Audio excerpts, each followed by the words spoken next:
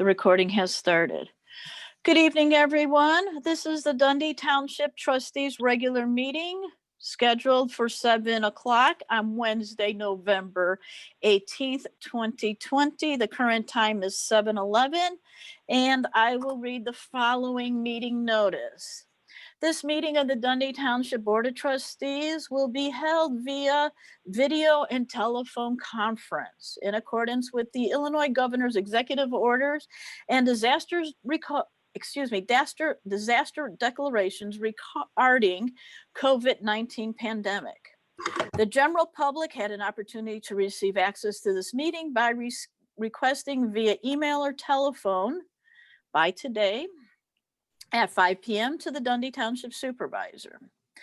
Governor Pritzker signed Senate Bill 2135 into law, which address electronic meetings during time periods when the governor has issued disaster declarations like the one we are in now.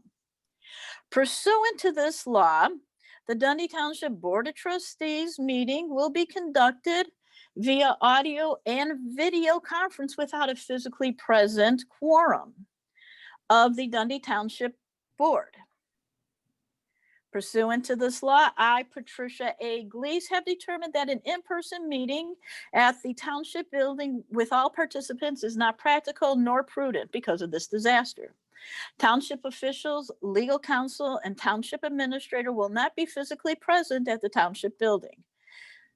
This meeting is also being audio and video recorded and will be made available to the public as provided by law, and all votes will be by roll call.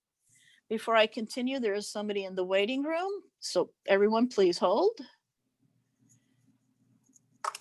Hi, your number ends in 230. Could you please identify yourself? Yes, my name is Ken Schaffer, Huffar. Thank you very much, Mr. Huffer. I'm going to mute you to the public comment section. Thank you. All right. With that, could I please have a roll call? A physically present Supervisor Glees. Aye. Trustee Harney. Trustee Ahern. Here. I'm here too. Well, yeah, but this is physically present at the Oh, building. okay. I'm sorry. Oops. Trustee Johnson and Trustee Schaefer, we know they're not. Okay, attending remotely, Trustee Harney. Here. Trustee Aherns. Here. Trustee Johnson. Here. Trustee Schaefer. Here. Seeing that we do have all trustees in attendance, we will continue. Assessor Bielak, would you please do the honor and lead us in the, thank you, Pledge of Allegiance. I will. I pledge allegiance To the flag. To the flag. to the United States of United States America. of America.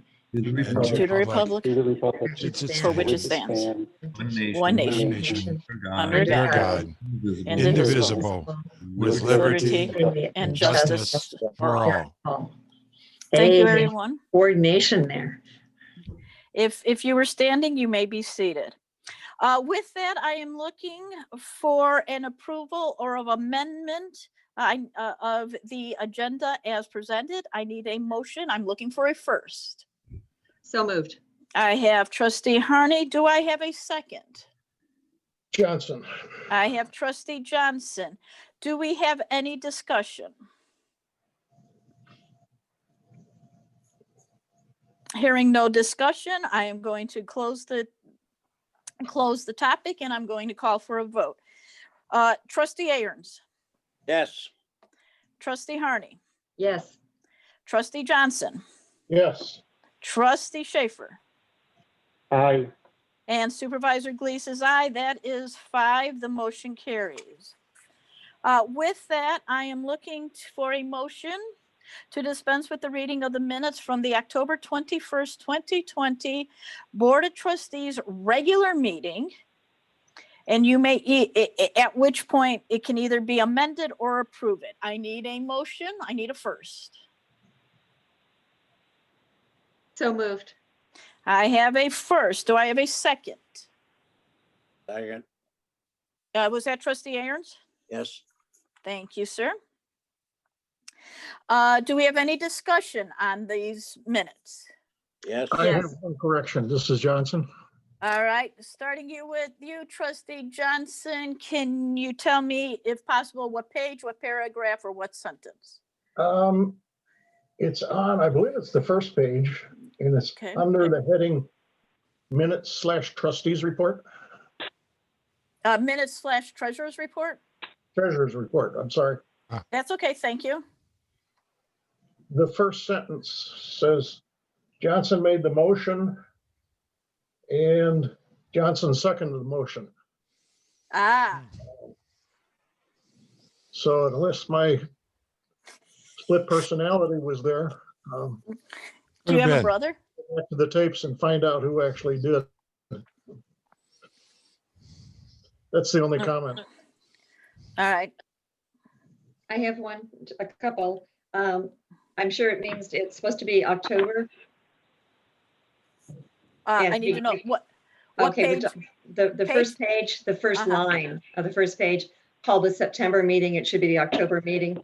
Oh, yep. And then there's a couple of other ones in here as well, including the line that George just referenced. It says Okay. minutes in the September 16th meeting. And there's another one in that paragraph under the one that George pointed out. There's a couple of them, just, I know it's a typo, but that's important for the future too. It's very Well, important. Correct. Well, the first one there under the minutes, that would have been the September minutes. That Right, were approved at the October meeting. Oh, of course, stupid me. Okay, then that's right. There was a mistake. I'm sorry. okay.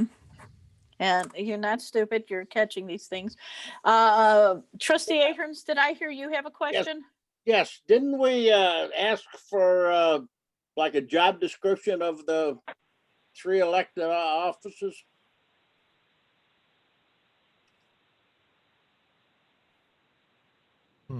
Silence.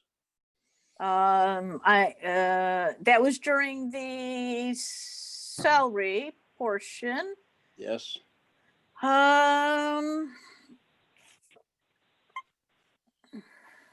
They're in the book, aren't they? You're right. You are correct. Trustee Aherns, I believe somebody made a comment on that, and I said all of the job descriptions by state statute were in the yellow book. Okay. Thank you. Okay. Trustee Schaefer? No questions. Okay. We do have, I will need a first and a second to, even though it's a typo, can I get a first and a second for the amended section where we will be changing either Trustee Johnson made the first motion or Trustee Johnson made the second motion. We will, Mike Bielak is wanting you. oh, I'm sorry, Mike. Thank you. I have a slight change also under assessor, the second sentence. And it states preparing evidence for the various residential appeals. It should state something to the effect of preparing evidence for the various property tax appeal board hearings, or just simply PTAB hearings. And that's it. Okay. PTAB. And my original thing, the first line of the first sentence of the first line, that should be October. Yes, yeah, that's Supervisor- Yeah, correct. that is Okay. correct. That one Yeah. should be October. You are Okay. correct.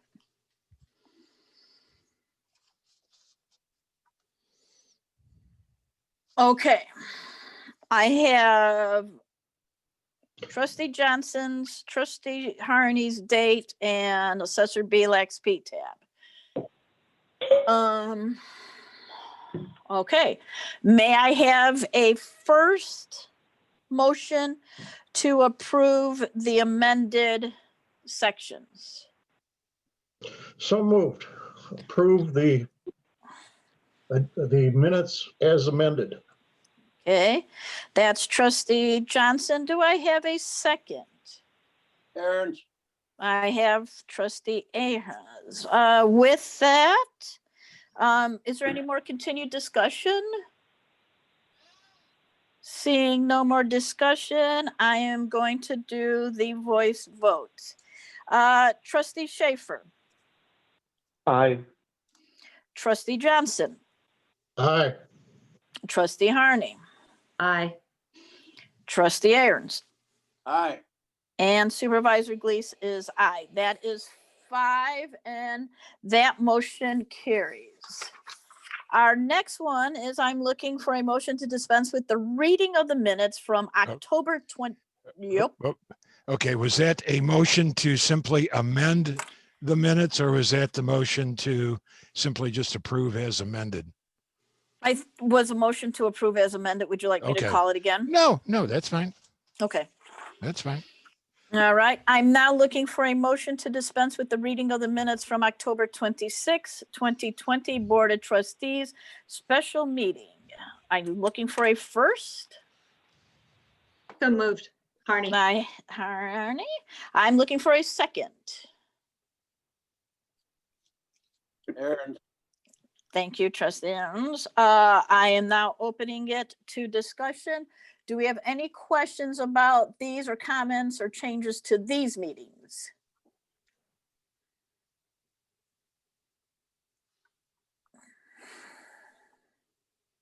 Okay. Seeing no discussion, I am going to close the discussion and go for a voice vote. Trustee Harney, Aye. Trustee Johnson, Aye. Trustee Aherns, Aye. and Trustee Schaffer. Abstain. Abstain. And Supervisor Glees is an aye. That is 4 with 1 abstention. All right, next one. I am looking for a motion to approve or agenda. I am looking for a motion to approve or amend the treasurer's report through October 31st, 2020, and the financial statements through November 20th, 2020, along with a review of the bank statements. May I have a motion first? So moved. Johnson. May I have a second? Second, Harney. Okay, Trustee Harney. With that, Trustee Harney, can you please give me a bank account to review? Yes, I'm gonna go for the road and bridge, ILTIP road and bridge equipment. 2074 is the number. Mr. Black, can you please give me the number? Oh, this is a huge one. It'll take a while to read the number. $1,074.26. Trustee Harney, do you concur? I do. Thank you very much. Do we have any questions on the treasurer's report? Any discussion? Seeing no discussion, I am going to call for a voice vote. Trustee Johnson, Aye. Trustee Aherns, Aye. Trustee Schaffer, Aye. and Trustee Harney. Aye. Supervisor Glees is an aye. That is 5, and that passes. With that, we can move on to onto our report. Starting with the trustees, does any trustees have any reports for me? This is Johnson. I could make a comment regarding open space at this time or during the discussion on open space. Well, this is going to be, I'm going to do the open space report soon, so go ahead. I'll do it right after you. Okay, this is a follow-up to our discussion last time on the volunteers program. Mm-hmm. Many of you probably already know that the agreement with the steward on the west end of Dixie has fallen apart again. But that's not the end of the ball game as far as we're concerned. There is another participant who is almost like a co-steward over there by the name of Marlene Johnson. And I've had several conversations with her, and she is enthusiastic about her continued participation in the volunteer program. So I need to get in touch with June and have her put on the email list to participate when and if there are work days over in the west end of Dixie property. Trustee Johnson, she has already been added to the list. Okay, good. So we, she has been utilizing her time when we've been out there. I have a question. I don't know if anybody else noticed, but I drove by Raceway, both parking lots, different days this week. And people were literally parked across the street walking into Raceway, either on Huntley Road or over on Route 31. Does anyone know what was going on? Because it looked like the world was there. So there has been an uptick in walkers and riders through our portion, the lower section that we made an agreement with Camber is now accessible and working. So that's people using it. Okay. Oh, can I come back again?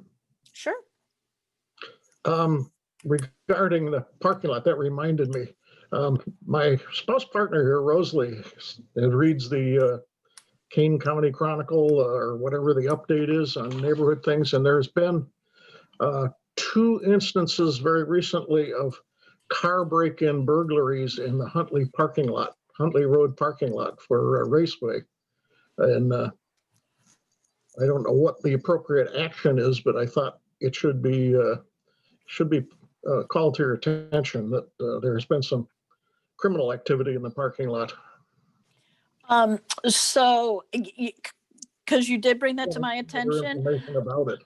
Yeah, so I reaching out to Kane County Sheriff, since I don't know specific dates, I have to put a FOIA out, and I have to put a FOIA out for the last 45 days because they will not tell me voluntarily, which is, that's their policy. I did not have a chance to do that FOIA request today. I will get it done tomorrow, and I will request because I'll get a redacted report, but I'll find out what's happening. And even if the people are reporting, are making police reports. Good. We might want to consider, a trail cam or something like that, something to put in our thinking category Okay. so as we better understand the circumstances. Yeah, like a security type camera, George, kind of like that. That's Okay. just, off the top of my head. Yeah, once I find out and I can share the information with you, we can discuss that. So keep that, Raceway, keep that in your mind, and we can definitely keep coming back to that. Okay. Okay. Any other trustees have a report? Okay, I'm going to read, since we are talking about open space. This is the open space report from our foreman. They've obviously been busy working on cleanup projects, trailheads. As fall comes, we do the final collecting of seed. We are waiting for a snow to start spreading seed in our open space properties. Let's see what else. They've been working on brush removal, honeysuckle, buckthorn. They've been caging plant. I think when he says caging plants, I think he means they've been caging trees. And they've been creating fire breaks for the upcoming burns. We were going to burn last week, but the winds were exceeded with what the requirement was. So the burn boss called off the burn or didn't follow through. Howell and James is looking good. Doing a lot of brush removal at Library Springs near Wahoo. I will say, and I'm going to put a call out to our friends at IDNR, the Curiosity Shed is out of bones again. So I'm going to be asking for some bones, to put in there over, the last of the fall into winter as the children, really, really like them. It's a great you- thing for them to play with. Could you repeat that? It's out of bounds? They all disappeared?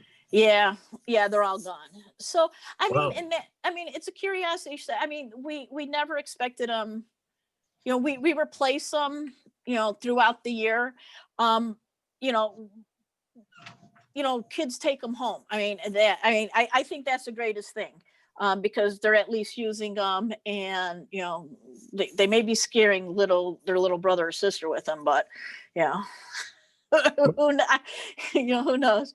That's We good and bad. And I'm yeah. glad to hear that they're using it. Yeah, they're getting used.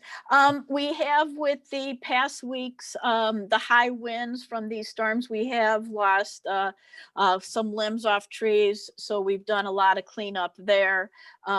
Everything has fallen within open spaces range, but some have fallen across trails. So we have done collection there of at least cutting and making trails passable. Do you have any questions for that report? And I know you guys all have a copy of it, so you can look at the pictures, and unless you have a question. I do. Go ahead. We had asked at the last meeting to have a report from our burn boss about his experiences with the wildfires out west. Has that happened? He has not. So the request was made. He has not provided it to me. They've been a little busy. So I will get on him to get, over the Thanksgiving holiday, I will ask him to write that. Okay. Question, Trish, off the top of your head, do you have any idea about the intentions for burning at Dixie this fall? I do believe they have 2 units, if not more. I know the ravine I think it's the ravine, or it's the Notting Hill slope. That is on the burn plan. We just need, the winds to work with us. So Thanks. it is on the plan. We need the weather to work with us, I guess is the right term. Okay. Any other questions? Okay. With that, I'm going to start with Mr. Kyles.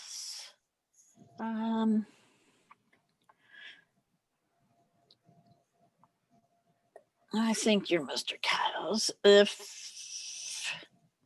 Hi, Mr. Kyles. I believe I asked you, King County Board Member Kyles, I've asked you to unmute yourself.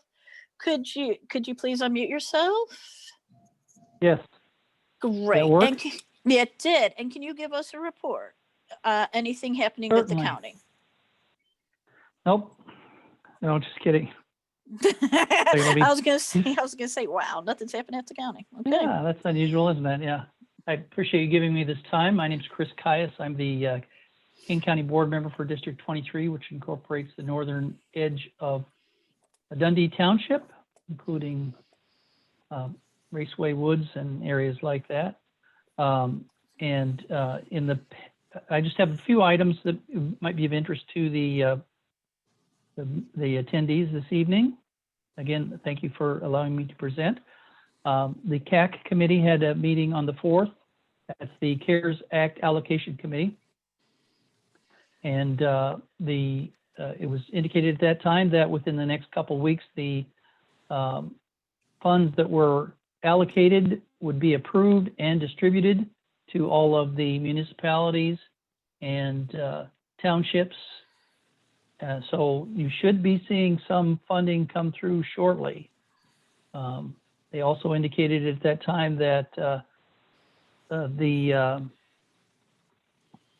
that there would be another round of business grants.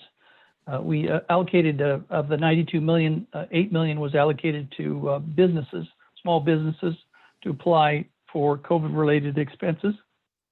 But apparently there was some difficulty, maybe a complicated approval process might have discouraged a number of businesses, as well as the limit of $2 million and some other things. And so they're developing another round for businesses, and it should be an expedited application and approval process, because we are getting closer to having the date of the end of the year approach, because that all has to be distributed by then. And we are on target to do that, have all the monies of the 92 million distributed by that time, so that we don't have to return it, any of it, to the federal government.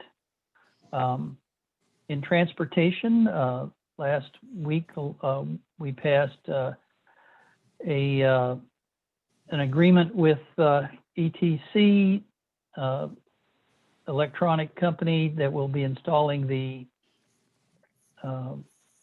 tollway, designing and installing and operating and maintaining the tollway detection apparatus for $7.7 million or thereabouts. And that should start next year with the completion of the last section of the roadway. As of the 18th, that would be today. I didn't get a chance to drive over there today, but access to Bolts Road will no longer be available on the east end from 25, and the Long Meadow Parkway from 25 through to Sandbloom Road should be open, and the Bolts Road would be accessible by that.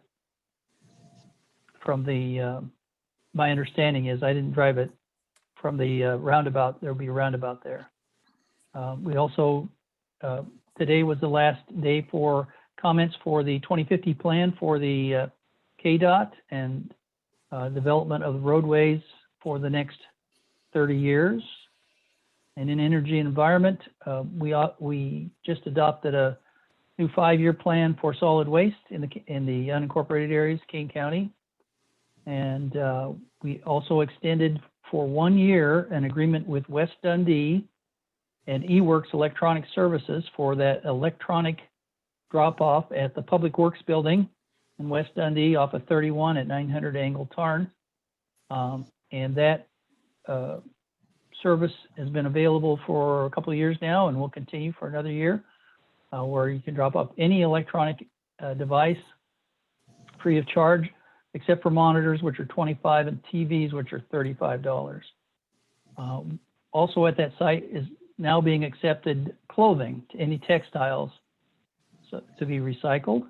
And by the middle of December, we will be accepting books, any hardbound books that may be accumulating and you'd like to make sure that they get the best use or be recycled, can be dropped off there as well.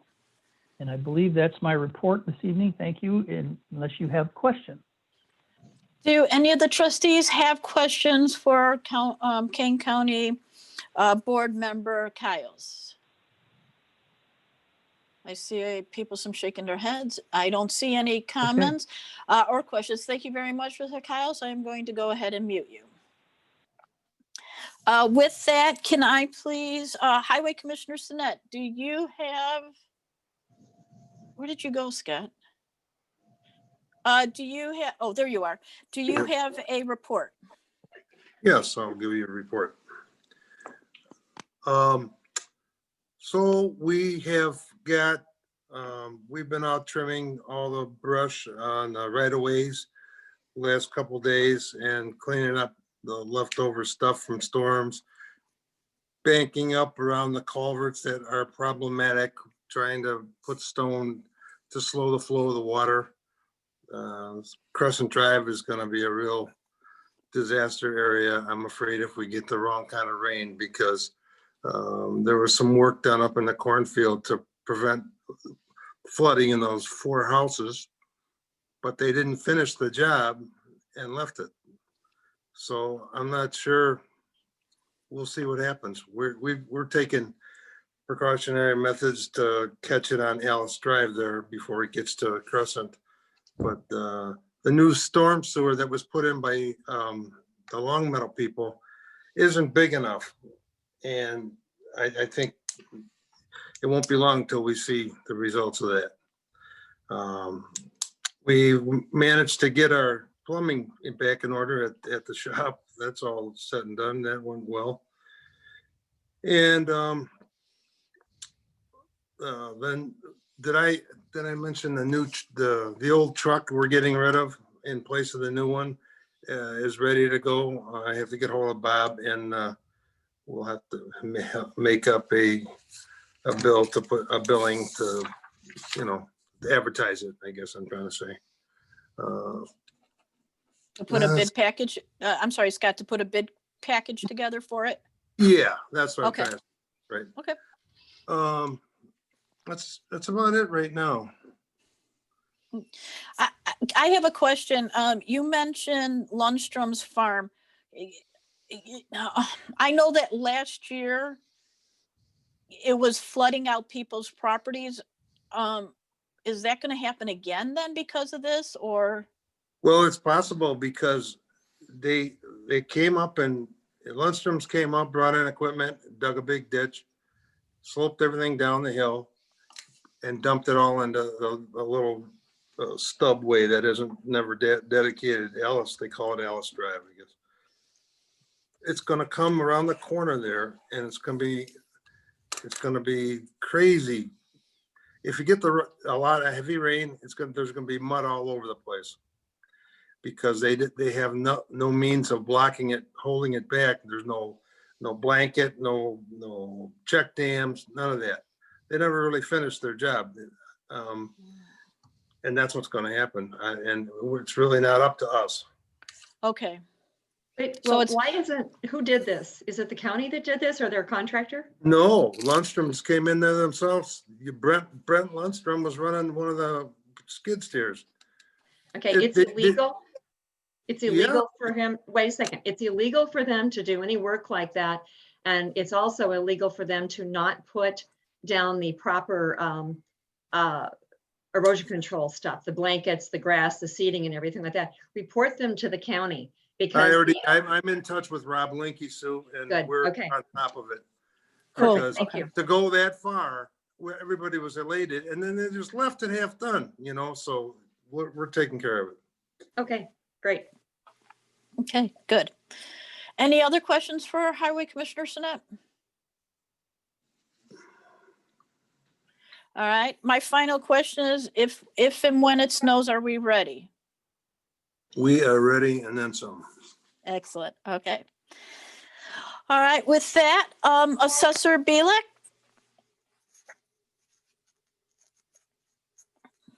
Can you hear me? We can hear you. Great, thank you. First of all, I'd like to apologize to anybody who was on the call last month.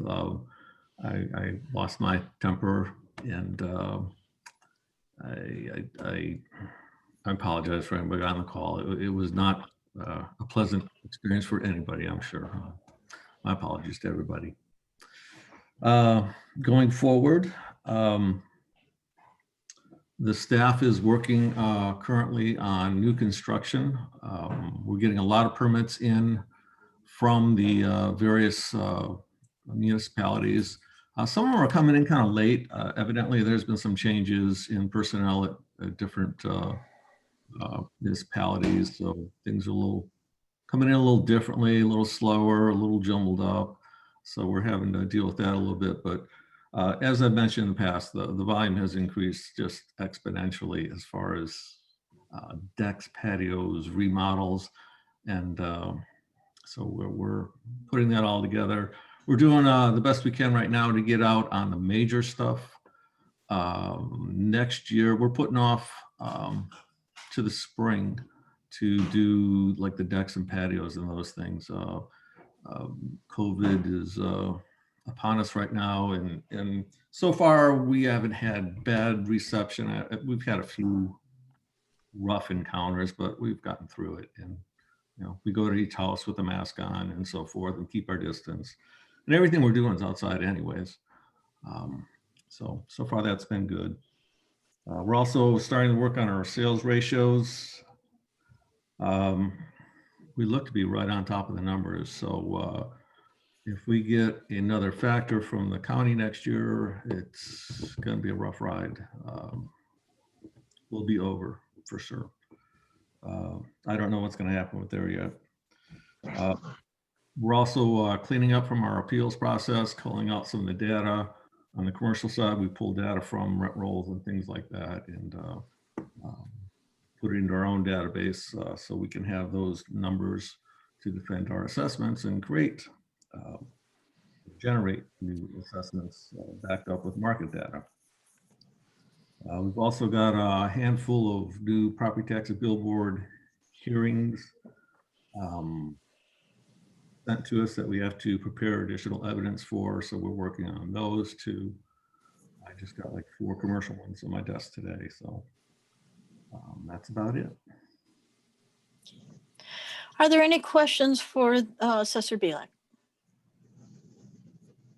Could you talk about what the new property that's coming on the tax rolls this year that's projected to come on the properties, the values and everything? Yes, I can. I was kind of going to do that later when we were Oh, talking. okay, we can do it later. When we were talking about, yeah, okay. Is that okay? Trustee Harney? That's fine. Okay. Trustee Johnson, Aherns, or Schaffer, any questions? No question. No. Okay. No. All right. Supervisor's report. We received, as many of you know, notice from the governor. We have gone back to tier 3, which limits the amount of no indoor dining. Outdoor can only seat no more than 6 people at a table. There's alcohol requirements or limitations. The key part for us is the cemetery. We are back to 10 people per event. A funeral is considered an event. So that means that at a burial, at the gravesite, there can be no more than 10 people, and that includes our staff, the undertaker, and the vault company. So to help mitigate or allow more people there, our staff, once, for explanation, the pallbearers bring the casket to the gravesite. Our staff has to be there to help out. Once they have left, before the family comes to start the service, our staff is moving anywhere between 20 to 30 feet out of the way, which then allows up to, with the undertaker, it allows nine family members to be there. We're not seeing many issues so far. Everybody and all of the funeral directors understand this. They're following the same thing. We are still, you can have as many cars as, the cars can come in. The people have to either stay in the car or stand by the car. Everybody is required to be masked at all times. Our staff is always masked.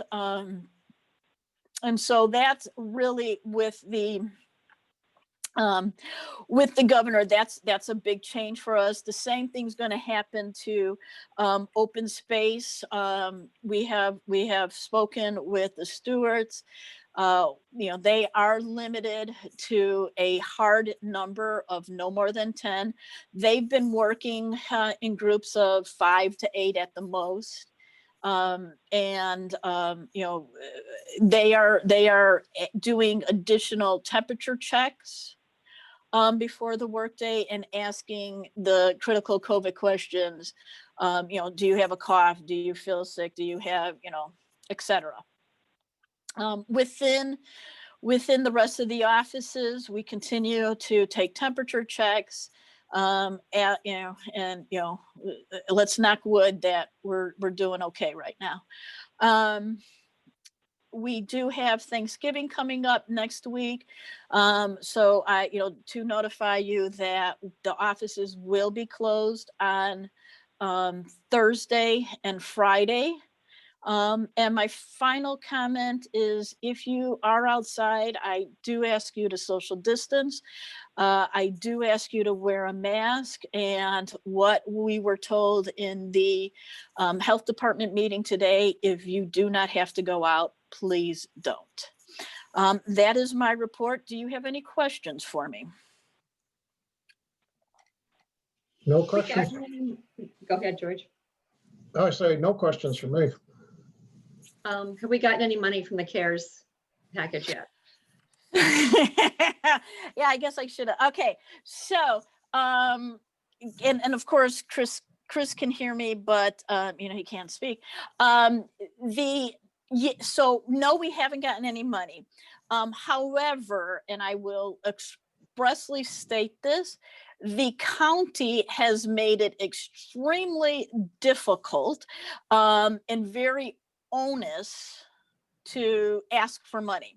On the 13th, we put in, once again, we uploaded all of our receipts for March through September 1st. I had to not only upload receipts, which I had done once, but I then had to enter by hand every single receipt, which actually took me almost 12 hours to do.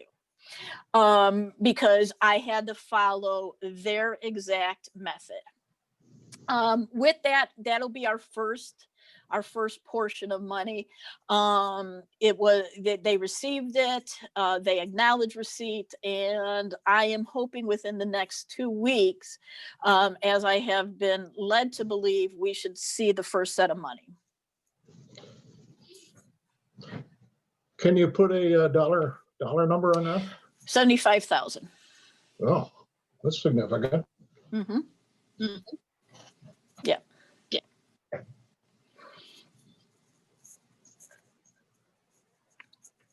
Okay.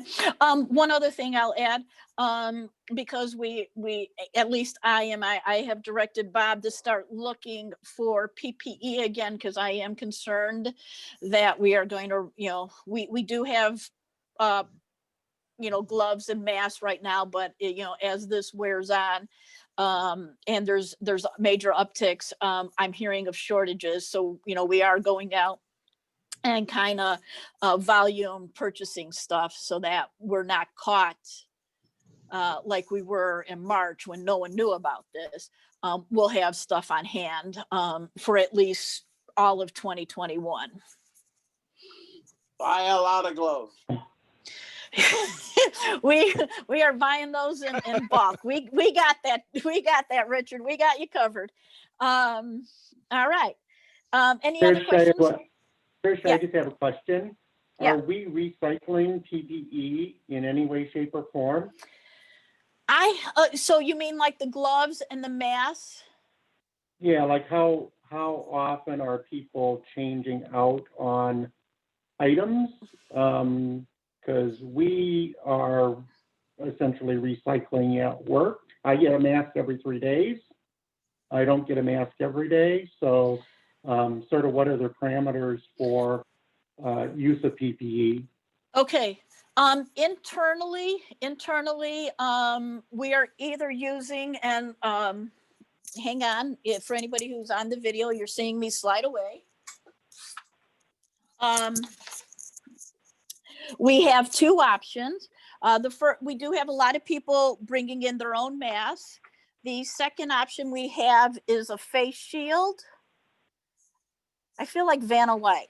The face shield, you know, is being used. The KN95s, as long as they don't get dirty, they're able to use those for up to a week.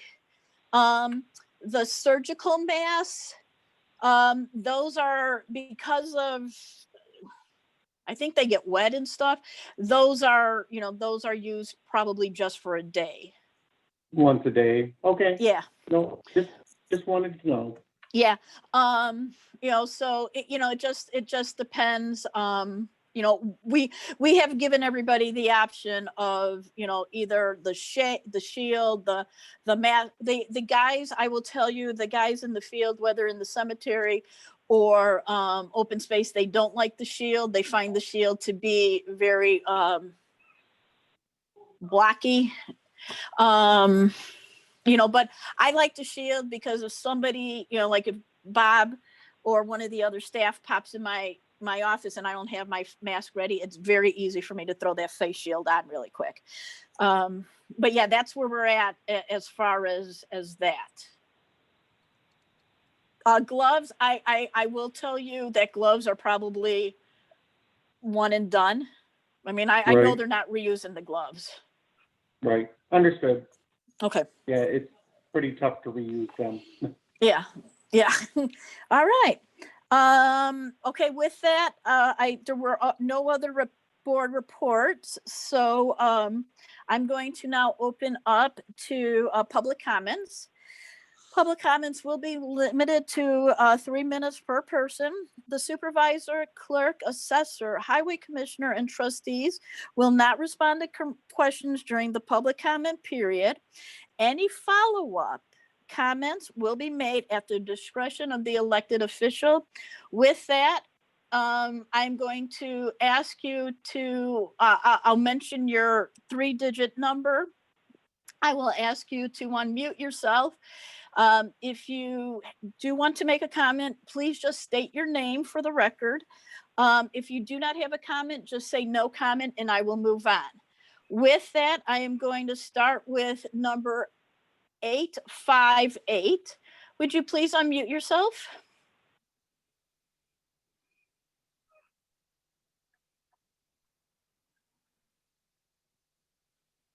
(858), do you have any comment?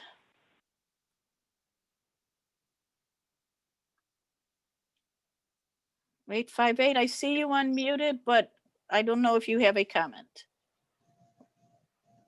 I have no comment. Thank you. All right, thank you very much, sir. Our next one is 318. 318, would you please unmute yourself? And do you have a comment?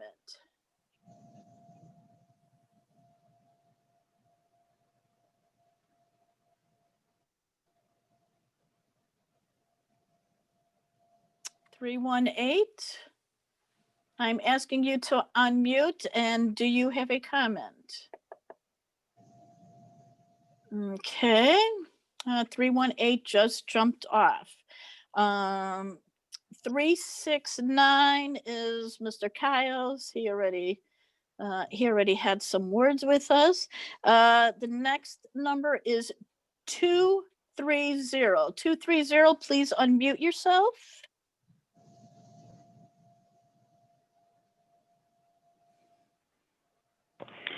I'd like to defer my time till the end. Okay, thank you. I will hold your time. 230. Bob, will you also make a note that he is holding his time till the end? Thank you. 211. 211, could you please unmute yourself?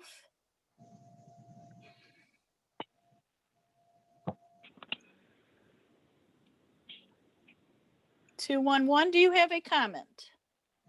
Not at this time. Okay, would you like to hold your time, Mr. Kemp, till the end? No, I think I got a lot more time with that epic failure of your referendum. I believe I got 2 years off. Okay, thank you very much. And I'm going to go ahead and mute you. 234. 234, please unmute yourself. Isn't it 324? I'm sorry, thank you. 324, 324. My bad. My dyslexia is kicking in apparently. Yes. Mike Tennis here. Mr. Tennis, do you have a comment? I certainly do. Go ahead. I'd like to comment on compensation, which is on the agenda this evening under old business. Yes. And offer some observations. First of all, the supervisor position. Looks looking back 4 years ago, the supervisor received a 25% increase from 45,000 to 56,000. I would recommend to the board that the salary be frozen for the next 4 years, since the township lost over 1,056,000 in the past 2 years. For the highway commissioner, at $76,650 is paid more than double what Rutland pays their highway commissioner. I would recommend to the board that the highway commissioner's salary be frozen for 4 years. For the Board of Trustees, they've been receiving a meeting stipend of $150. I would recommend the trustee stipend be rolled back to the level of 4 years ago at $135 or even less. As an example, I serve as a Board of Trustee member to the library district, and there is no compensation, no meeting stipends at all for the library. Final comment, not related to compensation. I would recommend that the public participation be allowed to participate by Zoom, visual as well as audio, since that's what I experience and working with other local taxing districts. Thank you. Okay, thank you very much. I'm going to go ahead and mute you.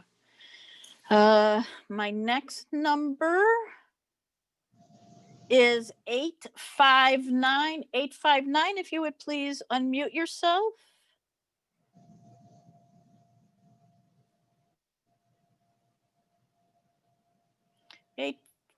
I'm right. I'm reading that right. 859. 859, do you have a comment?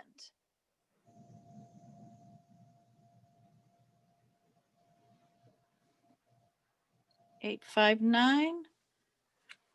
Sorry, I think I was double muted. This is Trisha Calabrese. I have no comment, but thank you. Thank you very much. And our final one is Steve. Steve, do you want to unmute yourself and do you have a comment?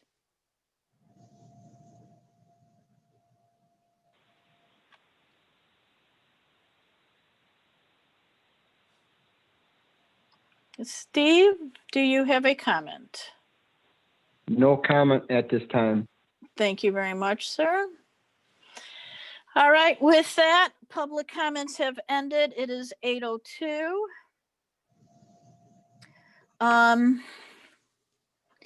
We are going to move on to new business. The first thing on is the discussion and approval of the IDNR CWD, which is the Chronic Waste Disease Program for 2021. You all received IDNR's letter request. Do we, I need a first and a second, please. First, Aherns. I have Trustee Aherns. Do I have a second? Second, Schaffer. Trustee Schaffer. Now, do we have any discussion? Not from looking at this, it's the typical the typical locations, to take to take a deer down to test it. Once again, if the deer is not found to have CWD, they then butcher it and it goes, it goes into food shelters. They are this year requesting to take 50 deers, 20 from Salamander, and a combined 30 from Jelky Creek and Jelky, between the creek, Jelky Creek regular and Jelky Creek mitigation bank. I also, in speaking to Mr. Bruce, he once again said, they would continue to provide us with bones, which goes back to the comment about Wahoo Woods and the curiosity shed. Do we have any discussion on this? Trustee Harney, you're muted, just in case you didn't know that. So this is Trustee Schaffer. I just want to Yes. make sure, this isn't really an increase in any of the areas because we added the Jelke section on, and Sleepy Hollow had previously approved those numbers, correct? That is correct. So overall, there's no increase. No, I think the shooter stand is the only thing that really changes a little bit. The location. Okay. Right. This is Johnson. I have a comment. Yes. I have no problem with the proposal, but I'm puzzled by some of the assertions made in the letter. For example, on the second page, I believe it is, there's a statement that these areas, where can I see it here? The highest concentration of CWD positive in Northern Maine has been detected on these sites. So obtaining these sites is critical. And then down below in the chart, it finds that they haven't had any positive test results, 0. So those two things seem to conflict with each other. Otherwise, I don't have any problems. Okay. Yeah, this is created by IDNR, so I'm not exactly sure how to, I'm reading where, the highest concentration of CW, maybe, we only provide technically 3 locations, but they do shoot on forest preserve property.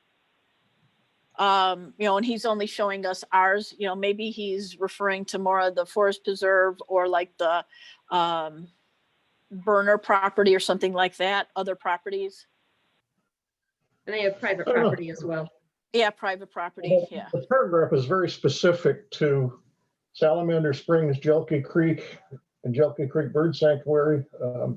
These are where the highest concentrations of positive are, and yet they haven't found any there. So I don't understand the statement. Probably a typo because they've been there in the past. Yeah, I mean, like I said, the only thing I could think of is that in northern, the highest concentration of CWD positive deer in northern Kane County. I agree with you. It's the way it's written. I don't know. That last year there were no positives. You are correct. So I don't know. I unfortunately IDNR is not here, and I don't know how to interpret it. Just a comment, not an objection. Okay. Yeah, okay. just it would be nice to clarify that with them because I think they're thinking about northern Kane County in general. That's what that is the way I read it, is that you're talking about all of northern Kane County as opposed to just our 3 sites. Could we just do this because we have a long night in front of us tonight? Okay. Is there any more discussion on this? Seeing no more discussion, I will take a roll call. Trustee Aherns. What?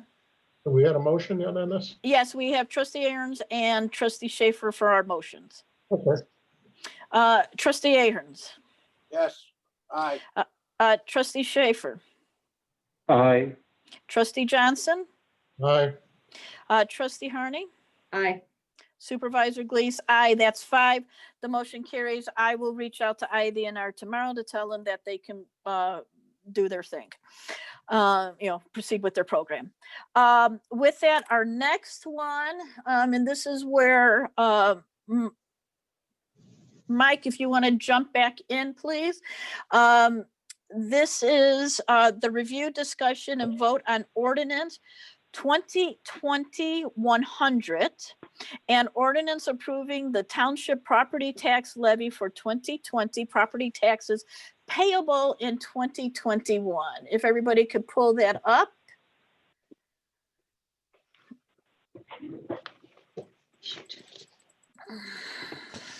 Again, we don't have just by clarification, the exact ordinances are not in the packet.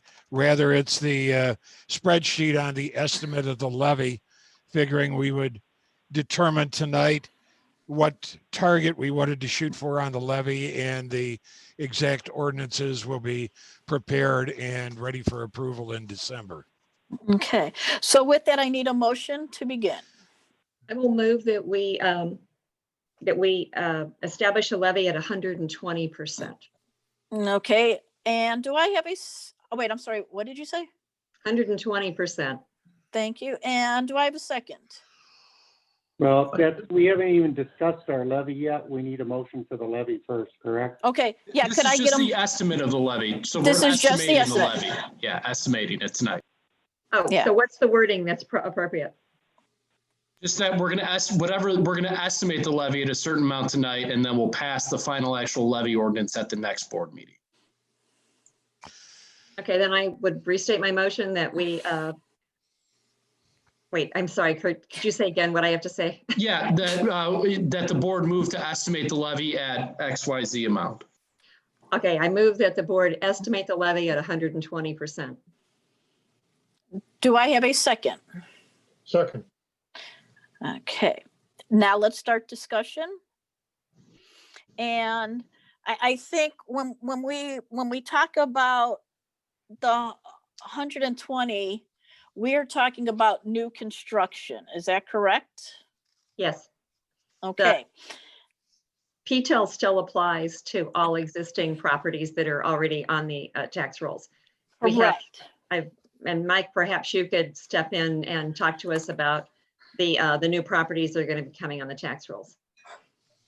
Yes. I sent out an email just prior to the meeting.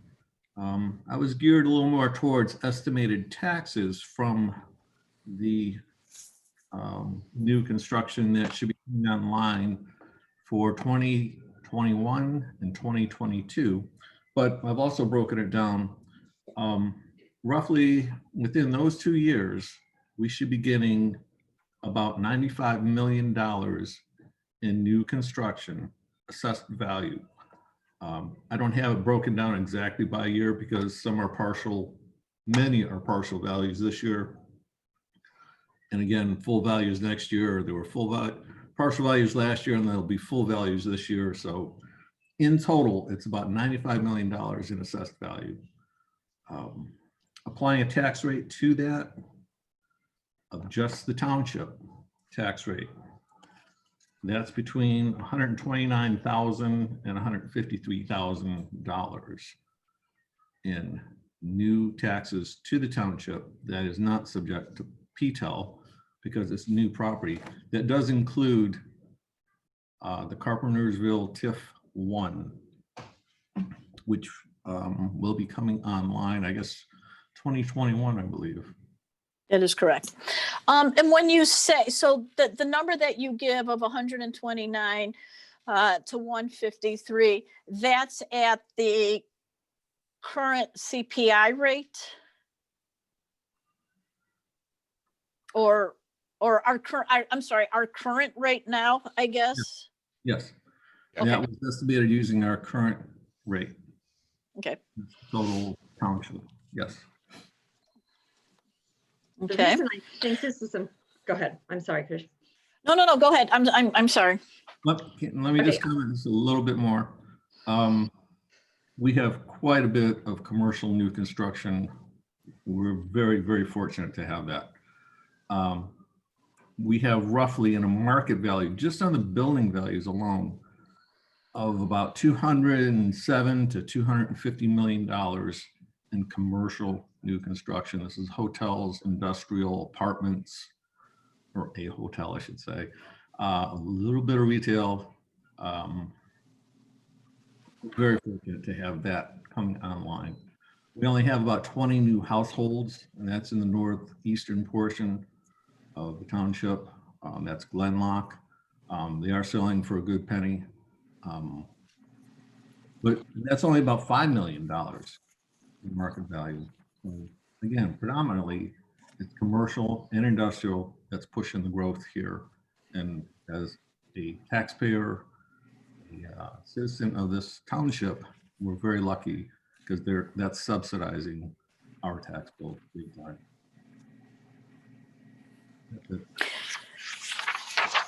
Okay. And that was my point in making this proposal, because what this does is it, the amount that's levied by us is spread over all of the taxpayers in the county. When we levy at this higher amount for the new construction, that relieves some of the burden on people that are already here, because they will be taxed at the PTEL limited rate. So by putting these new properties in at a higher rate, we set the base higher for the future, so that helps us in the future. But more importantly, we ease some of the burden on existing taxpayers in the township. I want to make note that the Park District does this every year, and they do it for this reason, because it helps people who already live here. And just to clarify Sue's comment a little bit, all properties are assessed, and or the extension process applies the same tax rate to all properties, either new, old, commercial, residential. It's the same tax rate. It's the process that Sue is talking about that's beneficial to go ahead and levy at the 120% to capture the new construction. Okay. So just a Trustee, question for, can I Okay, have go a ahead. question for Mike? Trustee Schaffer, go ahead. So if we levy at the 120, we will get more tax revenue or the same? You want to do that so you don't lose any. Just want to make sure you're above, so you capture that new construction. We probably won't be anywhere near that, but it's safe. PTEL will come into play for all the existing properties and limit us by the lesser of cost of living, or 5%, which will be cost of living.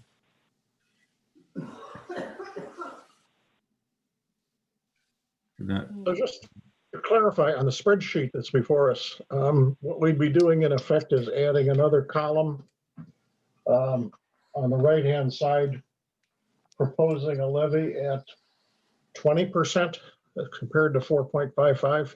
That's correct. I think it's 120%, right? Trustee Harney, is that where you're? They're both at 100. It's 104.99 or 101%. That's one of the columns, or it's 120%. But Okay. yeah, it's an addition to what we already collect or what we already levy. Yes, okay. Trustee Aherns, any comments, thoughts? No question. Okay.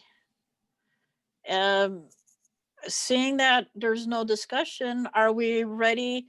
I guess, okay, so if we go with the, if we go with the approval to take an ordinance of the levy to 120%, we will go to a public hearing. Public hearing would be slated for 12/16/2020 at 6:30 in the evening. Call the question. And again, just to clarify that this is not, we're not adopting the ordinance, we are estimating the amount of the levy. So that's Right. what that amount will be in that black box notice for the truth and taxation hearing at the next meeting. Right, this So is that's all we're estimated. approving is the estimate. Yep. Right. All right, I'm going to start with a voice. And Oh, just a question. This will cover new construction from January 1st, or when does the time period start and end for new construction and taxation? Mike, do you have that answer? I'm not real clear on the answer, because the answer is not real clear either. So there's January 1st is the assessment date, January 1st, 2021. That's when we assess properties if they exist or not. And commercial is slightly different than residential. Commercial, we will estimate the percentage of that physical property as of that date. If it's 20% done, we'll put a 20% factor on it. If it's 50% done, we'll estimate it at 50%. Residential, however, if it doesn't exist January 1st, 2021, but it gets built and a certificate of occupancy occurs September 1st, 2021, we go and do an instant assessment on that. I believe that's what it's called. We assess it and we prorate it for the remainder of the year. So we do get 3 months out of the year for that. It's slightly different for commercial versus residential. So it is kind of a moving number. Does that answer your question? Yes, I think it's good. Okay. All right. The only concern I have is we just had a referendum which failed miserably for an estimated increase for the township, and I did not want it to look like we were going to have sort of a, well, we didn't get revenue there, we need to get revenue here, and let's move forward. So I think that that's a valid point from a taxpayer standpoint. Well, right, and this going to 120 is capturing new construction, new commercial, new residential. So it wouldn't, it wouldn't affect the likes of the residents who exist today. I mean, it actually would lessen their burden, I would think, to some extent. So we're trying to capture what's new. We're trying to capture, this TIF number 1 coming out of Carpentersville. We want everything that's new, and we don't want to leave anything on the table. And to your point, exactly, this does help existing taxpayers who voted against this. This does make it better for them because it makes the pie larger, and it decreases their section of the pie, if you will. If you want to think of the levy, our levy for the township as a pie of taxes and everything, it decreases the amount the existing taxpayers have to pay because the new people take up some, and we're just maximizing that amount. So this is actually in line with what the voters have already told us. Right. And, doing this, going above or going to a public hearing, this is a 1 year only. I mean, you have to do this year after year after year if we wanted to always capture new construction. And that's something that, I don't know, I mean, without going back and asking Mike, indefinitely, have we, how much, year after year new construction. This does seem to be, especially with the Carpenters TIF 1 coming onto the books, it seems to be very important to go after this year. Okay, is there any other discussion on this? Just one thing. If we move forward with this, I would like to request an updated spreadsheet as soon as possible with the left-hand columns for prior years left off, because I can't get the whole thing on my computer screen. And I don't have the ability to print anything that long. So if you could, just for example, go back to 2018 into the current and future, that would be good enough. I don't need to look back to 2016. Okay, yeah, we can add a 2020 estimated PTEL levy 120. Yeah, we can add that column. That's not a problem. Yeah, can you shoot that out to us? So let's make sure Okay. I'm understanding what's going on here. No problem.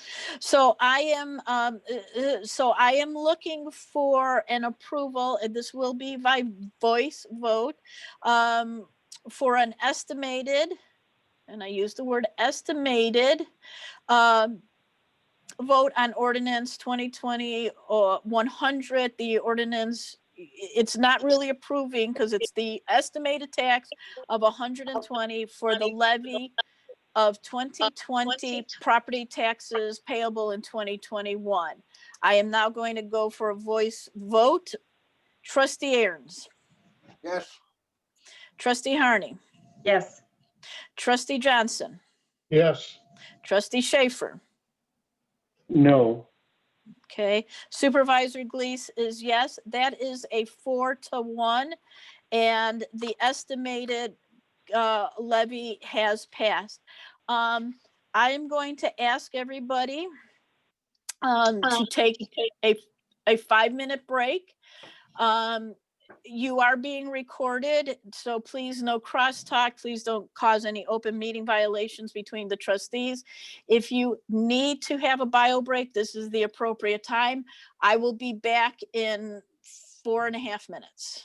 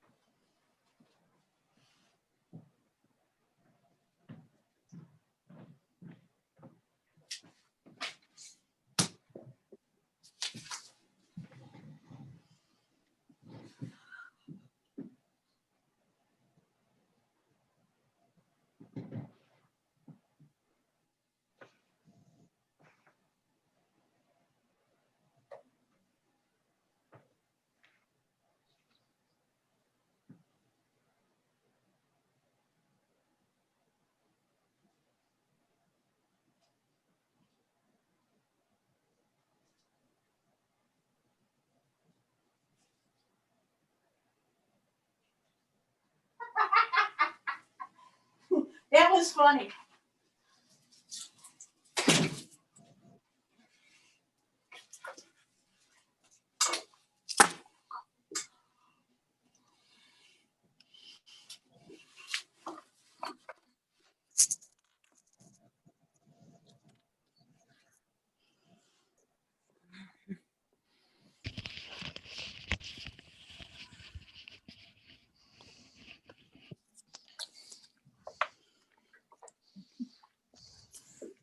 Thank you very much, everyone. I'll just wait for a couple more trustees to return.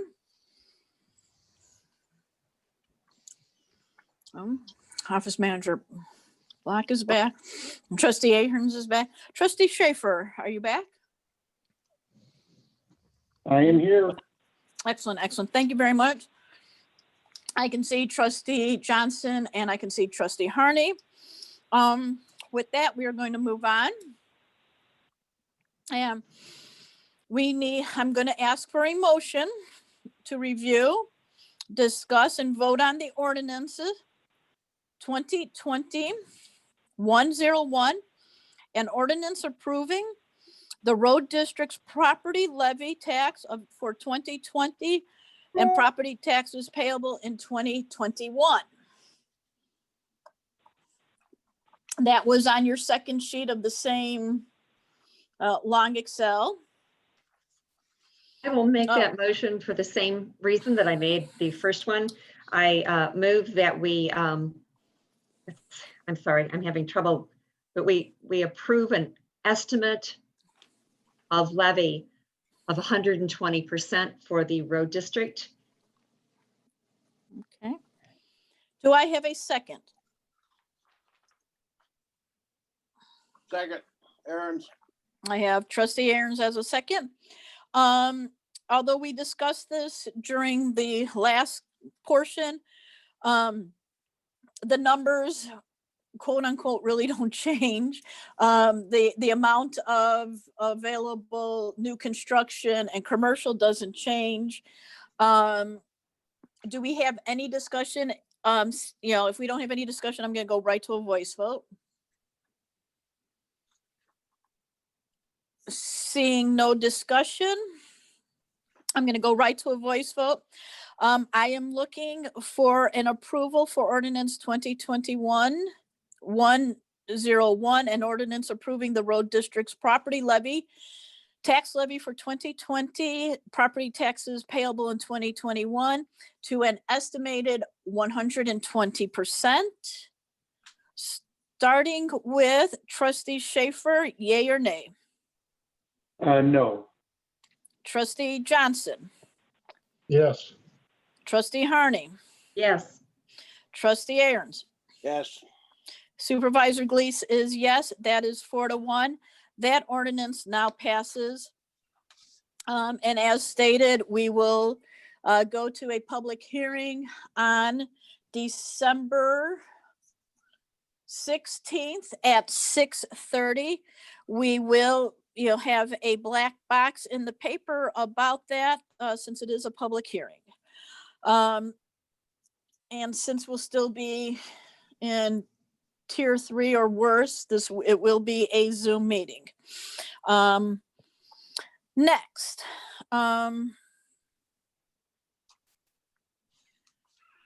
Is the review and discussion and approval of the estimated revenues to support the 2020 property tax levies. Do we still need to do this, Bob, since we're going into estimation?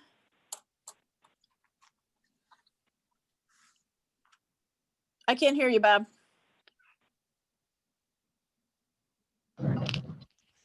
As far as I know, we have to pass the estimate of revenues tonight, but Okay. I'll leave that up to Kurt. We will have to include an estimate of revenues as part of our overall levy. So if we want to handle that issue tonight as well, the actual estimate of the levy is the big thing we have to do 20 days in advance of actually adopting the levy.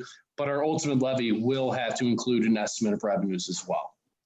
Okay. So it's not we should discuss it tonight so that there's no issues when we actually need to pass the levy at the next board meeting.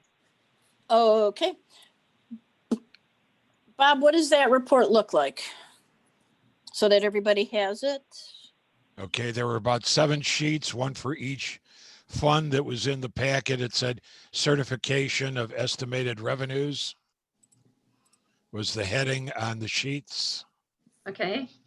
Do we have to pass them separately?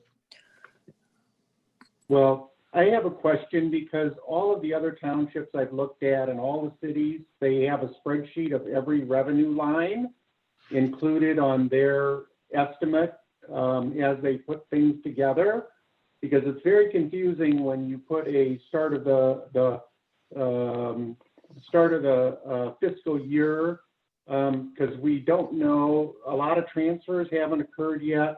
All of the itemization, I didn't see, I don't know whether or not rental revenue is included in the number for the open space and other areas. So I don't know where the revenues are coming from and going to, other than the estimated like tax, and that seems to be made off of a number that I mean, we're like 42,000 less than what we predicted for this year at the moment, and we're still waiting for a small amount of revenue to come in, but not a lot. But now we're adding on a tax or a predicted tax revenue based on a number that's probably not valid. So it'd be nice to have a spreadsheet of every single revenue line that we expect, and then can we get an updated line of what our actual revenues are going to be? Because when I looked at the numbers, I couldn't make sense of where the numbers were coming from and going to. But we have to do this tonight. Did I understand that correctly? That we have to pass some kind of estimate tonight? So we're not locked in. We can look at the figures that we have, and it's an estimate. Right, but it's not on one spreadsheet. So when I transfer revenue from open space to the general fund, is that being counted as revenue once or twice? And what is our baseline for each of those line items? Because right now, everything's independent on separate sheets, and all of it, we should have two sheets, one for road and bridge, one for the township, and it should include all of the revenue lines based on that, so there's no muddying of the waters between sheet to sheet, and I counted this over here and didn't count it over here. I would like it very clear that we have these revenue lines, this is our prediction for each of those revenue lines, and start and finish, and not, because we have $300,000 in open space revenue or open space funds that could be transferred by the end of the year over to the township. So all of a sudden, we're going to be, is our revenue actually, our starting figure is going to start out at 200,000 instead of 500,000. So I just want to make sure that everybody's clear on the numbers when we look at them, that those are true numbers.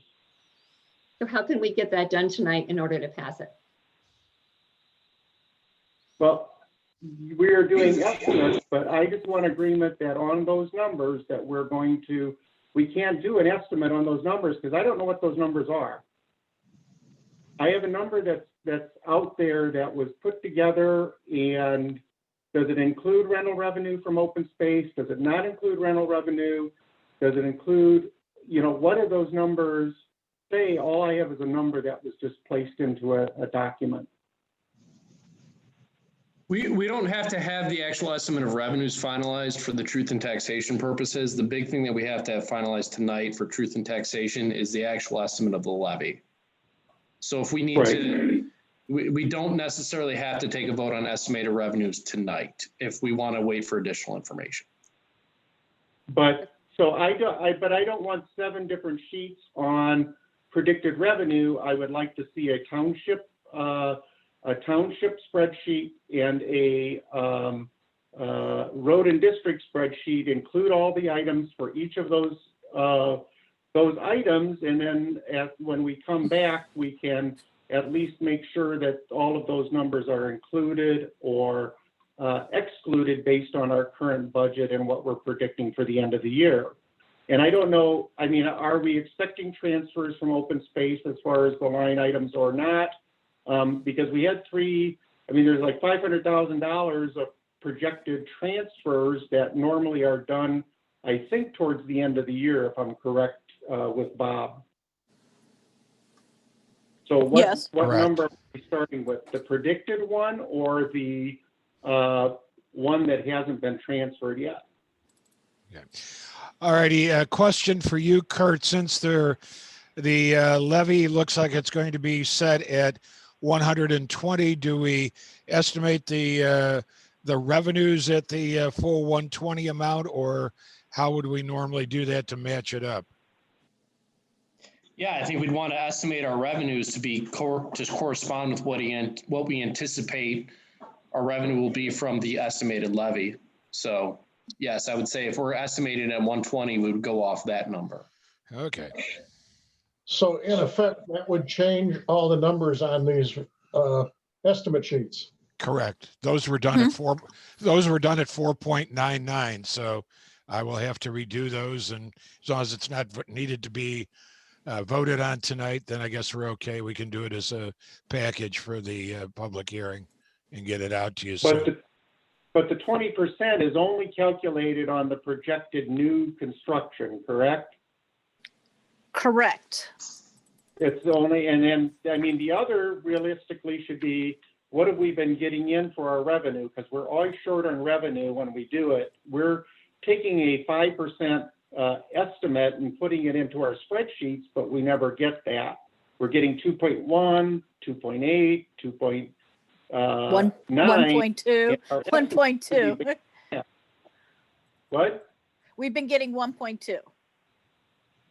And when we budgeted, we have made those lower numbers. We have not said that we're going to get 5% more than we got last year. We've Right. been, Well, that's what our I budget know, is. but like for our estimate this year, we're $42,000, I think, less than what our projection was, and there's only a few tax sale revenue items that might come in.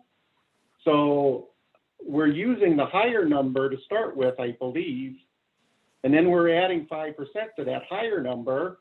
So shouldn't we be taking that 42,000 out of the you know, what we actually received this year and do the 5% on that, or probably 2%, because that's what we've been getting.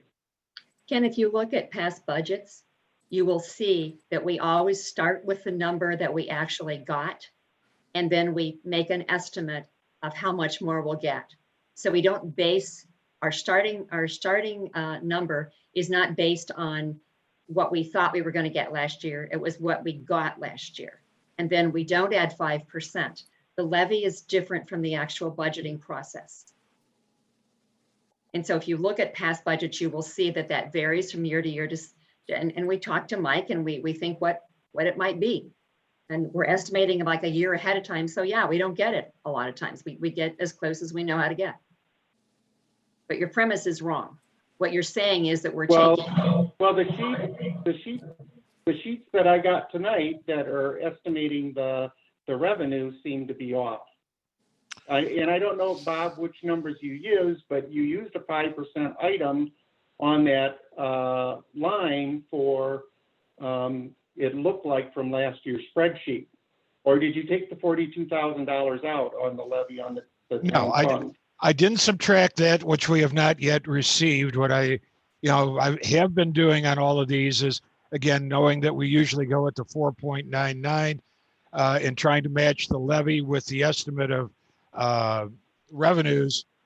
We always try to match those numbers, but I can try to zero it down to I just don't, when we come, back next month to do this, I don't want to have but we are using a 5% on the revenue as a prediction for that 5%. So, but we never get that 5%. We got a 1% this year and a 5%, I believe, is what you gave us, correct? Right, that's correct. But by the time we get around to doing the actual budgets, we have the extension from the county that tells us what we are expected to get, and that's what we use in the budget. That really doesn't have any correlation to the estimate going in on the levy process.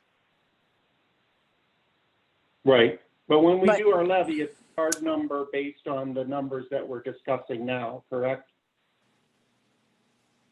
Yes. Yeah. Next month, we're going to make a number based on what our existing numbers that you're presenting us tonight to be, and we never get that number.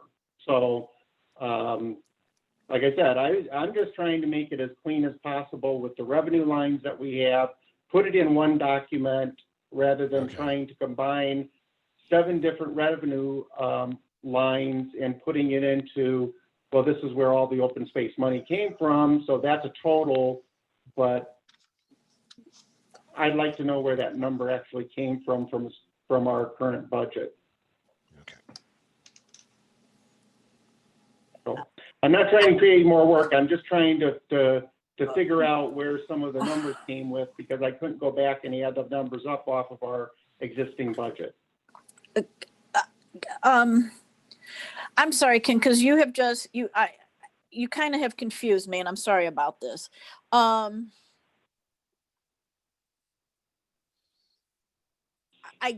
guess. So- I guess I'm stuck, and maybe it's just that I'm stuck in the mud here. When we talk about the estimated revenue associated with the levy, although the levy plays into what our budget is going to be and how we're going to work our budget, those are two different things. So I guess when we say that we're going to estimate the revenues to support the 2020 property tax levies, we're saying we're estimating our revenues on new construction to be 120% more, and we're estimating the rest of the stuff to be somewhere between 1 and 4.99, as PTEL states, whichever's lower. Am I right with that? Understood. Okay. So just so but- that I guess I don't understand what you're asking for. And maybe Well, that's where I'm stuck. The real estate taxes, the 1.129 for the general town fund that you're predicting, that number is based off of which numbers? Where did that number come from? Since we had 1.068 predicted for this year, we got $42,000 less than that. So was that number generated off of the actual tax revenue that we got this year? Or was that based truly on the budget from last year that we passed that doesn't appear to be entirely accurate? Well, the levy from county is always based on either the cost of living index or the 5% times the actual levy extension that you had last year. So that's what the two columns show there on the right-hand side of the sheet, that if you took the actual levy extension from the 2019 tax year times the cost of living, which is 1%, it would be that second column from the right. And if you did it times the 4.99, it would yield the numbers in the column on the right-hand side of the page. And so that's where we come up with those numbers. Now, the numbers like for personnel, contractual, those are never going to equal what we had in the budget, because those percentages are different from how the levy was calculated versus the actual budget.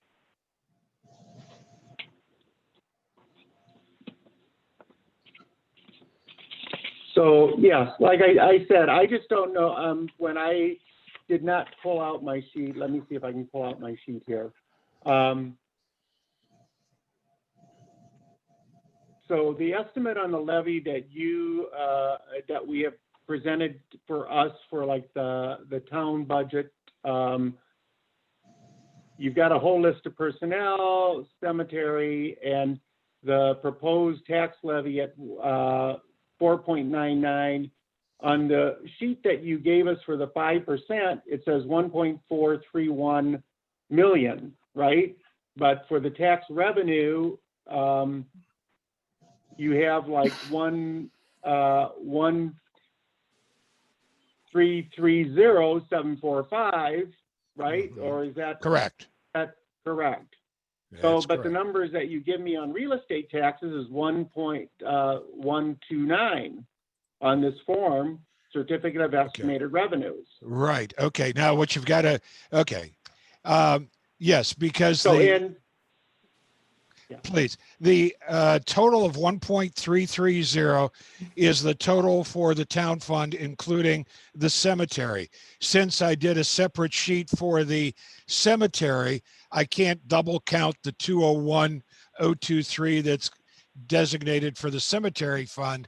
So that shows on the cemetery fund sheet, and that number is subtracted from the 1.330, and that's where you're getting the 1.109 number that shows on the town fund sheet. right, so, and all I'm asking for is that this be on one sheet, not Gotcha. 5 sheets, I that I understand. have to go through and try to do that. I understand. Okay, we'll set it up. Okay, now we're, Well- okay, I'm sorry, now you want to, okay, but yeah, a spreadsheet, okay. So you weren't questioning the revenue, the actual revenue sheets, you're just, No, and I want it in one form that if somebody from the public says, okay, where'd these numbers go? Because on the ones that I've seen from other places, it's like every revenue line is on one spreadsheet. You can add the numbers up and there's no confusion about where they necessarily came from. But one for road district, one for the general town fund, because it makes it much cleaner. right, okay, now I understand, because the certification of estimated revenues, this is, once we get these numbers, this is what I signed. So that's what, you want an Excel spreadsheet, we can work on that. I got that now. Okay, thank you. I'd like to ask the same question in a different way, Okay. okay? Mm-hmm. Okay, I'm looking at one of the actual certification estimate sheets, one Okay. for the Dundee Township Fund. Okay, the Dundee The town Township fund? Fund. Yeah, Okay. can you pull that one up? Yep, the town fund. Go ahead. Okay. There's 3 line items on there. Funds available at the beginning of the year. What's the definition of that? So I think I know, but Okay, we're taking there the amount in the bank, adding both the checking account and the okay. money Okay. market fund that was October 31st, and we're subtracting an estimate for the expenditures for the 4 months. Okay, broke up a little bit there, but I get Yeah, it. I know. The second line is real estate taxes. That ties back into the levy spreadsheet somehow? Yes. Yeah, again, that, Okay, again, just as I was saying with Ken, the total on that spreadsheet is 1.330, 1,330,000, but the cemetery is at 201. And there was a separate sheet for the cemetery, so I can't double count it. understand. Got it. So this number, 1,129,000 is just the township stripped off the cemetery. Correct. Okay. And that will change based on the 120% levy that we discussed earlier. That's correct. And we need to okay these by when? Next meeting, according to Kurt, he said we can do it the next meeting. The estimate of we just need to do the estimate of levy tonight. We have to pass the levy ordinance at the next meeting to make sure that we can levy for next year, or well, for technically this tax year. These certifications do not need to be passed tonight, though. They do not, no. Okay. Okay. Then I'm gonna table this, guys, okay? Okay, Did we vote on the levy? That discussion was so long that I don't remember. what? I'm sorry, George, you broke up. What did you say? This discussion was so long, I don't remember if we voted on the levy at 120 or not. Did we do that? Yes, we did. We did vote on both the highway, road and bridge and the township at 120 You're right. Okay, now. as an estimated. Okay, moving on. In front of you, I would like to review, discuss, and approve the pay subsidy agreement for Ride and Cane Program 2021. You have the documentation.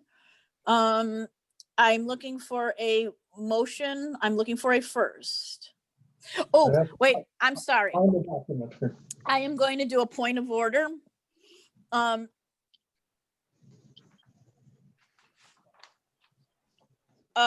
No, I'm sorry. Go. Yeah, that's what we're working on is the PACE agreement. I'm looking for a first. I cancel my point of order. Move to approve the PACE agreement. I need a second. Supervisor Glees will second it. Now we can start discussion. Okay, do we have any discussion about this? I Yeah. would like to, go ahead. Let's go into Trustee Johnson comments. We'll go in order. Yes, in the face of the budget and spending trauma that we're going to be looking at next year, I can't support this. It's up from last year substantially. I'm looking at $142,000. Okay. And as of this moment, we really don't know where we stand as far as spending next year is concerned, but I would predict that we're going to reduce our expenditures anywhere between $300,000 and $500,000. And this is a big piece.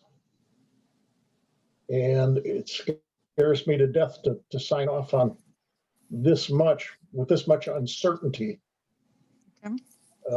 regarding the financial situation for the coming fiscal year. Can we reduce our obligation? Is that possible? It seems to me that probably is possible. We can reduce that number I'm sure we can. You know, into a I'm more manageable thing, because won't the 708 board, a good portion of those rides are JARC rides, you know, job access and reverse commute rides, which the 708 board would maybe be open to covering. It certainly would be eligible from those funds to cover those JARC rides. And I believe, if I recall correctly, something like 50% or more of our rides are JARC rides. Yeah, you are for rides. I'm not. I'm sorry, George. What? What's the term that Sue is using for describing rides? Or sound like JARF? No, JARC. JARK. JARC. What's that? It stands for Job Access and Reverse Commute. It's JARC. Oh, yeah. It's what non-seniors use ride and cane paratransit for. So our emotional disabled riders fall under the JARC heading. They use it to go to school. They use it to go to work. Now, I do want here. I don't disagree with you, Trustee Harney, about the 708 board being able to pick up some of the slack. If we cut this price though, then I think that automatically limits us. I don't think we can buy back in. We can, the amount we can do changes every year. That's not the issue. What we can't do is if we completely eliminate the program, we will lose that PACE grant, which would be, and we would not get that back. Right. So that's why I'm suggesting that we want to, in view of our budget issues, we want to perhaps reduce the amount that we commit to this, and see if we can work with the 708 board people to cover, those disabled people, their commutes to work and everything, our training. And then that buys us some time with this, but losing that grant would be a terrible shame, because like I said, we will not get it back. Once that's gone, it's gone. The township has had that grant for several decades, and it just is, it's a really valuable thing. Right, but what I'm saying is that if we reduce the projected local share, and the 708 board agrees, let's just use numbers here. Let's say we say we want to reduce it to 100,000. Okay. And PACE is saying, well, you need 141. and the 708 board says, oh, we'll pick up the rest, which they can conceivably do, because 50% of our riders are JARC, we've lost out on that 141. So does it make sense for us to say our projected, it's just our projected share, doesn't mean we have to pay it. We can, you know, does it make sense for us to say our projected share is going to stay at 141,705? But when we do the budget, we say the township is only going to put 100,000 in there. The 708 board is going to make up the difference. I mean, that's more of a budget than it is a projected local share, because our local share that we had for last year, we're not even going to come close to our share, because, because of, unfortunately, of COVID. So, I mean, just because that's our projected share that we're allowing, we can cut back. Okay, so what you're saying is we don't have to budget for that amount? No, right. We don't have to budget for it. That's just what if we went with the full blown, here's how many people outside of the 10-mile range, the whole thing, that's what that would be. But right now we have limited everybody to 10 miles, of boundary. And if we wanted to, from a budget perspective, we could go the route of, say, St. Charles and say, JARC riders can, we have to allow JARC riders to get to school and work, but seniors, you can only use this to go to the doctors, and you can only go to the doctors twice a month. We can make those limitations because that's what St. Charles does to help mitigate their pricing. Okay, so George, does that, because the budget is separate from this is like a max. Right. Well, I think we're heading toward a solution. Yes. What I want to get within my grasp is, what is our liability, our maximum liability, if we sign off on this tonight? Maximum liability would be whatever we put in the budget. So just because we sign off on the 141,705, and let's say we budget for only 100. We stop at 100. We say that's, we either change how the bus system works, or we change, just like we did after the increase last year in February, that's where, I instituted, the 10-mile ride. No one was going, no one was hop, skipping, and jumping all over town. Now, of course, March came along and everybody, unfortunately, COVID hit, so nobody was going anywhere. Okay, so if we budget for 100 and we hit that and stop, yep. Pace is not going to have us in court for the rest of it. No, because we wouldn't be using the service anymore. Okay. And I think we're justified in because the taxpayers told us they don't want to support us with revenues for the cost increases that we've experienced. So, right. I'm happy with that answer. Okay. And I was going to say, go ahead, Ken. I was just going to say, can we have Kurt clarify that? If we commit to 141, are we obligated to do 141? If this is an agreement, I can't say that I've reviewed this agreement, and I certainly would be happy to, but this is an agreement. If it says that's our cap, I don't know how we would be on the hook to go above that. Well, no, we're saying, surface, yes. We're saying we're going to go to 141, but we're going to budget only 100,000. That's what we're saying. Right, because it's called we can't expend more than what we budget for, so that would be our cap. Right. And remember, but Ken, this is the projected local share. This is if we went full bore with everything, that's what, what we would owe. So in effect, this is a contract, but it's not really a contract. It's the subsidy agreement. What this is this allows us to continue to get our pace and our RTA subsidy, our RTA and our PACE subsidy. This is the subsidy agreement. This is our agreement with PACE that yes, we still want to stay in the program. We still want to use it. They're projecting, okay, they're projecting that there's going to be over 7,536 rides within the township. We're not even coming close to that right now. And they are using an estimate from past years. Once again, just like other townships, we just limit we can limit the amount of rides or where they're going. We can limit it to, seniors, you're only taking a ride once a month. Get to that doctor, that kind of thing. I would hope we wouldn't have to go that route. But that is what could happen. Well, this is pretty nuanced.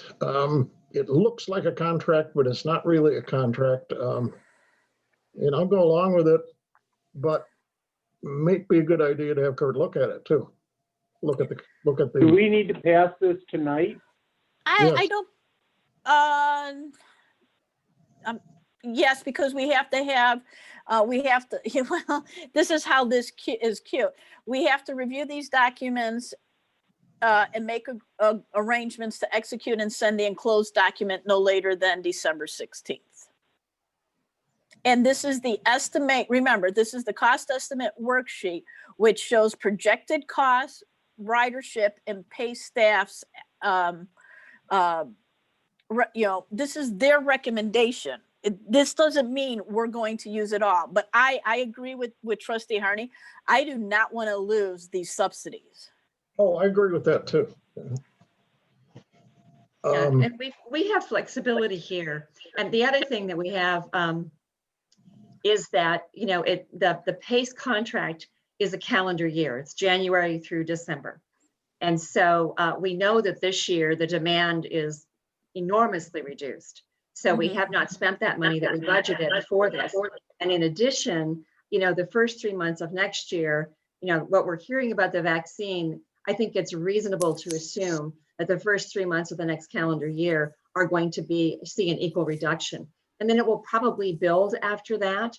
And at that point, we will, the 708 board will be up and running, and we will have their input or not as they choose. And so we'll be in a better position. But yeah, we can reduce the level of service to match our budget parameters, right, and leave money on the table. But there's I think there's no sense in doing that. Something tonight that we will regret when it comes to budget time.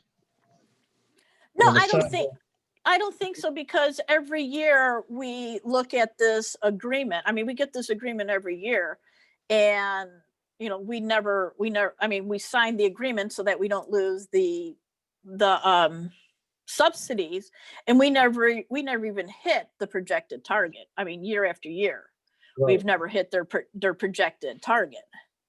At the same time, we've never really found ourselves in the kind of financial straits that we're going to be looking at next time. So correct. And we also, and Trustee Harney's right. I mean, we can ask the 708 board, if they're, to take on the JARC ridership. I mean, that's within their premise of the board of service for, emotionally and physically mentally disabled persons. Aaron, okay. Go ahead, Richard. If we drop that 141 down to 100, will we lose this subsidy that Sue was talking about? Yes, we will. No, we won't. Well, we'll lose our portion of our subsidy if we lower our 141 on this document. Yeah, it's important to understand there are two different things here. As long, the amount of the subsidy changes every year with PACE, and it is dependent on what they project and everything like that. And so as long as we have something going on and we have some budgetary item, we will have access to that grant, which again changes every year. They never ever are able to tell us what it's going to be until the last minute like this. I mean, normally we would get this thing within days before the board meeting or something, and then they'd say, sign it and get it back to us in 2 weeks or something. So Right.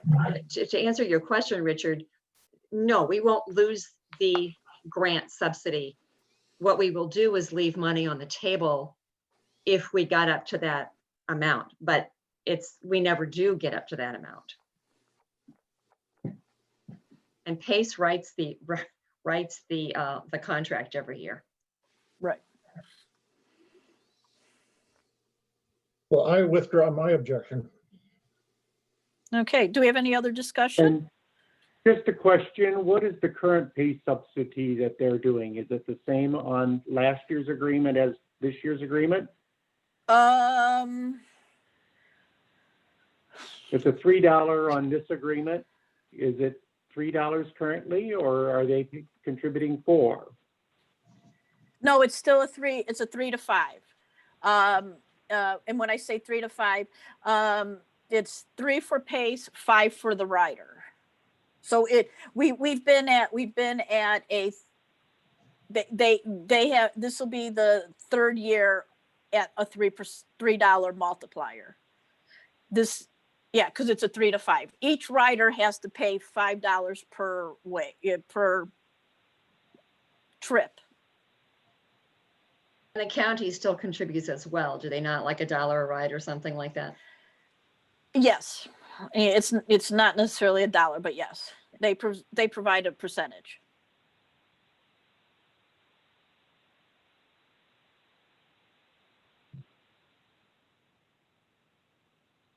Okay, do we have any more discussion?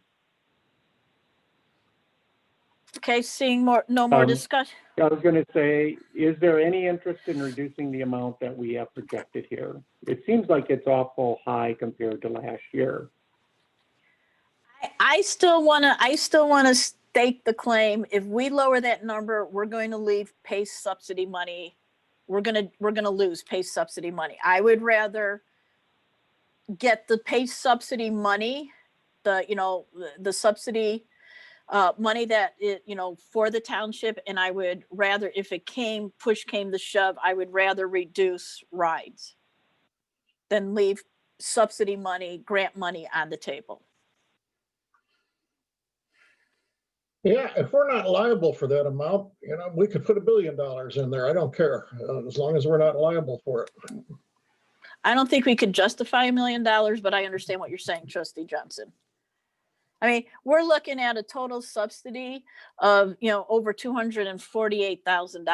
I would hate to lose any of that.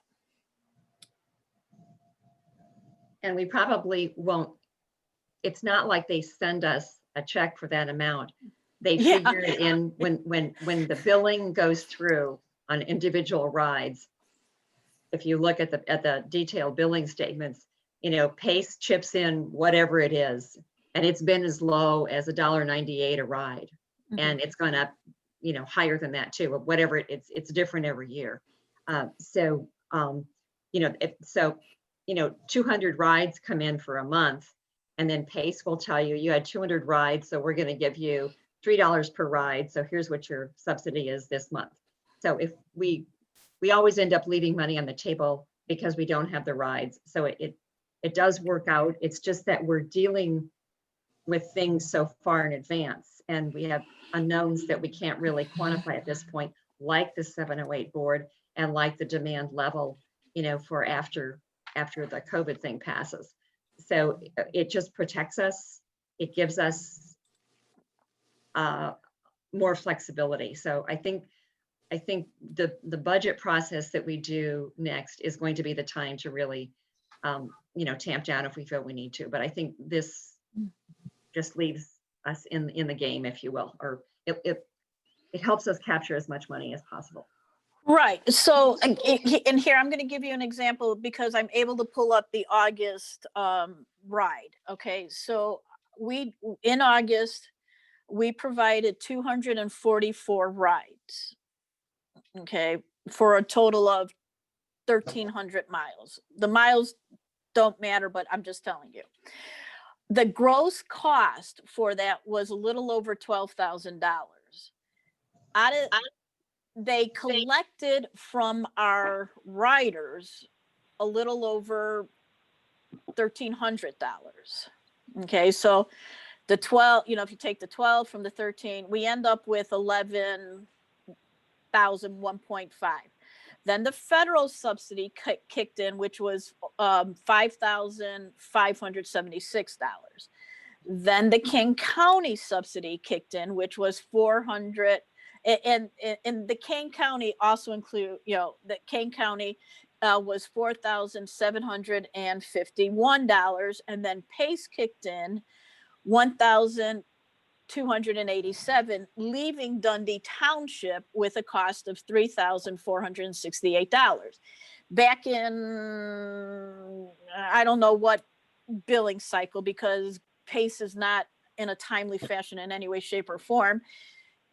We paid, or we approved to pay, to $3,464. So for something that cost a gross cost of $12,000, we paid $3,464. The federal subsidy, the King County subsidy, and the PACE subsidy are, like I said, I do not want to lose those subsidies. So that's why, we can limit the rights. I mean, that is the budget is where we allocate who, what, when, where, and how much we're going to pay for it. And by the budget cycle, we'll also have, whatever levies appropriated via the 708 board, we can talk about, a 50-50 split or however else. So, I mean, but like I said, this is the PACE subsidy agreement. This is us being in agreement that we're going to still use the program and we want our subsidies. Sold. Okay. Any other questions? Okay. I'm going to go for a voice vote. Trustee Aherns. No. Trustee Harney. Yes. Trustee Johnson. Yes. Trustee Schaffer. No. Okay, and Supervisor Glees is a yes. That's 3-2. It passes. I will, Bob will get this signed in the next day or two, okay?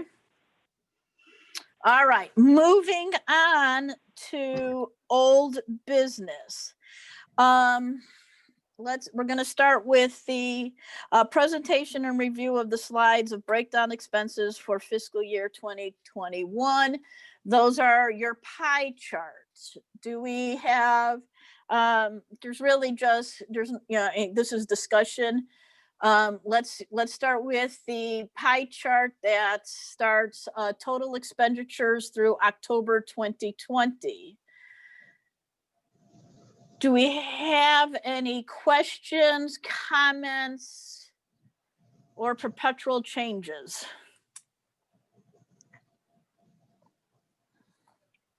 I haven't found it yet. All right. Is that in the cluster of 11 attachments that came? Is it Monday? Tuesday. We have somebody who's just, Mike Tennis must have fallen off. Hold on 1 minute while you guys are looking that up. Mr. Tennis, is that you at 324? Yes, for some reason we were cut off. Okay, I'm sorry. I'm going to go ahead and mute you again. I caught you coming in. Thank you.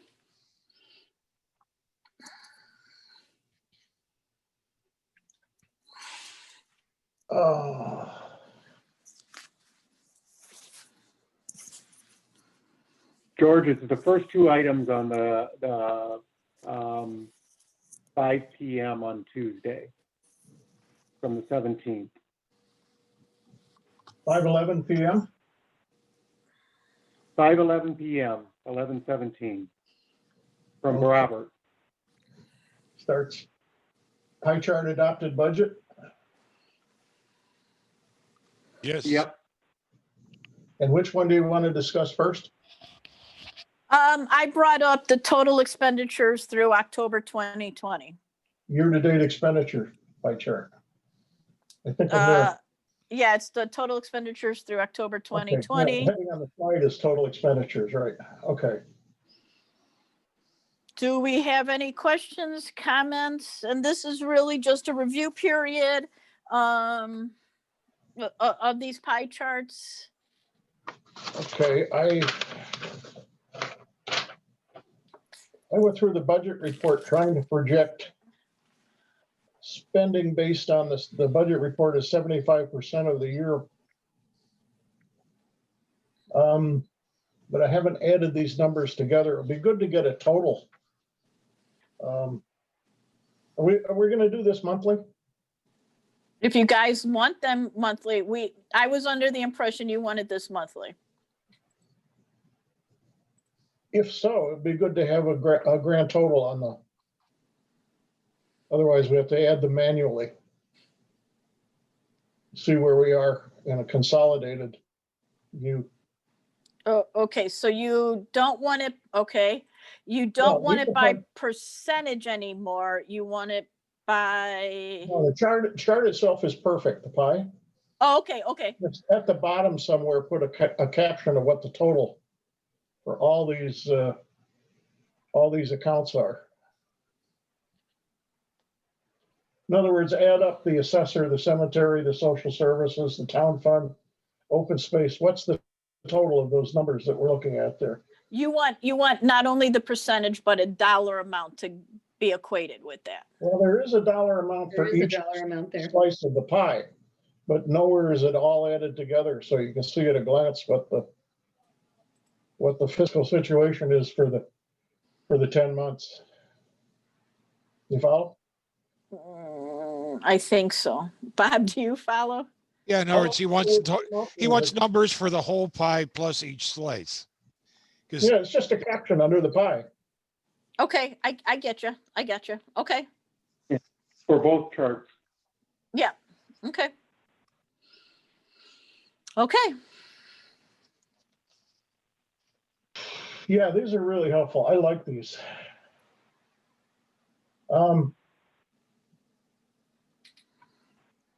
Question, what's included in social services? The 90,000?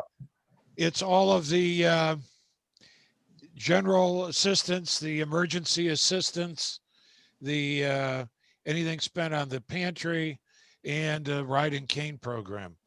Oh, the ride cane's in there too, huh? Good. Yes.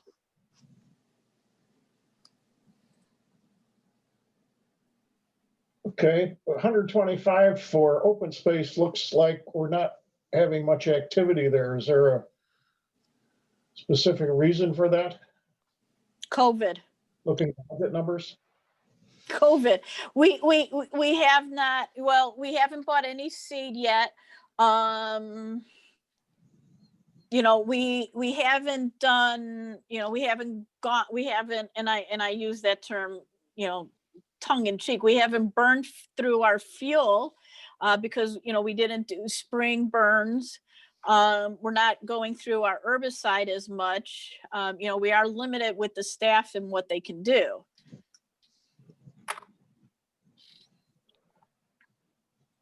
So what we projected, you know, to use in the budget, we're probably not going to use because, you know, I mean, this has been a weird year of COVID.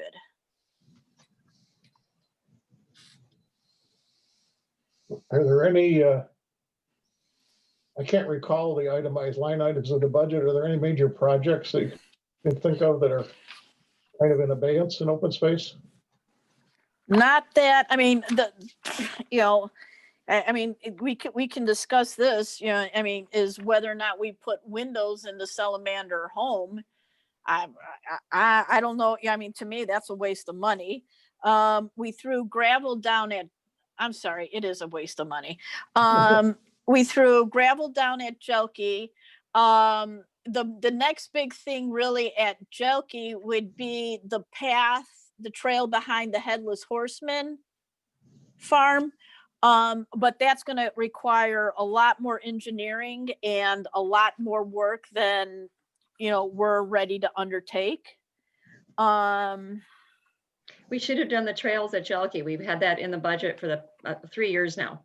And it's a Well, matter of, we no, have- it's, okay. We have done the trails at Jelke. We just haven't done the Headless Horseman Trail because that requires engineering because of the No. way it floods. What we needed at Jelke was to refresh the gravel on the entire trail system. It would have been, the estimate that we had was $10,000. Yeah. And to do a little, we needed a landscape architect to come in and deal with the drainage issues in a couple of places.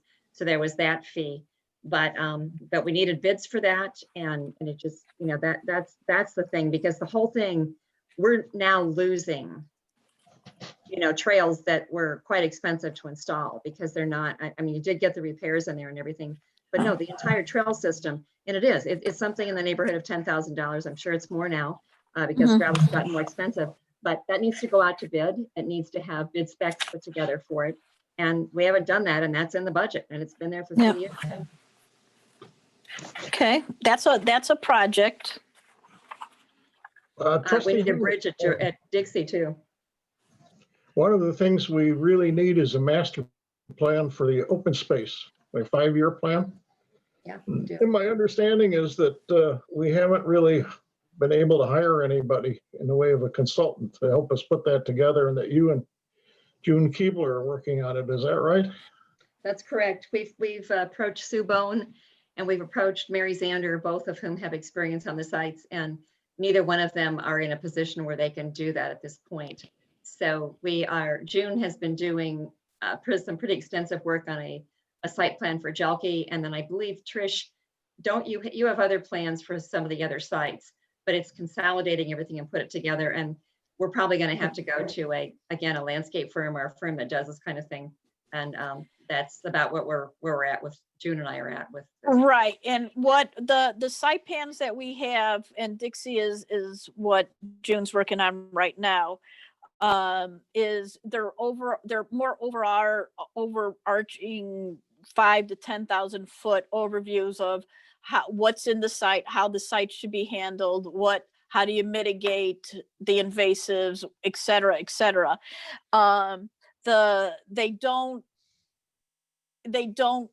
They're not down in the weeds or down far enough to say, so many miles of trail needs to be replaced at Jelke or this or that. We've been replacing trails as they erode primarily. So we could do something like that and get somebody in to look at Jelke and determine how much gravel we would need, etc. That's something, in Jelke we have, without really looking at the numbers, like we're somewhere in the ballpark of maybe 15 to 20,000 left in that line item. I think that's about right. I think it's closer to 20. Yeah, I don't remember how much the last loads of stone cost, to be honest with you. So we could use it. We could get somebody to look at that and tell us, of the trails, here's how much stone you need, and here's how to, here's what you need, or here's what needs to be repaired, that kind of thing. We could do stuff like that. Well, I think that's what a landscape architect or someone who specializes in trails would do. They would review the site. And one of the things that I thought, and that would be a really good thing to do, and I think we do have the money in the budget for some planning like this, is have a landscape architect look at all of our sites, because there are eroded trails at Dixie and in other places that could be beefed up. And if we have a long-term plan, especially like when we have scout projects and everything, that kind of trail enhancement to stop the erosion in some of those places, that's a really good scout project and a really useful one for us, and very, very informative for the scouts as well. So the thing is, like I said, June and I have approached different people who Right. have experience on the sites, and they're not able to do it. So I think we're at the point we're going to have to hire a company, and Right. that means an RFP, and and we almost need someone to actually write the RFP for us too as well. Yeah, we need somebody that can take all the input and assemble a master document, and Exactly. we need to reach out and find somebody that can do that. Yeah. And as Trustee Harney is saying, we're not finding anybody to do that. We'll look at firms at this point. We had a master planner out of Chicago, for at least 10 years ago. And the landscape architect that built Wahoo Woods was very reasonably priced and very good. But he doesn't seem to be interested. Okay, so then there we go again. So yeah, we need to just reach out to a company that does trails and bite the bullet and get this done. Okay. And I'll look for some, Trish, and get back to you. Okay, let's move on. Okay. All right, let's move on to the next part of this. And this is going to be, we're going to move on to the compensation section. I want to remind the elected officials, we are talking about future, not the past. We are talking about people. We are not talking about people. We are talking about elected positions. Okay. So with that, let's start with, as soon as I find it, let's start with resolution I'm looking for review and approval of one other point. These must be approved tonight. Okay, there is no tabling this. These have to be approved. We are looking at resolution 2020-005, establish the compensation for the Dundee Township Supervisor for the period of May 17th, 2021 through May 18th of 2025. I am looking for a motion. What's that number again, your resolution number? 2020-005 is what I have the attachment as. So Trish, there may be, the supervisor one may have gone out, and some of the copies is 006, which is an error. So you might have 2 006s, with the one for the supervisor should be the 005. Okay, I can cross the 6 off then. Yes. Very good. Okay, I need a motion. Okay, Trish, just real quick.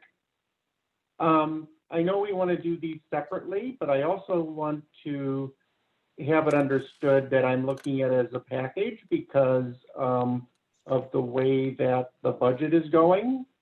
So depending on how we affect one, it's going to affect others. And I do want not to do this in a vacuum on a single case, but to look at what overall impact it's going to have on overall budgets going forward. We can take this all as one vote if the board's agreeable to that. So if it's better to, you do have that ability, just if that's something that the board's interested in. We have to set each one individually, but we can do a final voice vote at the end if you Yes, as long as it's clear what every number is. If we don't want to have to take 4 roll call votes, we can take one final vote on each on the salaries as a whole if we prefer. Are you okay with that, Ken? Well, yeah, as long as we can discuss pretty much each of the ones together. I don't want to get into, we're just going to talk about the supervisor and take a vote. We're going to talk about the assessor and we're going to take a vote. I want to be able to discuss them, how they interact, because I don't want to go through and just start making decisions and then resulting in a decrease in somebody, the one elected official, because we gave somebody else too much money as Okay. far as the elected position. No, okay, so all right, so I need a motion. So we can do an all-in-one vote and then we can discuss these, but I need a motion to Can we just open have up. a motion to discuss salaries? Yes, I Okay. need a motion. Okay, I move that we discuss the salaries of everybody. That's Second Trustee motion. Harney. Do I have a second? Just seconded. Second. Sorry, thank you, Trustee Johnson. All right. Shall we start with the supervisor? No, let's vote. We're going to discuss salaries. We'll vote on discussing salaries. That's what I meant. I don't want to put any numbers in here. I want to discuss this. And I do that, you know, on Ken's point, that we want to discuss this all together. We can vote on the individual salaries separately, but this is a vote to discuss the salaries. It gets it on the table. Well, we've got the discussion on the table by a first and a second. We have Okay, nothing, so we we can can't vote. discuss. We have nothing to, right, we can discuss. We have nothing to vote on at the moment. Okay, so we can discuss the salaries of everybody and not have to vote and then move on. Okay, got it. Right, we're gonna do one final vote at the end. No, we don't have to do that either. All I want to do is discuss the salaries. I don't want to discuss just the supervisor and then move on and then discuss, and then that's what Ken's point, I believe, was as well. What I And want. we can do that as well. We can certainly do that right now. We'll just need somebody, once we're ready, to make a motion with the actual amounts, and we'll need a second and a vote. But we can certainly break into the discussion right now about all of the salaries. We'll just need eventually a motion with the actual amounts for everybody to take action. Perfect. Then that's fine. Then I can withdraw my motion to discuss. All Okay. right, so let's start the discussion. So I would like to start with the trustees because I think that's going to be fairly easy. Mhm. Okay, that is going to be, 008. thank you. And I would like to suggest that we set the trustees stipends at $100 a meeting and reduce it from the current 150. That's exactly the number I had in mind myself. I view the trustees' participation as more of a public service than a paid role. Okay. And I'd like to see it somewhere around there. Okay, I got And along with- $100 on the table. Okay. I kind of I- feel like Monty Hall and behind door I number don't- 2. I don't necessarily disagree with that, but if we're going to reduce that salary by a third, I think we should do that with the clerk's salary also. Let's keep it simple here and talk about the One trustees. thing at a time. Well, I know but what affects the trustees affects every other salary line. The way I'm looking at this is a full package. There's So- no connection at all with reducing, Everything else will be here till sunrise. and there's Well, no that's- connection at all with reducing the clerk's salary along with the trustee's salary, because I don't think we should reduce the clerk's salary. I think we should increase it.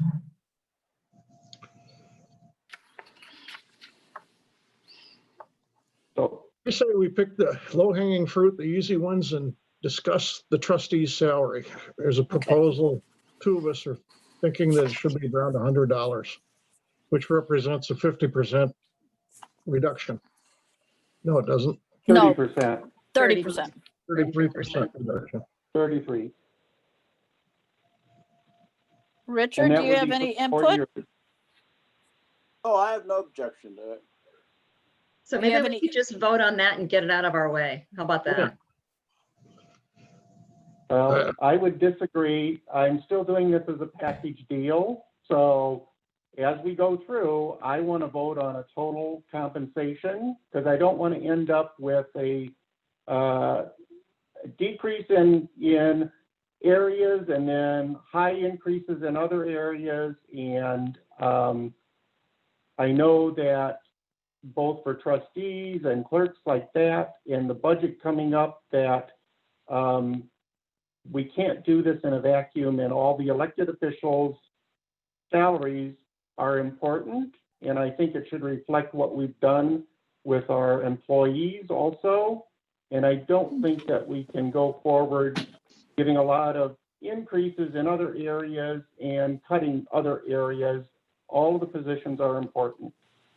So if you want to go and sort of take the first one and say, oh, yep, we're going to cut that by 33, I'd be full on going 33% cut in every single salary. If that's the way you want to approach it, that would be great. And Ken, there is no way that we are going to give everybody the same percentage up or down. You know, we're going to have to do this as individual offices, or we will never get out of here.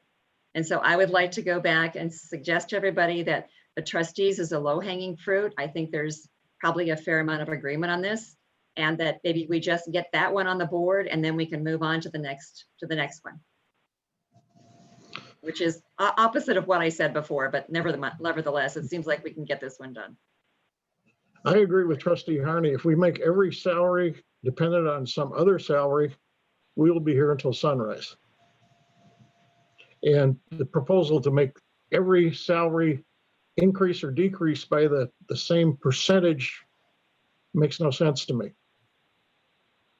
Well, and I would agree with that, but overall, I don't want to see a huge increase in elected official salaries when we have told employees that we are going to hold the line and be strong. So if we're going to adjust other people's salaries, it is going to affect other elected officials. So I agree with that too. Just going forward. Huh? I think we need to send a message to employees. I agree with that. And this is, like I said, this is the low-hanging fruit. We can get it off of our plate and then focus on the discussion for the other ones. And so I would like to, or just set this aside and put it, can we have a consensus agreement that we will put this in later and vote on it, but $100 for the trustees? I don't disagree with the cut and the amount that you have presented. I don't want to vote on it until we get all the numbers together and what numbers we're dealing with. That's fine. All right. So it seems that we have a consensus on $100 per meeting for the trustees. Let's go to the clerk. I think we have to go ahead. So I just want to remind everybody, prior to the state legislature telling us that an elected official cannot be an employee, we always kept the salary of the clerk low because the clerk was always the office manager.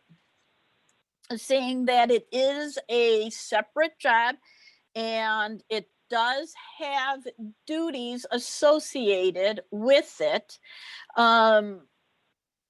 I'm suggesting an increase of $1,000 to $4,000. Go ahead and shoot me down. I think that's a good, go ahead, George. I sent around a chart. I don't know if any of you got it or had a chance to read it.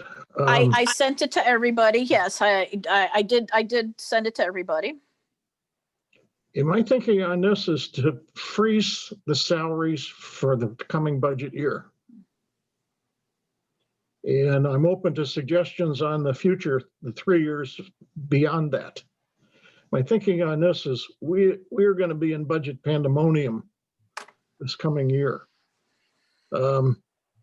Let's not dig the hole any deeper for ourselves. The second thought is that we did not award raises to our employees.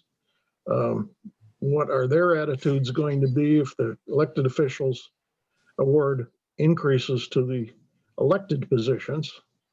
Can I caveat that, George? The highway commissioner did provide raises to his employees. You're right. That's an exception. That's true. Okay, I just want to caveat that. And I think that we need to always look at what we're doing right now on salaries in the context of the bigger picture of our financial situation. And I have kind of surprised myself with this chart I sent out that the impact of elected official salaries at a, if you take a straight 3% per annum compounded increase all the way up to 2024-25, with the exception of the supervisor, who I plugged in a much larger percentage number, the total impact is about $25,000, which was surprisingly low. I thought it would be more than that. So we're not exactly busting the budget here if we're conservative with the numbers, but I do think it behooves us to freeze next year until we know what we're doing, because it buys us time to figure out where we are. And I think it's going to be chaotic. When we look at, we stayed till 1 o'clock in the morning last year trying to get to a budget that was close to revenues, and we couldn't do it. We absolutely, did a faceplant on that effort. And I think that when it comes to putting the budget together, which will probably start when? December? Our first shots at it? Our first shot, January, but January? January, February, yeah, January-ish. We I should think have it's December. gonna be- December, we're still three months out. Right. So that gets I think very it's- difficult, but December, you get every month you get the budget. So you should be able to track where we're going so that when January comes, December allows each of the departments, the highway commissioner, the assessor, and myself to actually start figuring out the budget. And then if we present it to you in January, we can at least start having that discussion. Right. And I think, faced with the size of the reduction that's necessary, the knives are going to come out. It's going to be bloody. And in that regard, I think it's almost better to, hunker down, freeze what we're doing until we see where we're at. There's going to be sacrifices here.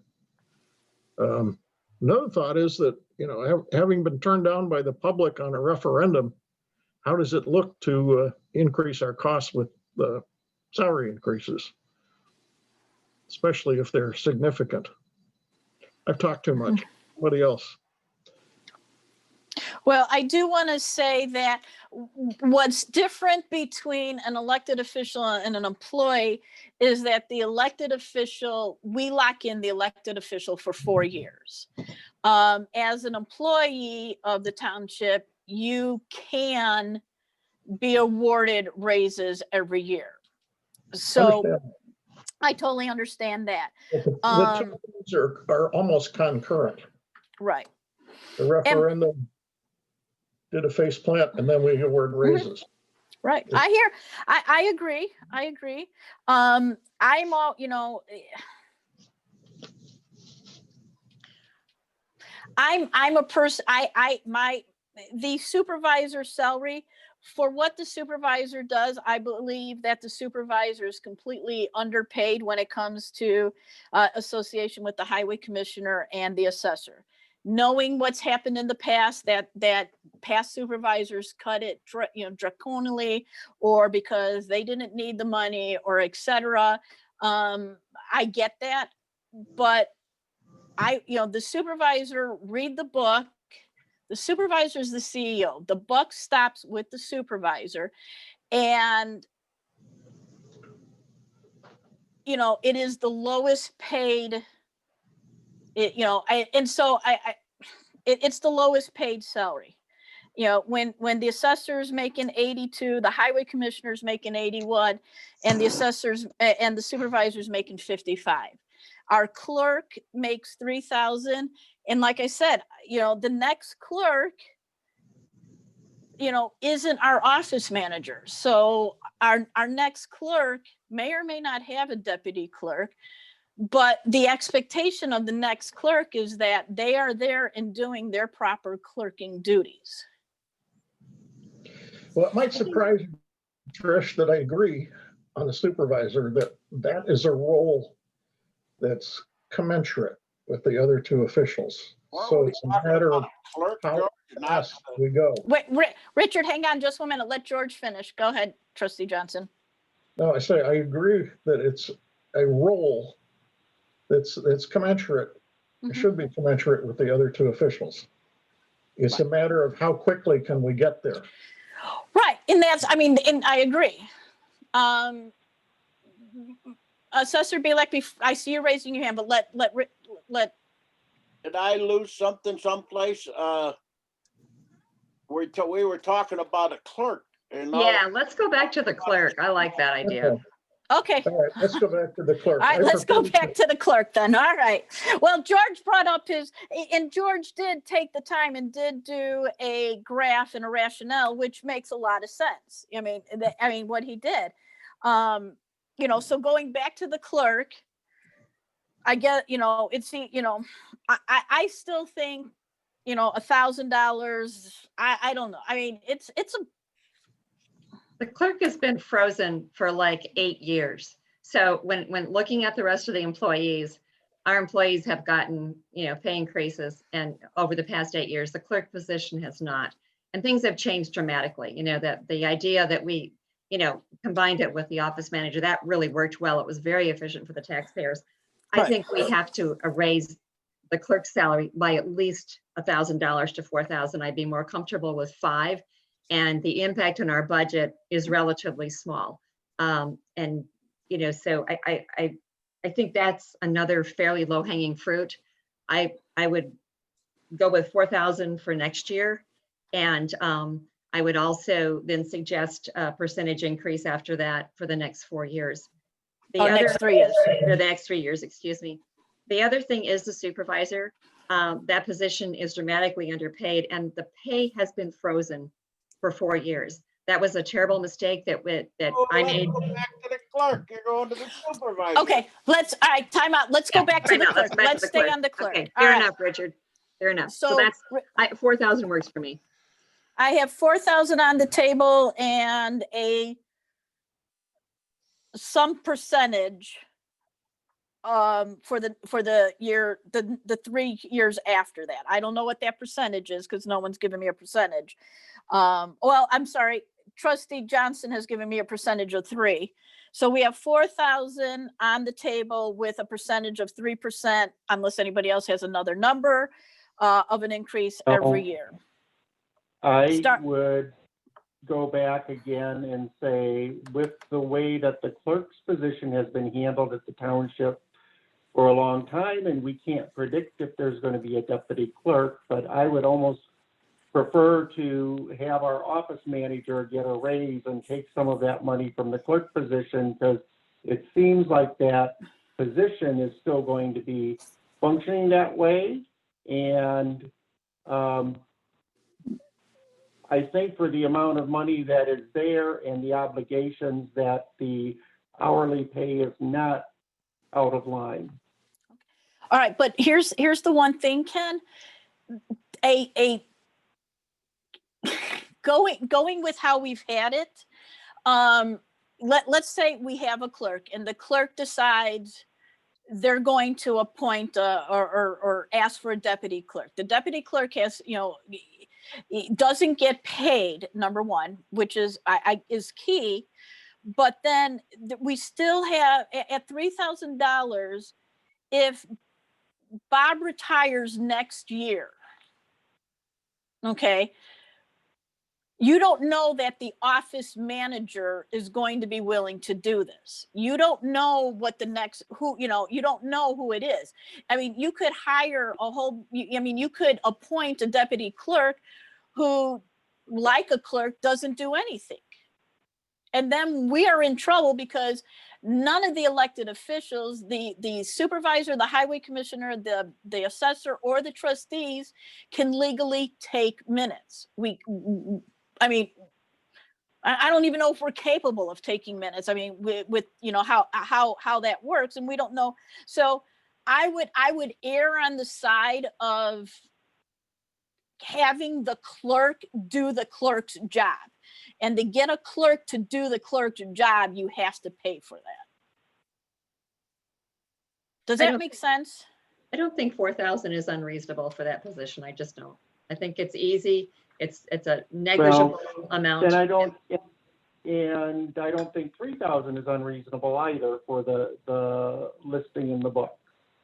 So I don't think it's out of line, especially if you look at other townships, not necessarily in the larger ones, but certainly that clerk position does not have a lot of additional duties beyond the minute taking, the signing of the checks, those sorts of things, and time-wise at the time of things. So Wait. Ken, the clerk does not overall, sign. Well, I just want to What? correct you, Ken. The clerk does not sign checks. The supervisor is the only one who can sign checks. The clerk attests the signature of the supervisor. Well, correct. I don't want anybody in this public meeting to be misled to think that the clerk signs checks. They don't. Right. Yeah, their signature is not the binding signature, correct? That's Their correct. signature has nothing to do with it. It just attests that the Right. supervisor's signature is really the supervisor's signature. Is valid. Yes. Yes. Understood. Okay. So, but I would hope that that doesn't take 15 hours a week. I don't think either $3,000 or $4,000 a year covers 15 hours a week. I think we're Well, I talking said, 12 well, meetings like and I maybe, said, it doesn't take 15 hours a week. So, no, I'm and that's not what looking it's at the getting. duties that's posted. But we're not paying for anything approaching 15. I mean, $4,000 or 3,000, neither one is 15 hours a week. What we're talking about is 12 meetings a Exactly. year. That's what I'm saying, is the clerk is not working 15 hours a week, correct? That's No, what they're I'm not. saying. That's right. Exactly. And you know what, Ken? We're not paying a salary with either one of those salaries that would pay for 15 hours a week. I mean, yeah, you got to, I mean, No, I agree with that. I'm saying the clerk's not working 15 hours a week. And I know that last meeting, there was discussion that they should be $6,000 or $7,000, and that we're woefully underpaying our clerk for the number of hours. I don't necessarily believe that that's true. And like I said, I would like some of that money be available for other employees, if at all possible, for that. Because at the end of the day, there's going to be changes this upcoming budget. And it's not going to be pretty, and it's going to affect everybody. And I don't Okay. think elected officials should take advantage of that, and then penalize other people in the process. So how do we get this on the books between the different amounts and get it to a place where we can agree on something? How I'm pretty, about, How about this? How about if we stick with 3,000 for the next year and then start ramping it up?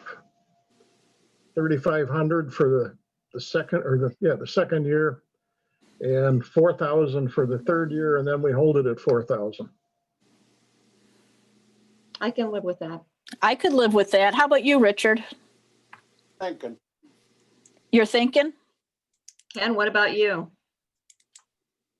Not going to go for it, just so you know. Okay. All right, what if we, okay, I'm influenced by what Mike is saying about we're going to have happy days are here again when the construction all reactivates. And by the fiscal years 22, 23 and 23, 24, we may not be in the same kind of straitjacket that we are now. right. So I'm trying to push everything a little more into the future.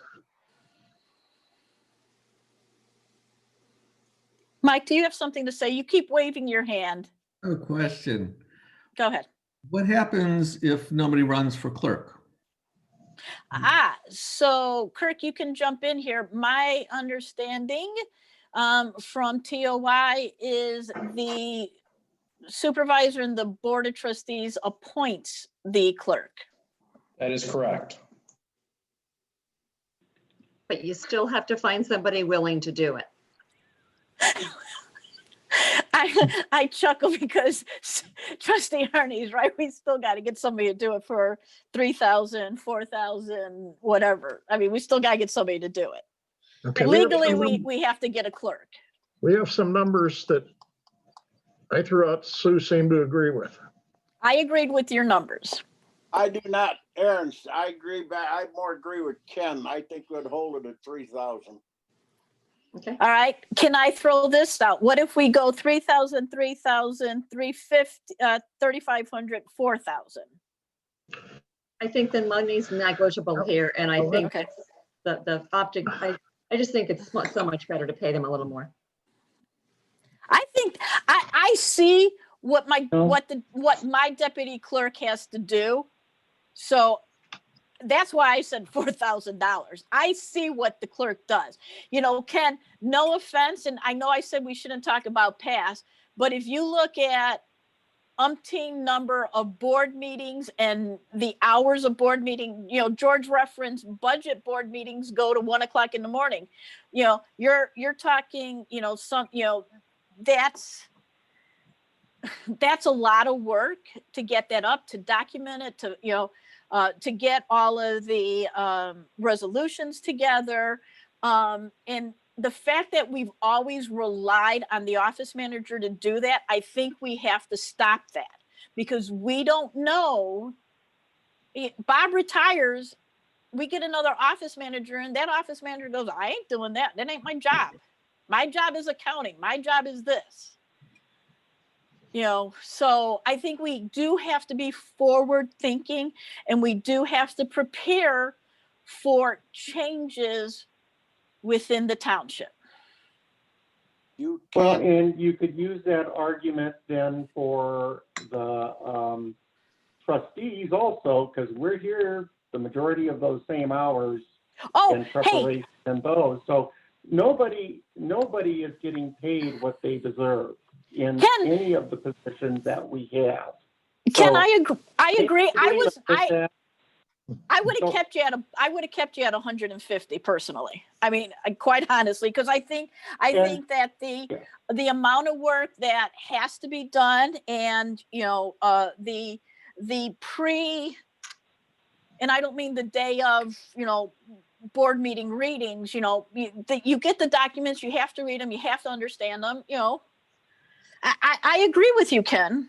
I mean, it's a lot of work. I mean, and so everybody is sort of underpaid, right? But that's the part of being an elected official. And I do believe some of our personnel need to be paid higher. I am not, I think some of our positions should be cut. So I mean, I'm looking at it as a package deal on what we're currently paying out each year and what we're going to be paying out in the coming years. And I mean, I've already had comments from people coming up is if you bring a referendum up in 2 years, it's going to fail. And I don't see that we're going to get a revenue stream. And I don't want to be discussing consolidating township, consolidating road district, consolidating assessor offices, because we decided that everybody deserves to have a raise and then we can't pay them. So, I mean, that's the difficult time for the discussions that we're having. Right. So I mean, I guess I wouldn't cut that salary, but then I would say that the 3,000 is where we should be, and maybe we should say keep the trustees at 150.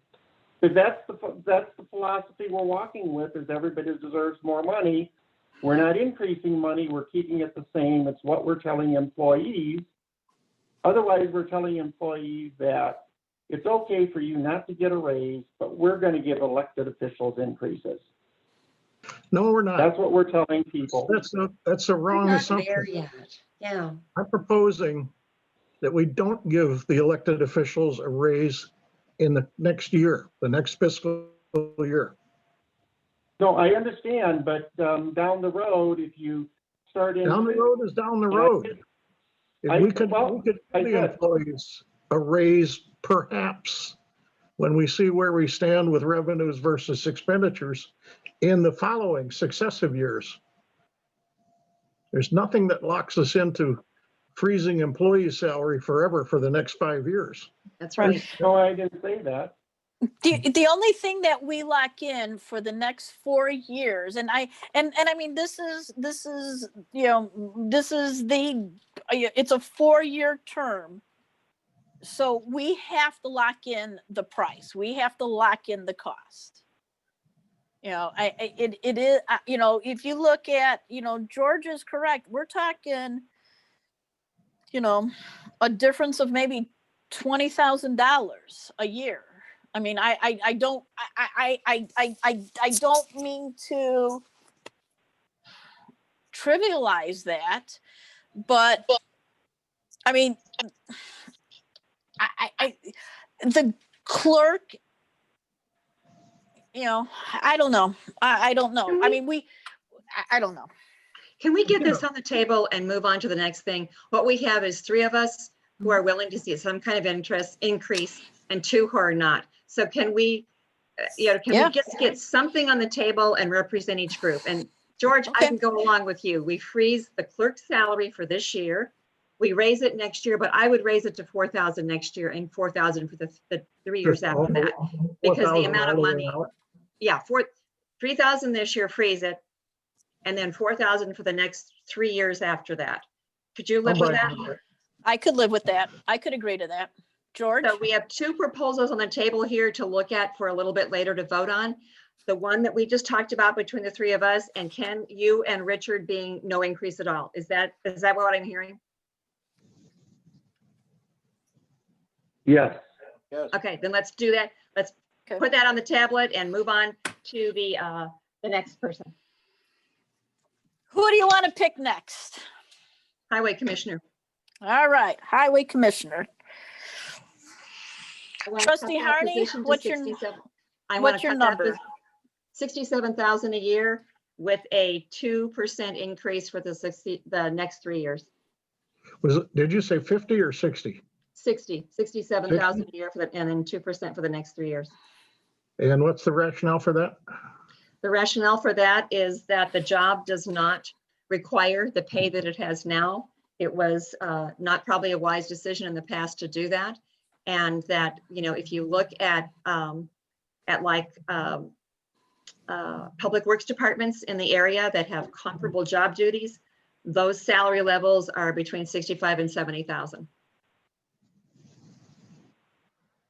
And I'm talking about the number of people supervised and then the miles of roads that are cared for, and the fact that there is not a sewer involved or anything like that. This is simply road work. It is just not a job that should command the salary that it has now, in my opinion. I could agree with that. Could I have your numbers again for that? You said 0 for next year. Yeah, 67,000 for this coming year. So it's a significant pay cut. And then 2% for each succeeding year. Yeah. 67. And then plus 2%, plus 2%. That's correct.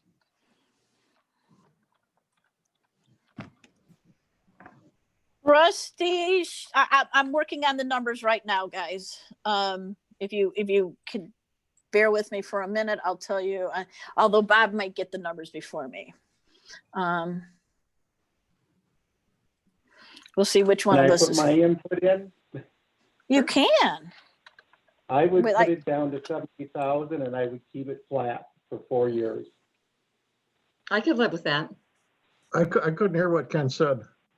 Ken is suggesting 70,000 and keep it flat for 4 years. What's your justification on that, Ken? The position that we've done previously, we've always felt that it should be a really full-time job. I know that the current highway commissioners put in a lot of hours recently, but I think the 70,000 is viable for the number of staff they have. I think it is going to be probably a tough job since we are losing some personnel in the road district.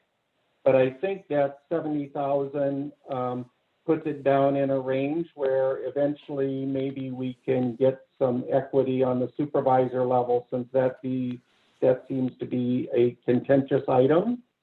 And I also believe that the assessor should have an increase, but I'm not giving an overall increase in salaries unless I can get it from somewhere else.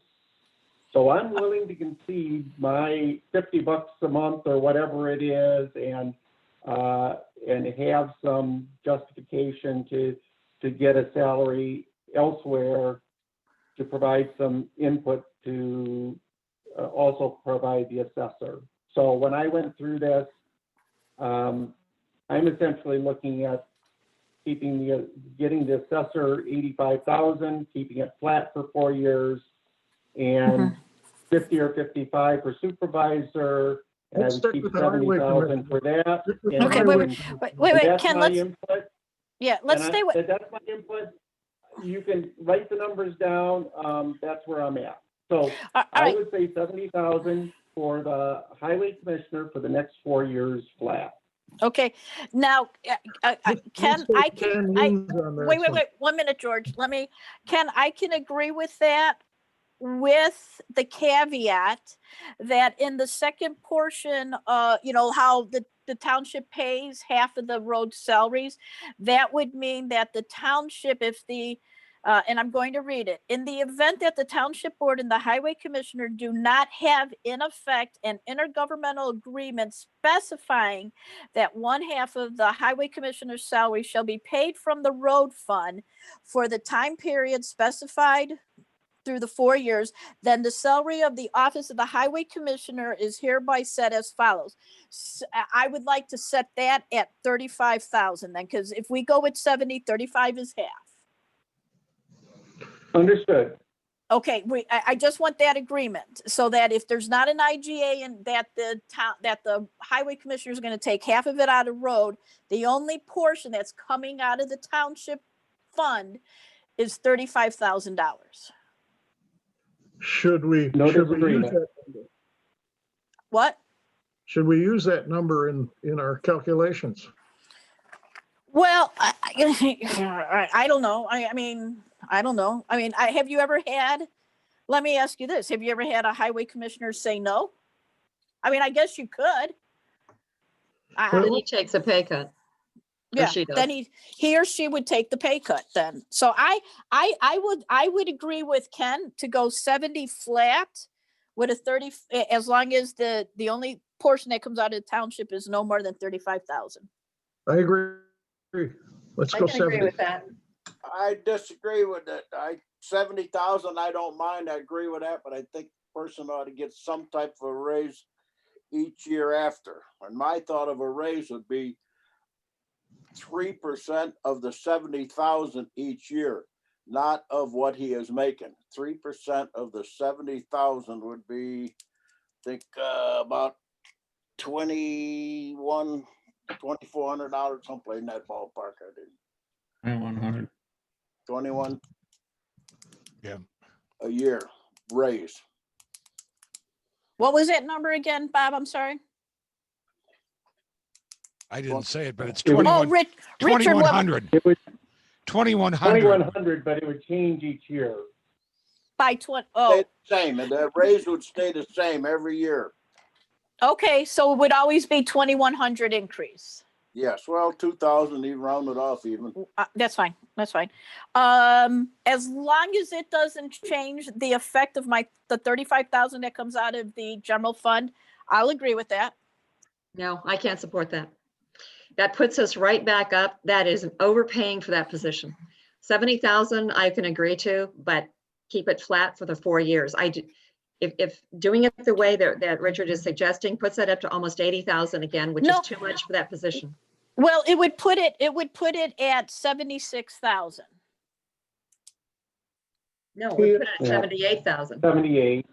70. 500. 76. 76, Because the guys. first year It's would be 70, then the Ah, second okay. year was 72.1, then 74.2, Got it. then 76.3. Right. Now, the other thing, just so you have the numbers on the first one, if you started at 67,000 and a 2% bump, you would end up with a total 4-year salary of 276,146, or an average of 69,036. I like that better. I really do. There would be a slight bump every year that the individual would have. What was that 4-year on the 2% with the 67? If you started at 67 and you did 2% in the next 3 years, you would average the salary at $69,036. I like that better. I really do, because in the front, it keeps our expenses, they raise over the years as we hopefully get more revenue in. Does it keep the general fund portion at 35,000 or lower? lower. Well, 35,000 is fine. The 35,000 would be fine. I mean, Okay, that's fine. It's, as long as the increases year after year come out of the road and bridges fund versus the township fund, I'll agree with Richard. but Oh, what come you're on, guys. Go ahead. But what you're saying, though, the way the ordinance reads is that the IGA is that you split the salary in half each year. That's It's right. only if the highway commissioner does not agree That it goes to to 35,000. that split, Right. then it's frozen at 35. Right, that's what I want to make sure, that if they do not agree to the IGA, that it's a frozen salary at 35, no They- increase. I mean, that's fine, but in the years going on, the share to the township would go up proportionately. Correct. Yeah. That I agree with. I just Okay. want, if the next highway commissioner comes in and goes, nope, I'm not taking any money out of the road and bridge, then that person gets held at 35 straight across the board for 4 years. Correct. Okay, right. And then so I'll agree with a bump that way. So do we have a consensus? George, you haven't chimed in. What do you think? No, I agree. I think we're talking just a few dollars here. So Either way. started at 67 and 2% a year? Mm-hmm. Or Okay. how about 70, George, and 3% above the 70 for each year? Well, I'd like to stick with 2 as kind of a cost of living. Hey, Richard, I'll back you for 67 start, a 65 start and 3% year after year. 65 start, what is, Yep, a 65 start with a 3% increase for the next 3 years after that. Yeah, it still would end up being lower, I think, overall. What would my number be? That, what the number Trish just said comes to 74,589 at the end. Starting at 65 and 3.5% increase every year. I don't think $76,000 is too much money for a road commissioner. After 4 years, 4 years from now, I think 70,000 is a little low, but what do I tell you there? But that's what we want to know. that's what I propose in the 70,000. But I only want to give a 2 or a 3% raise on the 70,000 each year. I can't agree to 70,000 with 3%. That's way too much. That Yeah, puts them back, that puts them closer, that puts them over 80. Yeah, that's too much. That's too much, yeah. That's 3% on the 70,000 each year. That's only going to put them at 76.3 at the end of 4 years. 76.3. And Okay, that's still somebody. too much. Mm. Based on the fact that we are facing such a terrible budget situation, that's too much. It may be in 4 years that things will be better, but I think 67 and 2% a year. It respects our budget thing, and yeah. How about if we start at 70 and do 1,000 each year as additional? That put them at 74 at the end, right? Well, Ken, I'll agree with that. Put them at 73 at the end. Oh, yeah, 70. It would put them at 73. 73, yeah. I would be willing to look at that as long as the supervisor gets an increase that puts her above that. Or puts that person above. Puts that position person. above 73. Do I gotta throw somebody else in there, Sue? Let's get one done at a time. All right. One at a All right. time, one at a time. On the table, I could stand for that. All right, on the table, we have 70,000 year one. I'm sorry, 70,000 year one, 71 year two, 72. Wait, Trish, are you starting with year 1 is 0? No, That's- yeah, year one would be 70. Yes. Year Okay. 2 would be 71. Year 3 would be 72. Right. And year 3 would be 73. No, year 4 would be 73. Yeah, I'm sorry. Going Year once. 4 would be I know so it would be 70, 71, 72, 73, a $1,000 increment every year.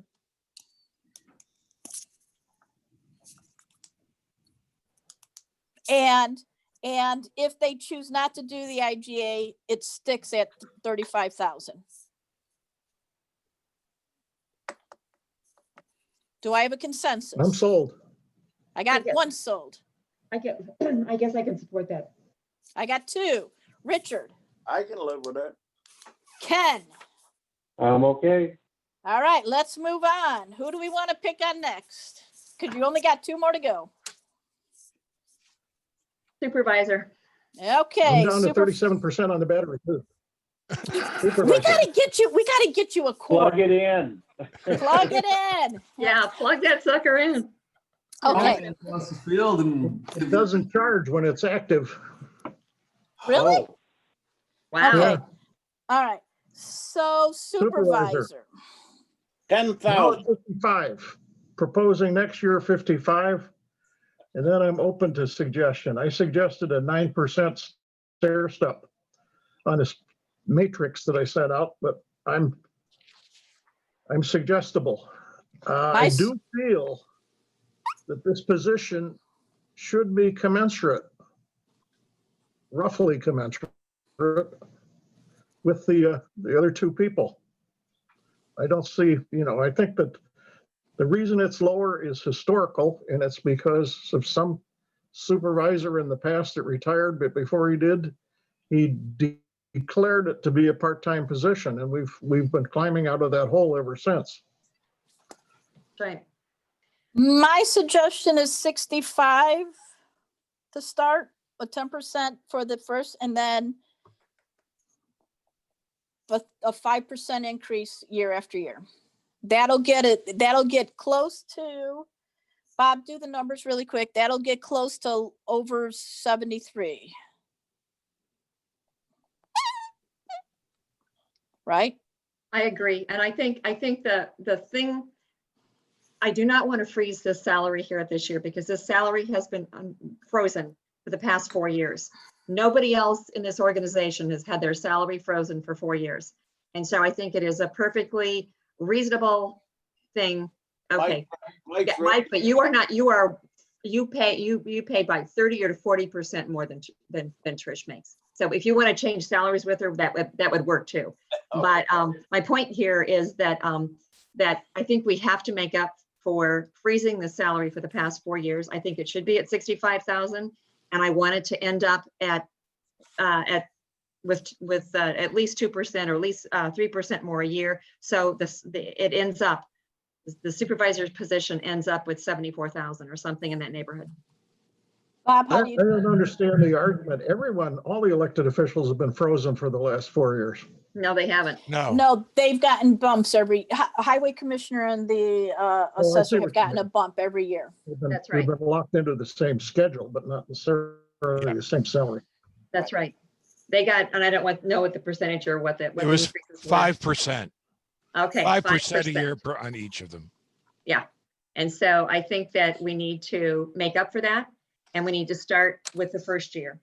And so 65,000, in fact, 70 would be more comfortable for me. And then the supervisor is on parity with the assessor and with the assessor, which is, they don't have to be the same, but they are more in track.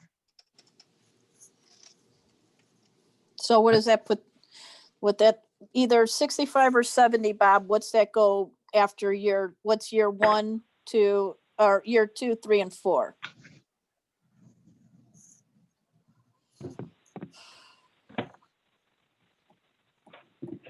Hold on.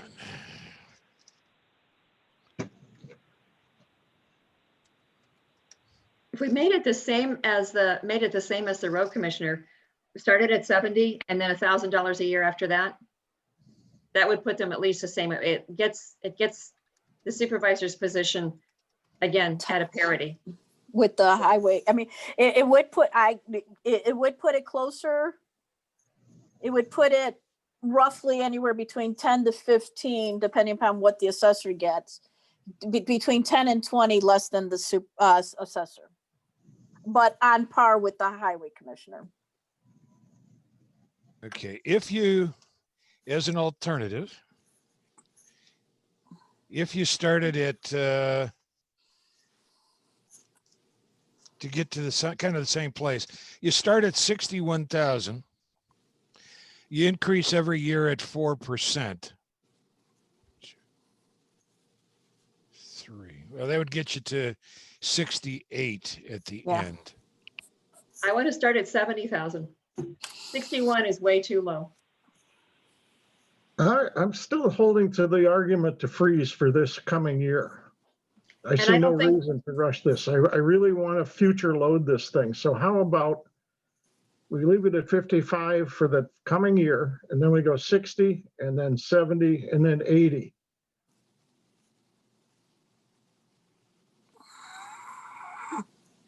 I can't support that. I couldn't support that. I think that Well, you don't get a vote on your own salary. Yeah, you I do. think Yeah, I do, because George. it's a different position. It's a different position. Yeah, it's not my job. I don't know. Ken, go ahead. What I can't see that. Okay, I'm going to struggle just a little bit because the assessor is the only one that requires education, a lot of certifications. We support all of that. So I do believe that he deserves more money than the supervisor position. I think that, and I know people are going to disagree with me, I think the highway commissioner position is actually a very important position for what is done in the township. And unfortunately, both the supervisor and the highway commissioner don't necessarily need to show up for work, right? I mean, they're paid and they have duties to do. As long as they get their duties done, it doesn't necessarily designate it as a full-time, part-time, in-between position. So I am going to struggle a little bit with giving it as large a bump as we're discussing. I don't necessarily believe that it deserves more money than the highway commissioner. I'm not sure that it deserves as much because and I'm going to struggle with that because I'm not sure that you can make it a full-time position, you can make it a part-time position, and we've hired so much staff that there seems to be a larger staff need at this time, and some of that may be going away, so maybe the supervisor is going to have to work harder. And that may be true for all of our departments. It's going to be a struggle when we are looking to take out and make a balanced budget on the tax levy. And that's going to be my goal. So when we're giving increases here, it needs to come from somewhere else, unless we get some money in that we are certainly not expecting at this point. Yes, we're not spending as much money for this last year because of COVID, and that may actually help us, but we don't have vast reserves that we're looking at. We haven't done anything with capital fund. We haven't done anything with generating additional revenue for a new Columbaria when we're all sold out. We haven't reserved any of that money. We are getting in revenue and we're spending it, and we're spending way beyond. So I'm going to struggle going to 65 the first year with supervisor position. I think along with George, I think that if we froze it the first year at 55, we go to 60 the second year, we go to 65 the next year, get it to 70 the year after, and I think that's where I would sit. That's unacceptable. You have no problem with giving the highway commissioner 70,000 and starting there. We should have no problem with giving the supervisor. No, I'm taking 12,000 away from that position. So don't say that I'm giving money to the highway commissioner. I'm taking 12,000 away from that position the upcoming year. Right. That's 15% cut in pay, Yeah, right? which is justified by the job duties. See, and I disagree with you on that point. I Okay. think that there's much more involved with the highway department that you don't account for. And I'm not saying I know a lot about it, but I know that it's an important position and it affects a lot of township travelers. Well, So the I people would that like I've to talked, see. go ahead, Ken, I'm sorry. Well, People no, that I I've just, talked- and I know that, and we disagree on this. You think it's a public works department, and I would disagree with you. So, Okay. It's a limited public works department. I've talked to public works people in the area, and I've described the duties. You know, the miles of road, the number of people that are being supervised. There's no sewers, there's no utilities or anything like that, and a $65,000 a year, which I've agreed to more than that. But $65,000 a year is a very reasonable salary for the duties that are involved there. And that's what neighboring municipalities are saying. And I think that's a pretty good benchmark.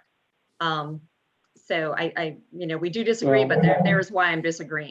So I think we cannot, and I really, I'm just, based on the fact that this position is the only, with the exception of the clerk, but the only one of the three salaries of the working people in the township, the working elected officials, that was frozen for 4 years. I think that raising this to at least what the road commissioner is getting is a perfectly reasonable position. And then after that, holding it. I guess I can live with less than that, but at the end of the 4 years, I want the supervisor's salary to be above the road commissioner's salary. I'm in that same place. I think we keep leading ourselves into a specious argument here by comparing it with the other positions. I think that's totally false kind of argument. I think we need to look at each of these positions in isolation from each other and think in a business-like fashion. The supervisor, what will we have to pay in industry for a person with the number of direct reports that she has, the skill set that's required, financial, computers, software, the IT skills involved, the administrative skills, budgeting skills. You'd probably be talking about at least 125,000 in private industry. So there's no point in comparing it with a guy that supervises 3 people over at the highway department, or it's even comparing it with the assessor. It's what would you have to pay for this? And it's a job that deserves more than 55, way more.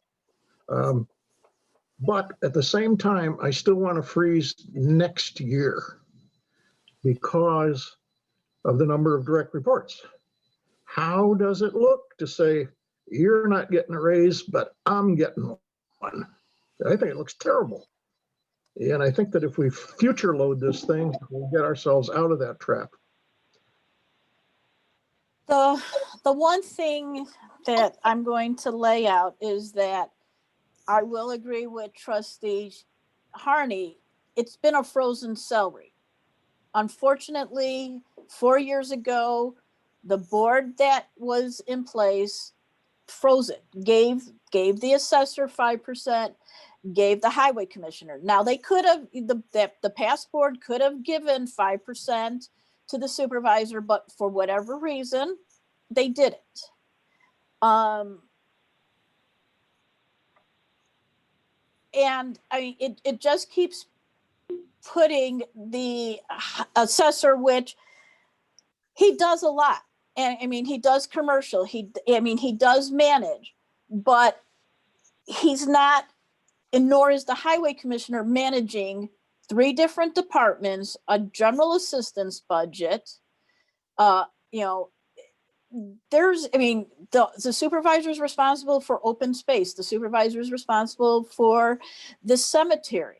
I mean, there is nobody else that's responsible other than the supervisor, along with general assistants. The So supervisor also does all the bills and takes care of all the payroll. right, does all the accounting, does all the payroll. Right, has to do all the approvals on that. So, I mean, The fact that it's been frozen for 4 years, I think that is the justification for raising it this year. I am in agreement with the other salaries, freezing them at the same level for this year, but not this one. Or, you know, keeping what we've done before, but not this one. I would really, if everybody else disagrees, I guess I can go along with it, but I really think it's terribly unfair to freeze a salary for 4 years and then freeze it some more because other people have been frozen for a year. So what you're saying is that the trustees shouldn't take a cut and pay, that they should actually stay where they are, which they've been at for 4 years. We're No, I'm leading not saying ourselves that. back into the argument of comparing the apples with the oranges with the screwdriver. But the argument is that you're in a position that you're saying an elected official stayed 4 years at the same rate, so that they shouldn't be at the same rate. They actually should get an increase. And I'm saying I don't necessarily agree with that. So I mean, I still think that the 55, 60, 65, 70 gets you in the realm, and then the next board can make a decision on how much they want to get the supervisor and how much authority they have. Because again, it is a position similar to the road district or No, to it's not. No, it's not. No, it's not, Ken. Ken, it's not. It is a similar position in, you're not mandated to show up to work. You can show up, do as much work as you need to get done, and you can leave. It's not saying you are a 40-hour or a 60-hour or a 25-hour a week employee. Right. But Ken, wait. Ken, all elected officials are salaried. Mike only needs to show up once a year. That's right. He doesn't have to show up. And we've had an assessor do the that. Assessor, not Mike. I'm sorry, I did not mean to call you out, Mike. The assessor doesn't have to show up. The highway commissioner doesn't have to show up. The trustees don't have, the trustees have to show up at board meetings, or at least you got to figure out 3 of you. So I take offense to that. Could you guys agree to 60? Yeah, let's stick with reality. Nobody's taking weeks and days off here. Yeah. Could we, could you guys? Question here, quick. What was the previous salary of the supervisors? It was cut in half before I took office by my predecessor. It was cut by 50%. And there was a great deal of pressure to not raise it. So for all these years, I worked full-time, Tricia's working full-time, and it's rectifying something that should have been rectified a long time ago. Not by doing what we did 4 years ago and not giving the supervisor a larger increase and a step, a 5% increase, the same as the road commissioner and the assessor. It was an oversight on our part, at least my part, and I think the rest of the board as well. It wasn't meant to be that way. There were, again, lengthy discussions and they were voted on separately. You're saying the previous supervisor was getting 55. No, was getting less than 55. I started out at 30,000 for 8 years, and then I was bumped up to 47,000. And then we bumped it up to 55,000 when Trish came in office. And it's been a slow crawl. And Mike, I know you pointed that out on the thing that you gave me and everything. It's been large increases, but that's because we've made up that 50% cut that happened 20 years ago. And we've just barely made it up now. And now the supervisor is where. But you answered my question by saying you ended up at 55. No, I ended up at 47. Okay, you end up, excuse me, sorry. Okay, go ahead. All right. Would you agree to 60 the first year, 65 the second, 70 the third, and 75 the fourth year. I can live with that. I would not. No, Okay. and I think you understand why. I do, and I think you understand that the supervisor needs to make this. The supervisor is never going to make more than the assessor. We are not set up to do that. But Well, I you can't know, say that. I don't want Right. to keep comparing these offices. I think the supervisor job in industry would be a director level. the Compensated state at a statute, director level. the state of Illinois calls the supervisor the CEO of the township. Well, The CEO. Show me one CEO that's making 55,000 a year. that's not a good argument. A CEO. That's the is- state statute. What'd you Is a say? person Let's not fight that about runs- this, okay? Let's let George talk. Okay, go ahead, George. This is a director level job. It should be compensated at least by the end of this schedule in the 80s. All I want to do is freeze next year. I don't want to have you face those employees and say, I'm not giving you a raise, but I'm giving myself one, because that's how it will be perceived. I can live with that. If we can freeze next year and get the supervisor up to 80 by the end of this pay cycle, I could work with that. Yeah, I think. I don't know how you do that. I think those are too big of jumps. I mean, No. seriously. I mean, if you walk it out backwards, 80 the first year or fourth year, 70. I get. Third year. Yeah. 60. Go All right. 10,000. So 55. You know, I it's like guess. giving- You go. Like giving 55 7% is per the year base. for 4 years. All right. So it's like giving 10% years 2, 3, and 4. Yeah. Oh, I don't know what the percentage is, but if you go 55 as a base, you can go 65, 75, 85. I think that the future is going to That's- be where Yeah. we're going to be more prosperous. No, okay, so, all right, so George, the way you present it that way, so 55 the first year, 65 the second year, that's a $10,000 bump. Mhm. 75 is another 10,000 bump, and then 5,000 the fourth year, or 85 if we stay with 10, 10, 10. Yeah, that's just because my mathematical abilities are simple, so I took round That's numbers. okay. I get what you're saying. So 55, 65, 75, 80, would that work? So Not for me. Yeah, I That know. is too much increase by percentage wise. Okay. Hey, And- Bob, can you run Yeah. some numbers for me quickly? What if it's 65 the first year, 5% the second year, 5% the third year, and 5% the fourth year? What's my numbers? Okay, well, I've got it done if you do 4%. Okay, fine. If you start at 65, then 4% would take you to 67.6. And then 4% more would be 70,304. And the next 104 or 0.04 would be 73,116. You do it at 5%? 4%. Do it at 5%. Well, that's I just did it at 5% would be better. Okay, Mike, what do you got at 5 since your calculator's out? First year 65,000, second year 68, 250, third year 71, 660, fourth year 75, 245. that's not enough. But it's getting.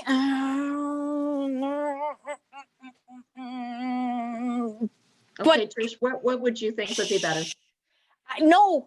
So here's my dilemma, because I agree with George. George doesn't think it's enough.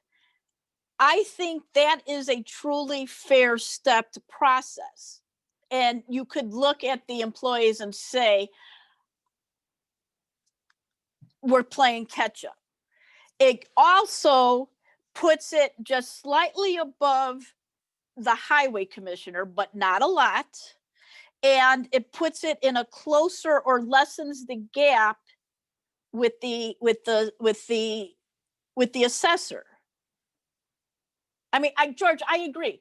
This job should be paid $250,000, without a doubt. Hell, I'll apply for it then.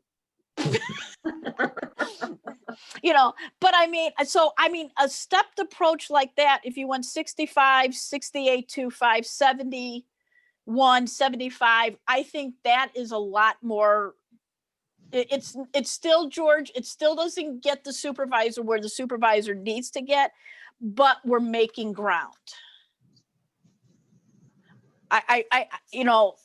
It is making ground. The other option is that you go the other option is you go 60 the first year, 75, see, you can't even do that. If you go 60, 70, 75, 80, I don't, I don't know. I like what George proposed. 55 this year, 65, 75. I would go 80 the fourth year. But here's the thing: we're chastising the supervisor role again when everybody else got 5%. Everybody else for 4 years has got 5%. Yeah, we're giving you 5%. It's more than 5% to do what George is suggesting. No, George is saying freeze it at 55 for year one. Yeah, then go 65, 75, 85. Just speaking as a one of the staff, I think comparative wise, what irks the staff more in talking with them is the fact that the road district has been getting the standard bump every year and they haven't got it, as opposed to whether or not the supervisor gets a reasonable bump in the salary. Everybody on the staff understands that the supervisor's position is the head role. I don't think they'd have a problem with that as much as they do with the disparity between the highway and, again, not throwing anybody under the bus. It's the assessor's office that those two departments upset the staff much more. I mean, we'd all like to work 72 hours, get the extra 5 weeks of vacation, and get the increases that are being paid out to the highway department. So the rest of my case. My staff really doesn't like seeing a clerk getting paid $3,000 and nobody shows up. Our staff doesn't like your staff. Never mind. I'm not going to argue with you, Mike. We don't want to go down this. We don't want to go down this rabbit hole. I'm not going down that wormhole. I'm not going down that wormhole. Okay. George, what do you think? I don't see why. Now, I hear your argument that it's been frozen for 4 years. I don't see a great sacrifice in making it 5 years and then really picking up the pace. So 55 this next year, 65, 75, 85? Yeah. Okay, I can support that. I mean, that's really starting to get where we need to be with this position. Yeah, that's right. I won't be around to see all the. I think that is more than what is perceived in this time of environment. I mean, I've got director salary by state and they're saying 62,000, but I'm not looking at specific job positions, but it's looking for people managing 10 employees. So, and yes, the range is great. It's from 49,000 to 100,000, but I think we're talking about numbers that we haven't really researched as far as actual, what is the pay for a director level service? And if you're in private industry, you're getting 100,000 or 125 or 150. Governmental sector, not so much. And I don't know that the position, especially when, you know, we're walking down a path where is our township going to exist in 4 years? We don't know. Are we going to be able to make our bills? We don't know. Yeah, we do. That's going to be a problem. And I don't think that we should be giving people an excuse to say, we need to get rid of township government and we need to get rid of township government with the perception that they're going to get rid of and have tax savings, because probably they're not. But to give 10 or 15 or 20% increases for a position over several years, it's problematic. I mean, 85 to 55 is a huge increase, right? No matter how many over years. And we're telling people we're not, you might get 2% or 3%, or we may be laying you off because we don't have money.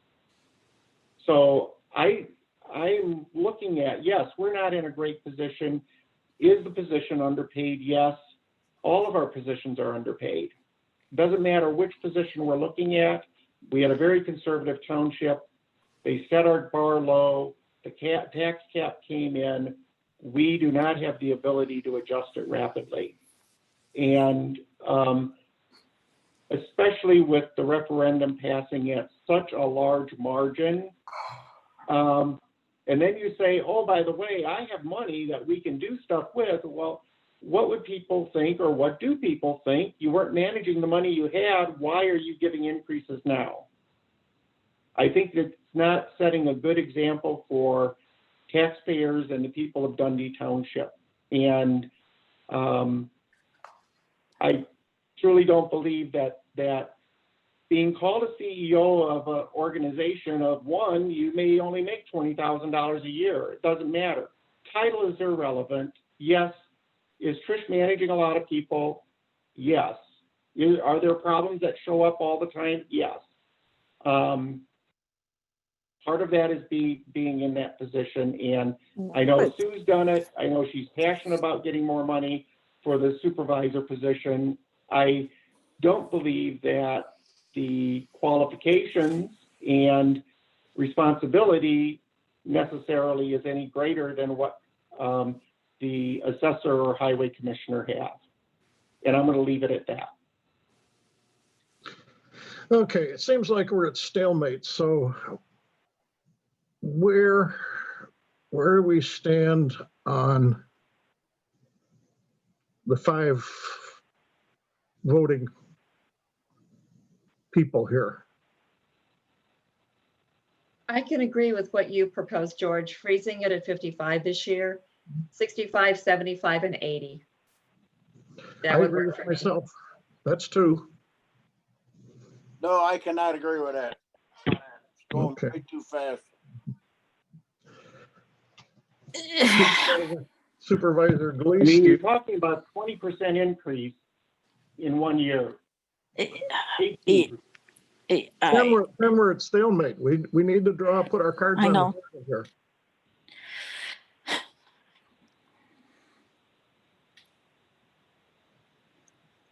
I mean, a $10,000 increase is an 18% increase in 1 year. Right. There's such a thing as upgrading a position. That's what we're doing. For a position that's been frozen for 4 years, and this will be 5 years. 5 years. Right. And it's been underpaid for over 20.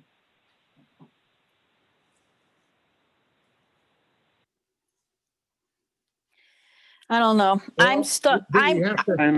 I'm stuck on 65 with 5% every year. I think I realize it's a more gradual and it's lower.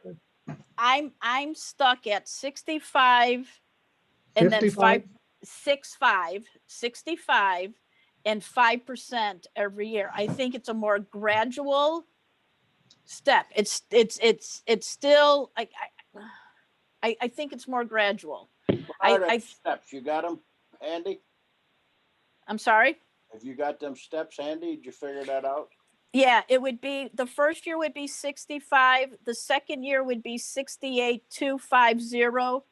The third year would be 71,660, and the fourth year would be 75,245. I can support that as well.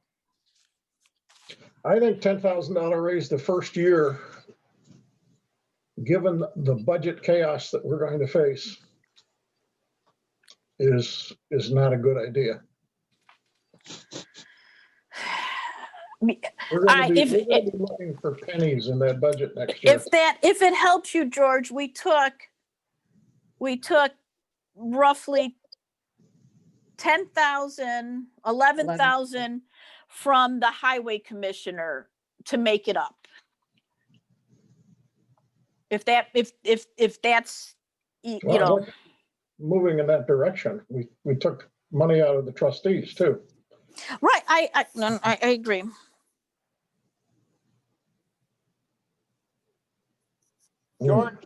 George, I'm going to go back to George's idea, and I would go with 55, 60, 65, 70. I think that is as much in the future board. If we get a windfall of money coming in from somewhere, then the next board can make that decision and move forward.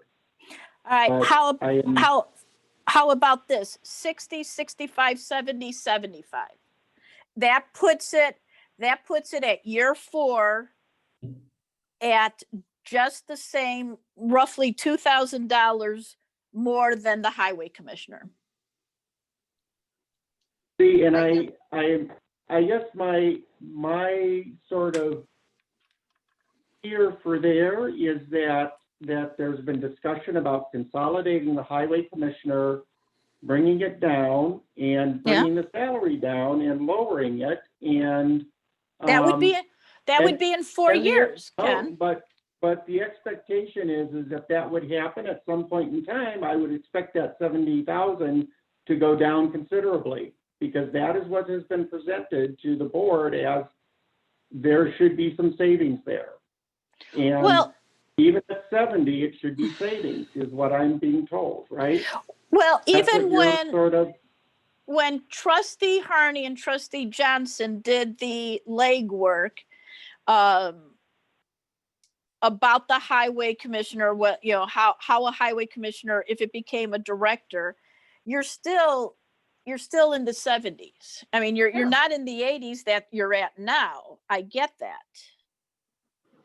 Yeah, Ken, the savings that you were referring to is the money that we've taken out of it now. That's exactly what I came back to the board and said was that position from a public works perspective pays 65 to 70,000 a year. Now we've almost, I mean, that's the proposal that we're doing for this year. So there's not going to be additional savings with consolidation of the road district.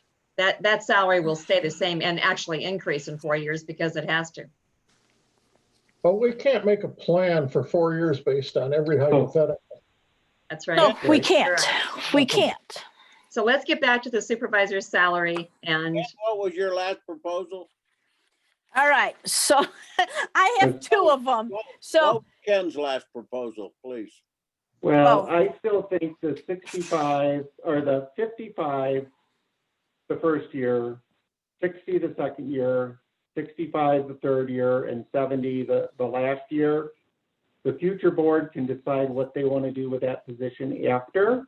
And there's going to be a lot of changes between now and then. We don't know if highway departments are going to be consolidating. We don't know if the township's going to exist in 4 years.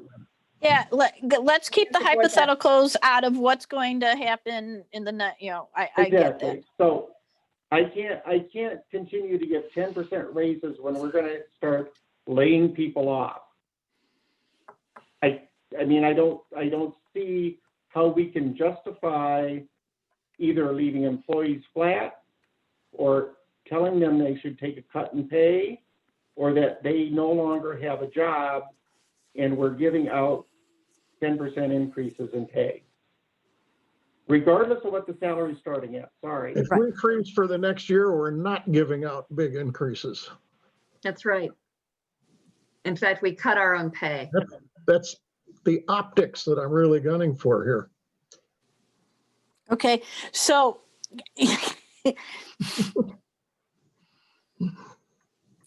okay, so because Assessor Bielak's gonna love me for this. Does that mean you're gonna cut the assessor salary by 20,000, 10,000? No. Who's you in this case? Let's get to that one later. Yeah, let's Me. stay Okay. with the, So I think the middle road is, I think the middle road, honestly and fairly, maybe is 60, 65, 70, 75. I know that, George, you're at 55, 65, 75, 80, 85. I just if I'm think the those are, supervisor's candidate, I would like that one better. which one? The second one that you just described. But I don't think keeping it flat at 55 is really a good idea. I think, because I think you're making those jumps, those $10,000 jumps are too big. I see either a 5% or a $5,000 jump every year. So 60, 65, 70, 75.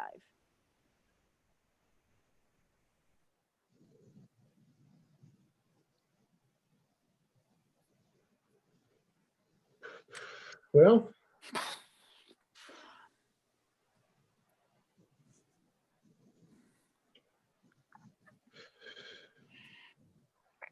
If I can speak, I kind of agree with what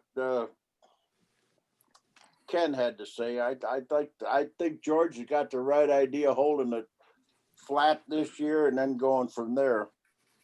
And I don't see nothing wrong with 60, 65, and 70 after that.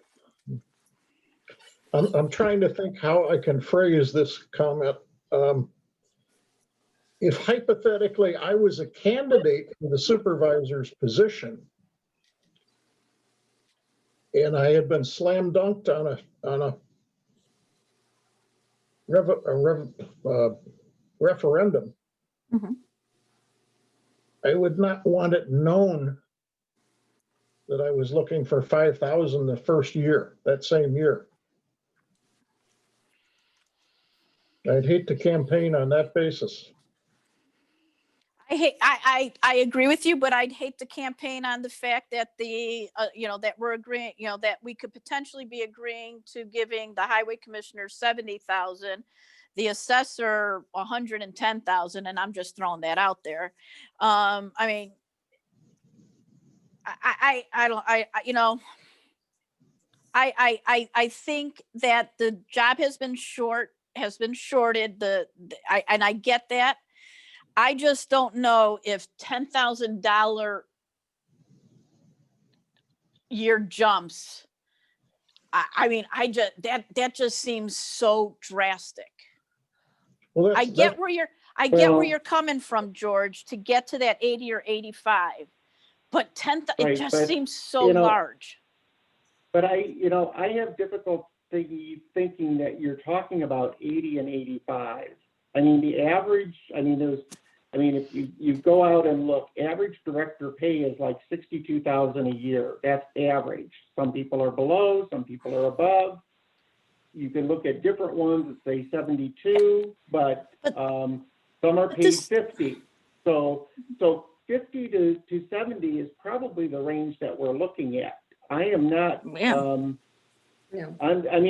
You can go out and research different ones. You're going to find some that are 140. But right. I think we're looking at this and we're still comparing sort of positions and thinking I need more money or someone needs more money than that other position as an elected official, and I don't think that's a valid argument. And I also do not believe you guys value what the supervisor does. Trustee Harney has done the job. She values it. I think Trustee Johnson values it. But I'm not, in calling it a director. This is not a director position. at all. I mean, this is the supervisor. This is the person who makes the decisions. The buck Right. stops at this office. The buck Right. doesn't stop at your office. The buck doesn't stop at, at 3:00 in the morning when there's an issue. They're not calling you. They're calling the supervisor. Unless it's a road district problem, then they're calling the highway commissioner. Right. So, And- when we had an accident, a major accident at the cemetery, were any of you called by the police? No. So there are huge responsibilities that go with this job. And that is all I'm going to say. I hate to say this to you, but I have to take, Bob, do you have something to say? Well, when you're done. Go ahead. Okay, I was just going to, I'll throw this out here. If the supervisor had been treated the same way that the highway commissioner and the assessor had been treated in 2016, these equivalent salary bumps would have taken the supervisor's salary right now to $59,510. So I certainly see that there is justification to at least start the salary at 60,000, because that's where it should have been if we had done the bumps That we gave to similar the other two. that we Yeah. gave to the other two elected officials. It would have brought it up at least to 60. So then it, Hey, George, Bob, you just muted yourself. You're muted, Bob. I know. Okay, sorry. Had to find the button. So, and again, just to support the position, I mean, if you were here every day, the supervisor's job is the one that is being called by the governor's office to review the COVID information. They're the face of the township on social media. They're the face of the township. They're the ones that have the authority with the bank. They manage the money. They're responsible for it.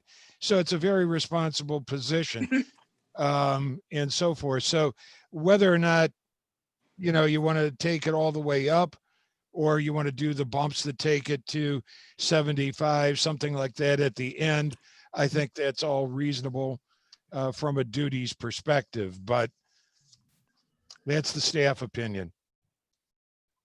I think there's Well, another issue here as far as optics go, and that's gender equity.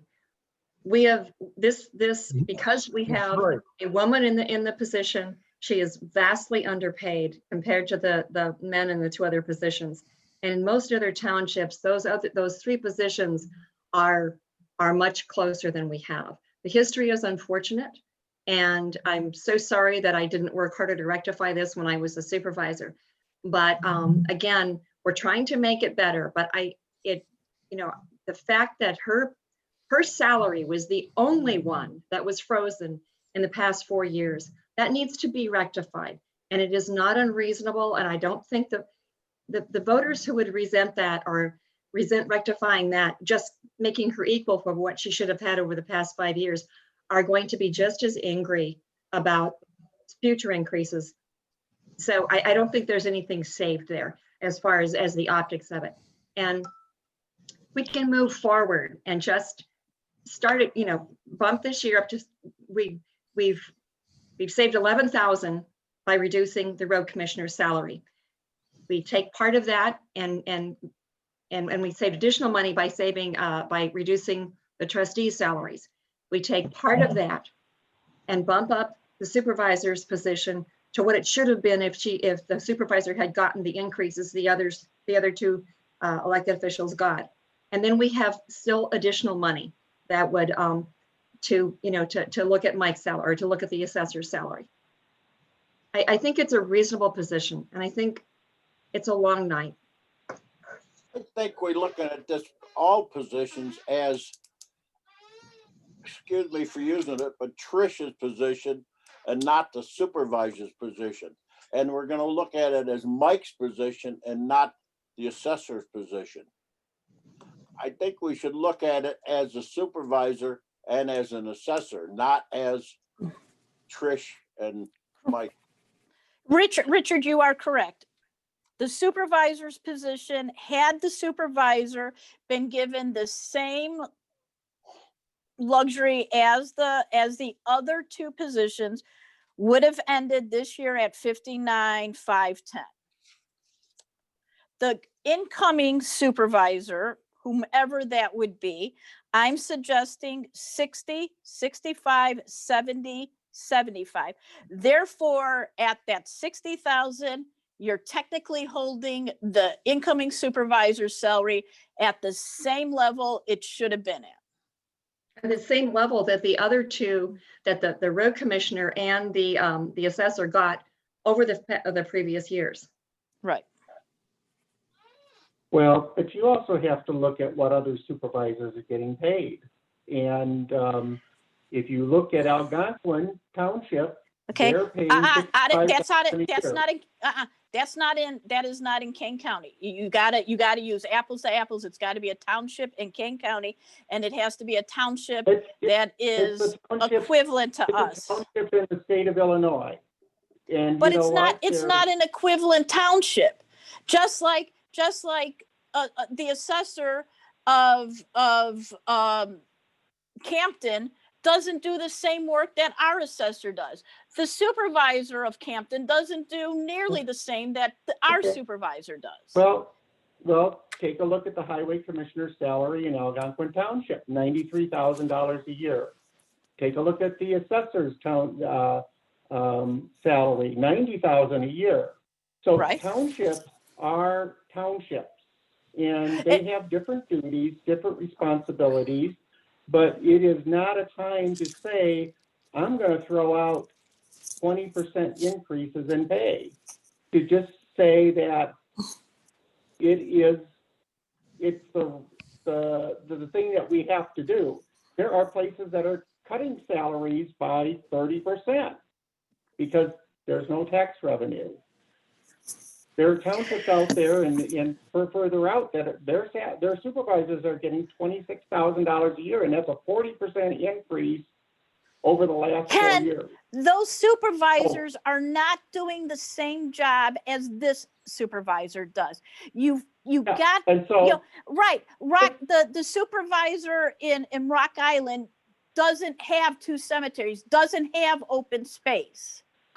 I mean, consider the amount of jobs. I mean, I don't know how to explain this to you, but this is a job that has a boatload of responsibility.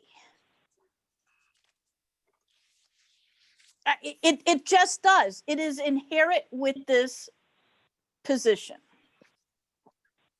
Right. And I think there's the issue of equitable treatment.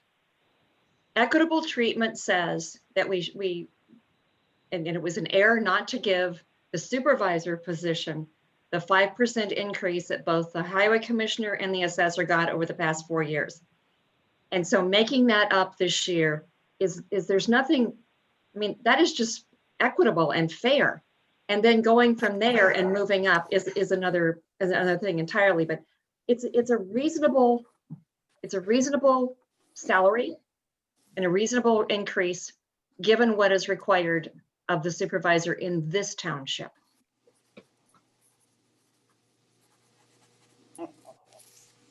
Okay. We will agree to disagree. Yep, that's fine.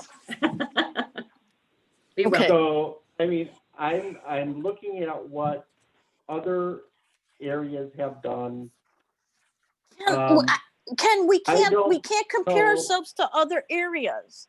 I think guys, we're coming on 11/14. We still have the assessor. We still have the rest of our budget to get through. I'm going to need a bio break sooner than later. I would like to put on the table 60, 65, 70, 75. Does anybody agree with me? I'll support that. I will not support that. I will not. George? If it's 5,000 for the coming first year, no. But George, all right, George, how about 59,510 the first year and then 5,000 the rest of the years? I'm just playing with some numbers along those lines right now. I can't get you high enough by the fourth year, though. I know. And Okay. George, I get that. The supervisor's not going to get high. It's not going to get to the right number by the fourth year. It's not. The best we're going to do for the supervisor is get the supervisor to 75,000. And I know that's hard. I know. I mean, that is still, if we look at the rest of the 14 townships in Kane County, it's still on the low end for a township our size and what we do. But I think that's equitable. I think that's something that the township electors could understand. Okay, it's a 5%, it's a $5,000 bump. And it's covered by what we've cut from the road commissioner's salary. Right. Okay. I don't, go ahead, Bob. Okay. All right. When you're talking about these numbers, I guess the other question I have to ask is, are you including in your proposal the $1,000 a year road district treasurer's number, or are you considering that that's over and above? That's over and above. That has to be, from my understanding in the yellow book, that is its own number and it can only be $1,000. Well, that's what I'm just looking at it as how it affects the total. In other words, But that's in and itself. Yeah, she's Let's right. not. No. Yeah. I understand that, Carrot. I understand that, Trish. What I'm saying is, are you looking at, you want 75,000 at the tail end for the supervisor salary plus that, so we're actually talking 76. Yes, that's what I'm Okay. talking about. Yeah. Okay. Okay. Yeah. All right. I would say yes. That's all I was getting at, is that so we don't get to the end and somebody says, what do you mean you're adding the 1,000? I want to just make sure. I get you. I like Aherns here. I like the one proposal where we ended up at 70. Why can't we divide that, would be about $10,000 in the three-way or the two ways, and they would split that up a little each way and it'd end up at a 70. That does not work for me. I won't support that. We end up at 75. We have to end up at 75 for my support. I will not support 75. Okay. In year 4, you will not support 75. Okay. Because then I'm going to rescind my support for the highway commissioner then. And I'll suggest the highway commissioner stays at 70 flat for 4 years.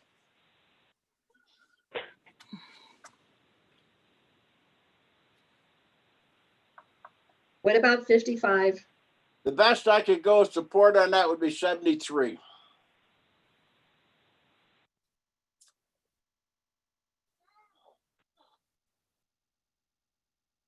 All right, could you support? All right, could you support 59, 64, 70, 73? Yes. I can support that. Between years 2 and 3, it's a big jump, but Give me them numbers one more time so I can write them down. it would be, yeah, fine. 59, 64, 70, 73. Thank you. George. I know it still doesn't get you where you want to be, George. I know you want to be higher. I think you've worn me down. You're high on the current end and you're low on the future end. But I you don't- know, you need to well, move on. I mean, I would like to see it at 75, but if you get it at 73, Richard's on board. Mhm. It's moving. The thing is, it's moving the needle in the right way over the next 4 years. Yep. You still have the optics, but I see no way to get around it. No. We're going to upgrade this position. Yep. Ken's not gonna vote for Compared to it. where we are right now, that's a 20% increase over the next 4 years consistently. Yeah. It is. Yeah, just have to recognize we're upgrading this position to where it should be. That's right. We're finally putting our big boy pants on and doing it. All right, so let me ask you this one more time. 59, 64, 70, 73. I can support that. I'm on board. No for me. Richard, Yeah, I can go with it. Done. I can go with that. All right, we need to take, I need a 5-minute, we're starting with the assessor, which I know is going to be so good. He'll be fast because I got him down for about $1,000 a year raise, and that's it.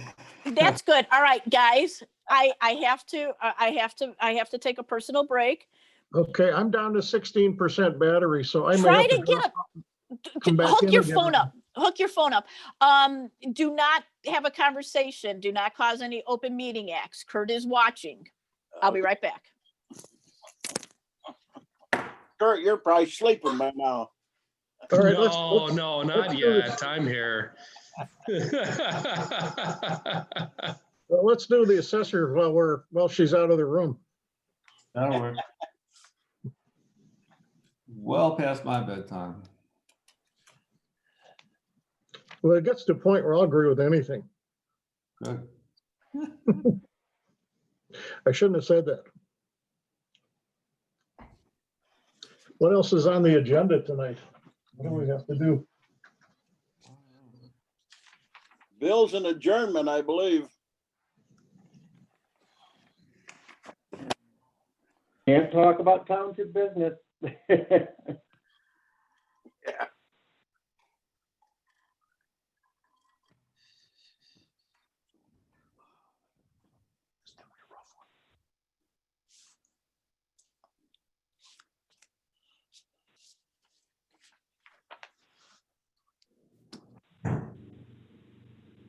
I think you're right. It's bills and go home.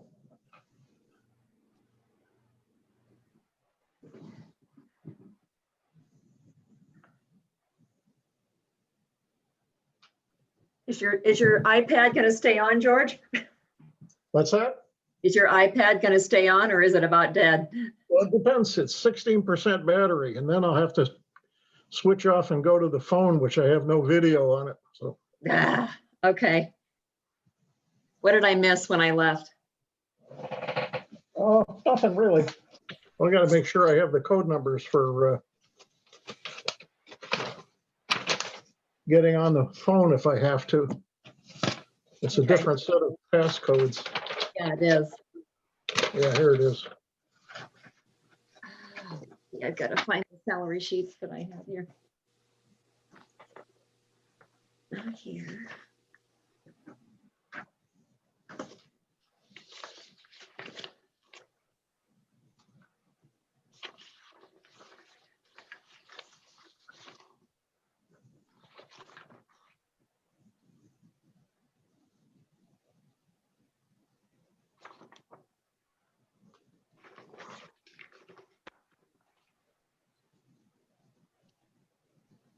Shoot, and I didn't print out. Let me see if I can find it. Nope. I didn't print out what Bob sent about the current salaries.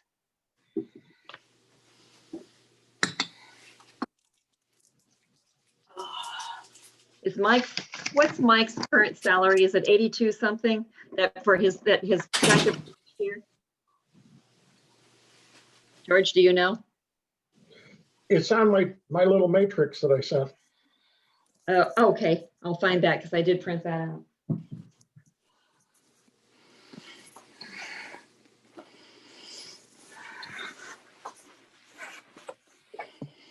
I've got it up. It's 82,000. Thank you. Actually, it's 82,937. Okay. Anybody know a good device for these kinds of Zoom meetings that you can plug in? Yeah, regular. Yeah, I mean, you've got your regular computer, you're using the Kindle, right? Yeah, And you're saying the Kindle won't charge while you're using it? yeah, I plugged it in to try that. It gave me a pop-up that says it won't charge while it's active. I would say an iTablet, Mike, what do you have? What's that tablet you got? I have an iPad and I have a Surface Pro. The iPad is what I would say. I'll take a look at those. I mean, Okay, are we otherwise, back? no, we're not back yet. We're waiting for Bob. Surface Pro is nice. I really like it. It's Windows based and it's either a tablet or a computer. And it's $800 at Costco right now. I really like it. It's portable, sturdy. All right. What about a camera for my PC? Are those any good? Well, yeah, the camera, because we've got a couple cameras here for like the cemetery staff because they've got meetings. And I want to say we paid with the microphone, because it's a camera and a microphone. Bob, what did we pay? $40 or $50 for that one? Logitech? We can't hear you. I just pay about 40, 45 for a microphone and a camera in one. Yeah. So, I mean, 40, 45 with that. That Hey, would Bob, be say something. I that can't would hear be you, a Bob. solution, huh? 40. Oh, okay. Now we'll hear you. Okay, 40. Yeah, 40.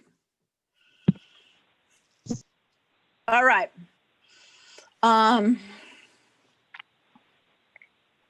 Okay. Everybody is back and we are now down to the assessor. Mike, take it. Well, actually, hang on, Mike. Trustee Johnson, do you want to start? No, I'm doing Trustee- too much talking. Trustee Harney, I know I had to take my medicine. Trustee Harney. I think it's important for all of us to keep in mind that Mike's salary for this coming year. The assessor's salary. I'm sorry, I apologize. The assessor's salary for the coming year, which is the year that, this coming year, is already set by the previous 4 years. So what we're talking about is his salary for 2022, 2023, 2024, and 2025. It's just moved back a year. A year, like 6 months, right? Okay. So his salary for this coming year is going to be $82,937, and that is already in statute, so that is not up for discussion. And so what we do is just look at what we go from there and where we end up. I originally had, when I was thinking of, I really had wanted to split the highway commissioners, the savings from the highway commissioner's salary between the supervisor and the assessor. So that's kind of where I was going, and some kind of split up of those two things, because that would leave us in a neutral position for salaries for the next couple of years. So that's as far as I had thought about this. And George, I was just looking for the thing that you made and I can't find it. So let me hunt just a minute more in your printout that you had. I just had it now. All right, Ken or Richard, do you, I'm sorry, Trustee Schaffer or Trustee Aherns, do you have any comments? Why don't you go with Richard first? Okay. I'm picking up a piece of paper here too. Okay. Richard, any comments? Yeah, I think Mike deserves a big raise personally, the education he needs and stuff like that, the job that he does. Okay. So okay, where are you at? So I really haven't put too much of a figure on it.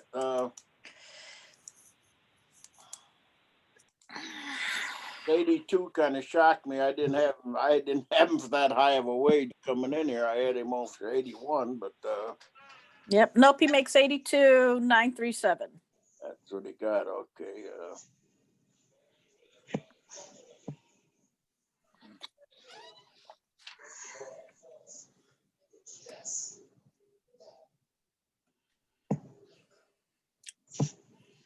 Could you guys, if we went 82,937, hang on, I'm doing math. Let's start with 5,000 a year for the years that we're, 5,000 increase a year for the years that we're talking about. That's a figure that we can put something around.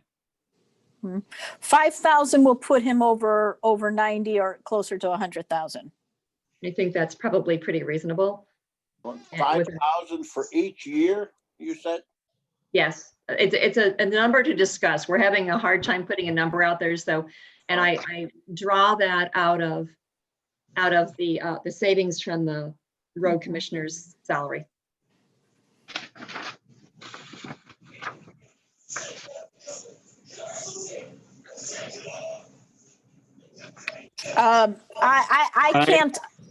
I can't do 5,000.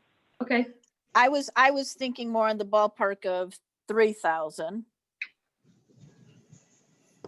Okay. I personally would start at 85 and go up 1,000 each year for the 4 years. With the environment that we're in, I don't know if I can justify any more than that.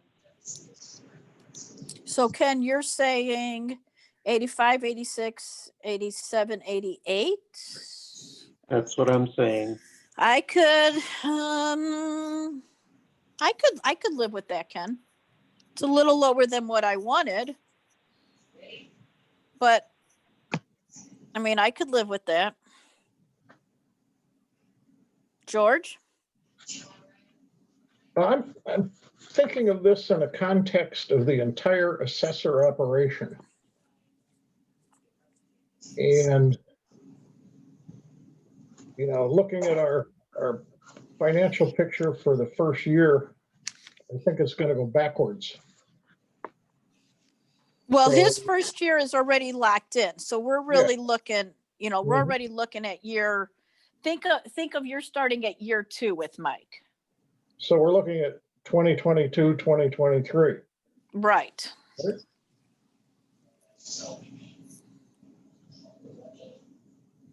I heard a voice, but I couldn't hear it clearly. Bob, I'm sorry, you muted yourself again. There you go. Just to clarify, his is the only salary that runs on a calendar year. Everybody else's runs on the weird kind of May to May number based on when the office was assumed. Yeah, I start in my term. If I chose to run and got reelected, I wouldn't take office until January of 2022. And that ends December of 25. A long ways away. Right. That's not, there's no sense in discussing that. That's just the way it is. We can't reflect on that. So yeah, I mean, I could do, and here's my thought on this. I could do 85, 86, 87, 88, like Ken has suggested. Mike, the current Assessor Bielak, has always said that there's so much more commercial that would either allow him to train another person in commercial to help him out, or even to get, you know, he couldn't use it to hire somebody. That's not going to happen. But maybe he could train his current one faster to help him with that commercial assessment. Because it sounds, even when Assessor Bielak gives his report, commercial is where we seem to be growing. We're not going to be growing by household rooftops. It's really the commercial. I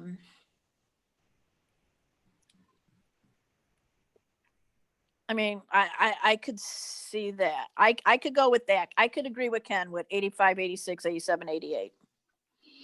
I think that's not enough. I'm sorry? I think that's not enough. I think a better figure is 85, 87, 500. an additional 2,500 a year after the 85. So 87,500, and then what would the next be? 90,000, 90. and then 92,500. It's almost the same as the numbers I have on the matrix. Yeah. Yeah, something like that. Yeah. How could you, Sue, could you go to, well, oh, okay, all right.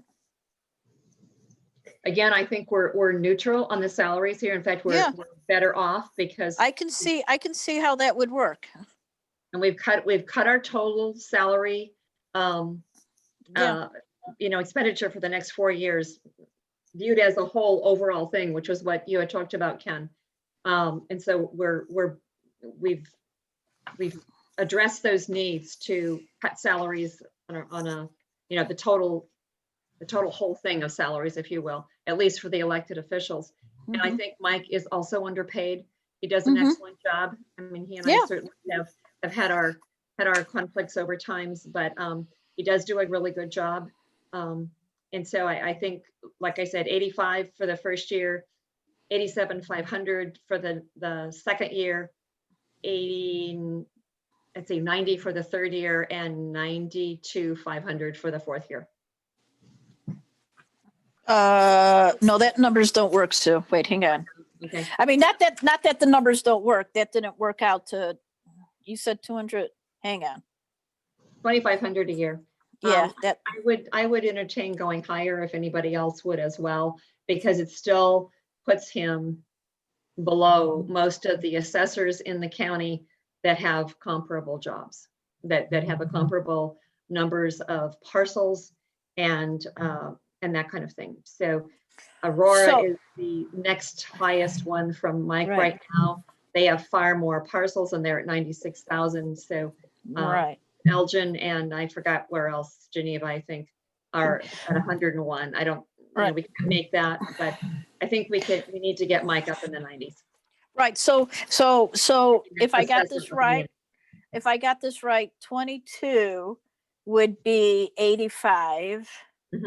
23 would be 87. No, 87,500. 87,500. 24 would be 90. Yep.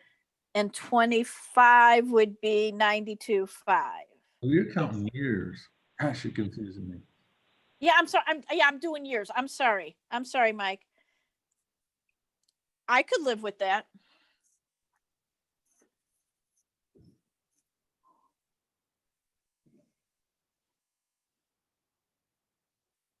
Again, we're salary neutral here. In fact, we're better than salary neutral for our total elected salary compensations.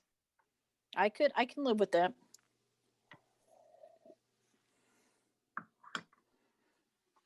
George? Well, I think Sue and I are philosophically kind of going down the same path here. I like to integrate my thinking on this salary into the entire assessor operation. And if you look at Bob's pie charts, it's about 30% of the overhead fixed cost of the Dundee Township. And we also have to keep in mind that these numbers do not include fringes, which will add another 30–40%, I think, to these dollar figures. But I also understand that due to retirement, you're down one person in your staff. What are your plans, Mike, for replacement? Well, the last meeting, I don't know if you caught the statement I made that I would offer, take it out of my budget, just compensate me fairly. And I hate to do it, and it's gonna be a stress on the rest of the staff, but I could give up that position for 2 years. As long as you pay me a fair wage comparable to the other assessors that I work with. And I don't mean down the road. I mean, bring it up. And I'm speaking for myself. Yes, I've been underpaid all this time. I've been here second longest to Sue. Been in this position just for 12 years. Underpaid for 12 years. And that's a big part of my excitement, I guess, about You don't see it right now. But my concern about this salary, I've lived this for 12 years, being undercompensated, knowing that, working with people alongside me, and they're making considerably more money, and I'm doing the same job. And you know, it's part of the administration that set those numbers. It's the board. For whatever reason, that's the way it is. Mike, if you gave up that salary, okay, you gave up that position, how is that going to affect the rest of your staff? We're going to be very busy. I understand that. Is your staff going to end up working 40-hour weeks because of this and incurring overtime? Maybe. I would need some wiggle room. Yeah, maybe more hours or maybe part-time person. This year's gonna be tough. It's gonna come on commercial. Oh yeah. Next year, I don't know. It's hard to predict. It really is.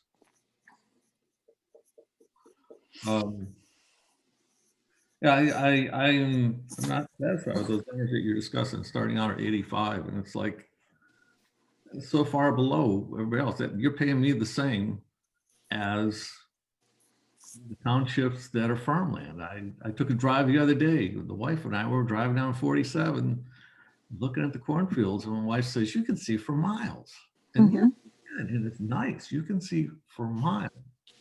And that guy's making the same amount of money I'm making, and half his township is done by the county. And one of those guys doesn't even have a Walgreens in it. It's just so unfair. And my job is so important. And when I first came into office, 25% of the tax roll was commercial. Within 1 year, I bumped that up.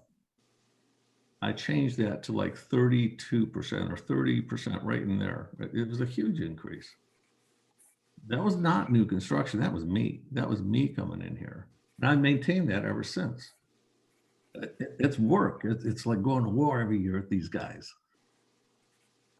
You know, I hope to be appreciated here by this board. I've committed myself to this all these years.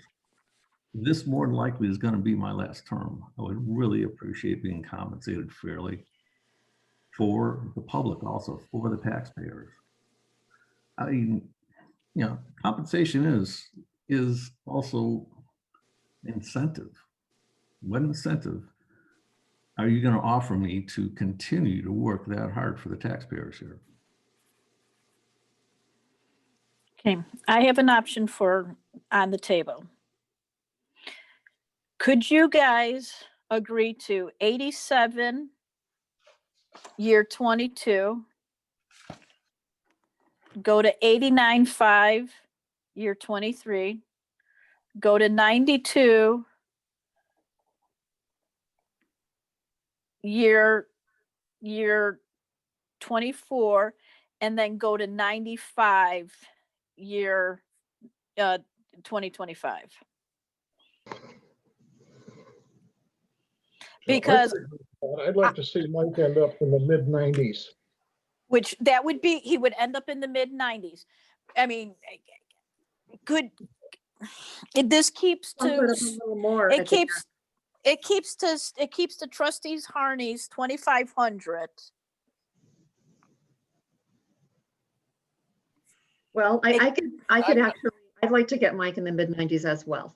And so you're saying he's at 82.9 now and change.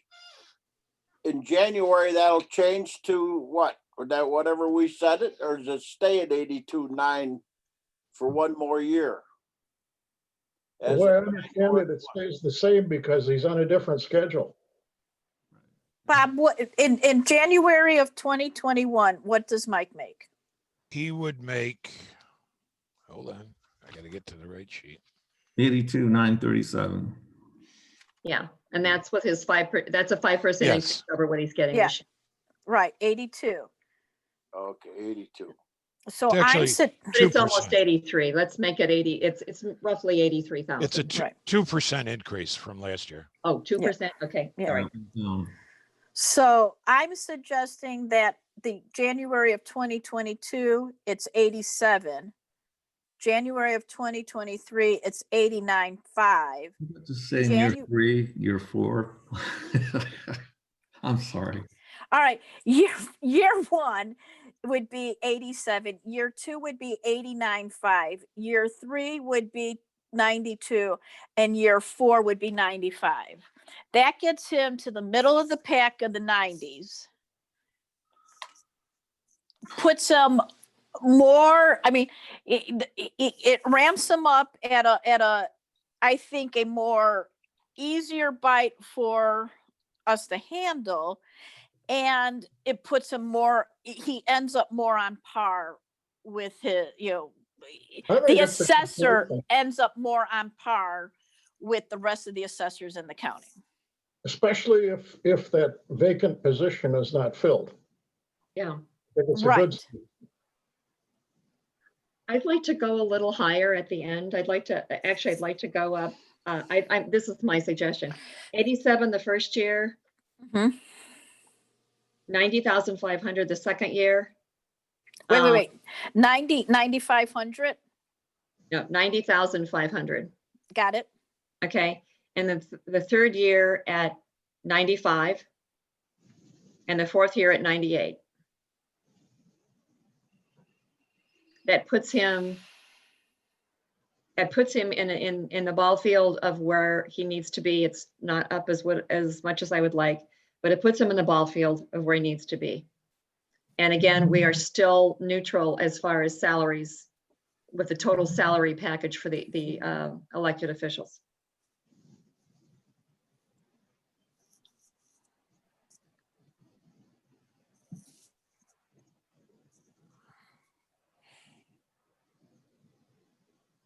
George? Yeah, I'd support that. That takes it from the year 180, it's a $18,000, $18,000. If that vacant position remains vacant for 2 years, it more than compensates for that. Mm-hmm. Yep. So that would be, yeah. So Mike would not be able to feed, he would not be able to have another position. I could agree with that. Well, but here's the one caveat that I have, okay, is that we don't know who the next assessor is. I don't care. Wait. We don't know who the next assessor is. What if the next assessor, no matter what, hires more positions? I guess that just comes out of the budget. I just answered my question, Mike. No, she's got a good point. I mean, I could get hit by a bus and your next assessor will have to hire a commercial deputy. Yeah. We're getting into hypotheticals again. We can't do that and finish tonight. I understand that. I understand that. That's reality. That's a budget issue that we'll deal with at the time that it happens. There's nothing, no. Sue, I can agree with you. I can support you on that. How about you, Richard? Thinking. Ken? Probably a little bit too much for me, just with the current referendum. Okay, where would you want to be? I would say 90 at the end, and that's going to be too low for everybody else. But I think he has to be setting, middle of the pack. 90. He has to be 95. The lowest would be 95 at the end, Ken. Can I give you? Yeah. I know, I understand where you're coming from, but I think with the current environment, it's just a little too much for me. Okay. Okay. I think taxpayers are going to not appreciate the amount of money that we're talking about. But I understand Mike is underpaid, yes. Yeah. And that position is underpaid, like all of our positions are. I agree. So, but I'll leave it at that. Bob, did you have something to add? Well, I was just going to throw out, if you were talking about a freeze on his hiring, that position that is currently frozen is in the 40s. So even if you started at a higher rate of, let's say, adding 10 to his number, you're still at a net the first year of saving right around 38,000 off the salary package. And then if you did bumps, I mean, you could get him up a little bit higher if that's the desire, and you still would be saving, but that would be dependent on the guarantee that a extra position would not be hired. Right. And the problem is no, I take that back. The guarantee is within the board. Because we would not allow the salary to be in the budget. Correct. If Mike, unfortunately, or let's say Mike won the lottery and he quit. Instead of you getting hit by a bus, Mike, hypothetically. No matter who it is there, the budget controls this. So let's not talk about that anymore. Right. All right. It's a waste of words. And Mike's offer was to cut that position for 2 years, not permanently. Is that correct, Mike? Right. Okay. So we're talking a 2-year hiatus on that position. So that's going to save us 80,000, and that's a significant amount of money. And we do need to pick them up. So I think she was at 45, wasn't she, Bob? Yeah, somewhere around between 45 and 49. okay, so we're saving a significant amount of money, which we need to save in our budget. But we could get Mike up to. Boy, we could use Mike's savings for somebody else's position. Well, we could get Mike up to 100,000 by the last year, and by bumping up the steps again. Wow. You totally missed what I said, but okay. Yeah. I know. I know. I But didn't. You said I know what you said. if you start, We ignored it. Yeah. Oh, I know. Yeah, she ignored it. Yep, go ahead. I was All going right, to say, so start go at ahead. 92, go to 94,760, 97,600, and end up at 100,005. Oh, I'd That's like to end up at That's a little too rich for me. Yeah, me too. 99,999. Did you say 9999? Yes. Oh God. Okay, Just what because about George said that, I would agree with it, because that was just that I could.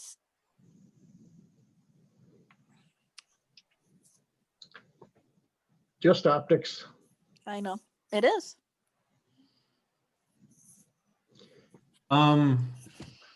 what No. about this? 88, 93, 96, and 101. Wait, say that one more time. 88, 93, Uh-huh. 96, and 101.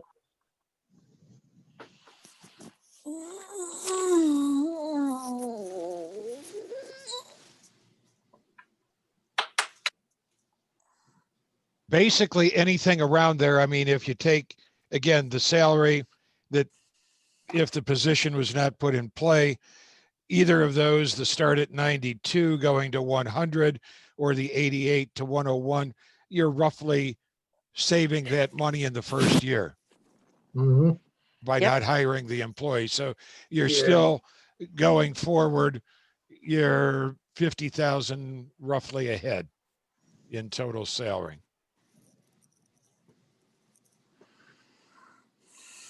What if a big rush comes on, he has to pay a lot of overtime out and make the difference of that?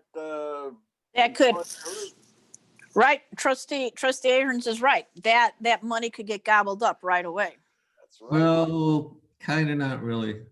No. Why? Well, I don't pay overtime. I pay comp time, plus we're at 72 hours, so I don't hit time and a half in comp time until 40 hours. Right, till they hit their 40 hours, or their 80 over a pay period. Yeah. What's more important is possibly having a part-timer come in during the appeals, which would be the summer or something. And Um, I You don't, know, I think we're starting to pick the fly specks out of the pepper here. If it's 99, if it's 101, what difference does it make? right. I don't know if it's 59 or it's 60, doesn't it make a difference? I'm just saying. I'm just saying. What are you doing back there? I'm sorry. I'm stretching. I was stretching. I'm sorry. I thought she was using semaphore from the Navy to signal a message, but that's 5% on the Background's battery, good. guys. Okay, so Okay. what's on the Stay- floor and what can we all agree to? Can I What's on the make floor? one suggestion before you continue a little more? What did you say? Could you start at 90 and then adjust from there? Go from 82 to 90, the first step. Yes. Mm, No. I don't think we could pull that off. Well, I mean, I like mine, we're 88, 93, talking, 96, and then 101. Okay. originally we were talking about the savings we got out of the highway commissioner and the other salaries, and now we've spent most of that on other positions already. So to now jump and go up by a considerable amount, especially in subsequent years, it's pretty significant. So I'm not going to support that big of an increase, even though I think Mike deserves it. But Ken, you're mistaken about that, because the money that we saved from the road commissioner's salary cut is $11,000 a year. And so we've spent $4,000 the first year for Trish and nothing for Mike. So we've netted $6,000 out of that already. And then in addition, we go to the next year, and if we bump Mike up to 88,000, that is 5,000 over what he is getting, what he would be getting, what he'll be getting next year. Trish has an increase, and so we pretty much, that's a wash then, but we're still 6,000 ahead. And if Mike leaves that position, Nancy's position, open for 2 years, we've more than saved any money. There's no way. I mean, we are absolutely, yeah, that's a net to our reduction of advantage. almost $80,000 plus fringes. That's Yeah. right. and if Well- Mike's computer system blows up, we still have money to fix it. That's right. So start at 90, go to 92.7, 95.5, and 98.5. No, I think we need to start a little bit lower. Start 88, 93, 96, 101. I could agree with 88, 93, 96, 101. I could agree with either of those two. Okay, I need you to agree with one or the other. I like both of them strongly. Go for the 101. It's better. Okay, I like the one that ends in 101. Okay, what was this right again then, Sue? It would be 80. Go ahead, Trish. 88, 93, 96, and 101.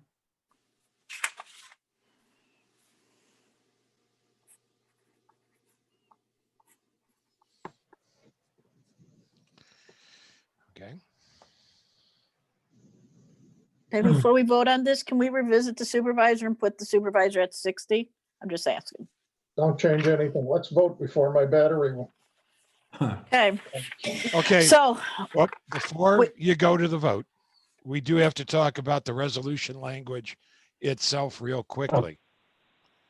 One other item, just real quickly, under the paperwork for the trustee and clerk positions, all of the other positions had, if they attend a conference or something, the township would pay for it, but not under the trustee or the clerk, and assuming that there will be new people on board, maybe they want to attend. I don't know if the wording was the same the previous 4 years, but if somebody goes to a state function or something for a trustee or clerk and needs training, I think that should be compensated. I agree. I agree 100%. So I would like to see in the clerk and the trustees resolution, I would like to see section 3, expense reimbursement, Just added. just added in. Yeah, I agree 100% because you are correct. So you want to add sections 3 through 6. Sure. I had another, As long as the trustees and the clerks don't get medical insurance, I'm fine with that. no, they don't.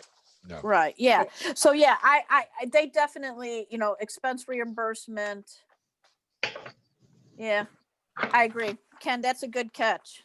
Yeah, it is. Okay.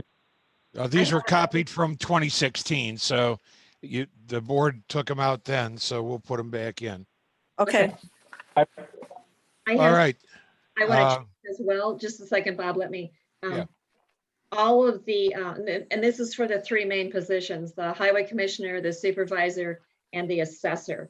And under section 1, the first paragraph, it says the township, whatever position, is eligible for the same individual medical and dental insurance as provided to other township employees and a $30,000 life insurance.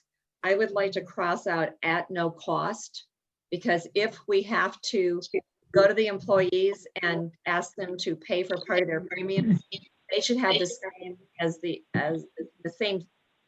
same arrangement for the elected officials as we do for the employees. So I'd like to just delete at no cost in that sentence. I think we've had that discussion before, and I think that's a problem. And Kurt, did you clarify that? Because doesn't the salary and compensation need to be set for the 4 years regardless? Yes, we can't have it be variable in a manner that it can change depending on certain things. It's got to be set for those 4 years. Right. So it has to stay at no cost. So elected officials, no matter what, get medical and dental insurance, just and 30,000, whatever the life insurance. We have to keep those words at no cost. That can't change year to year. Yeah, it can, because we've had, there's different opinions on that. We've had opinions at the township from attorneys, and Kurt, I don't mean no disrespect here. Oh, but I guess what I'm saying is we can set it now. We just can't change it in the middle of the term. So if it's set definitely right now, and it's going to be certain what that amount or how that's going to be set for the next 4 years, we can have it change year by year. We just can't change it, in the middle of the term. Yeah. Exactly. Because the insurance costs change every year. And so, tying it, saying that I know that the law says that elected officials' compensation cannot be changed, but it actually does change every year if you look at the dollar amount of the insurance. So that changes every year. What I'm saying is that what we're setting is that that the elected officials will have the same insurance coverage as we offer the employees. I disagree with that. Why? Oh, why, Richard? I think your elected officials should get a little better benefit than the average employee.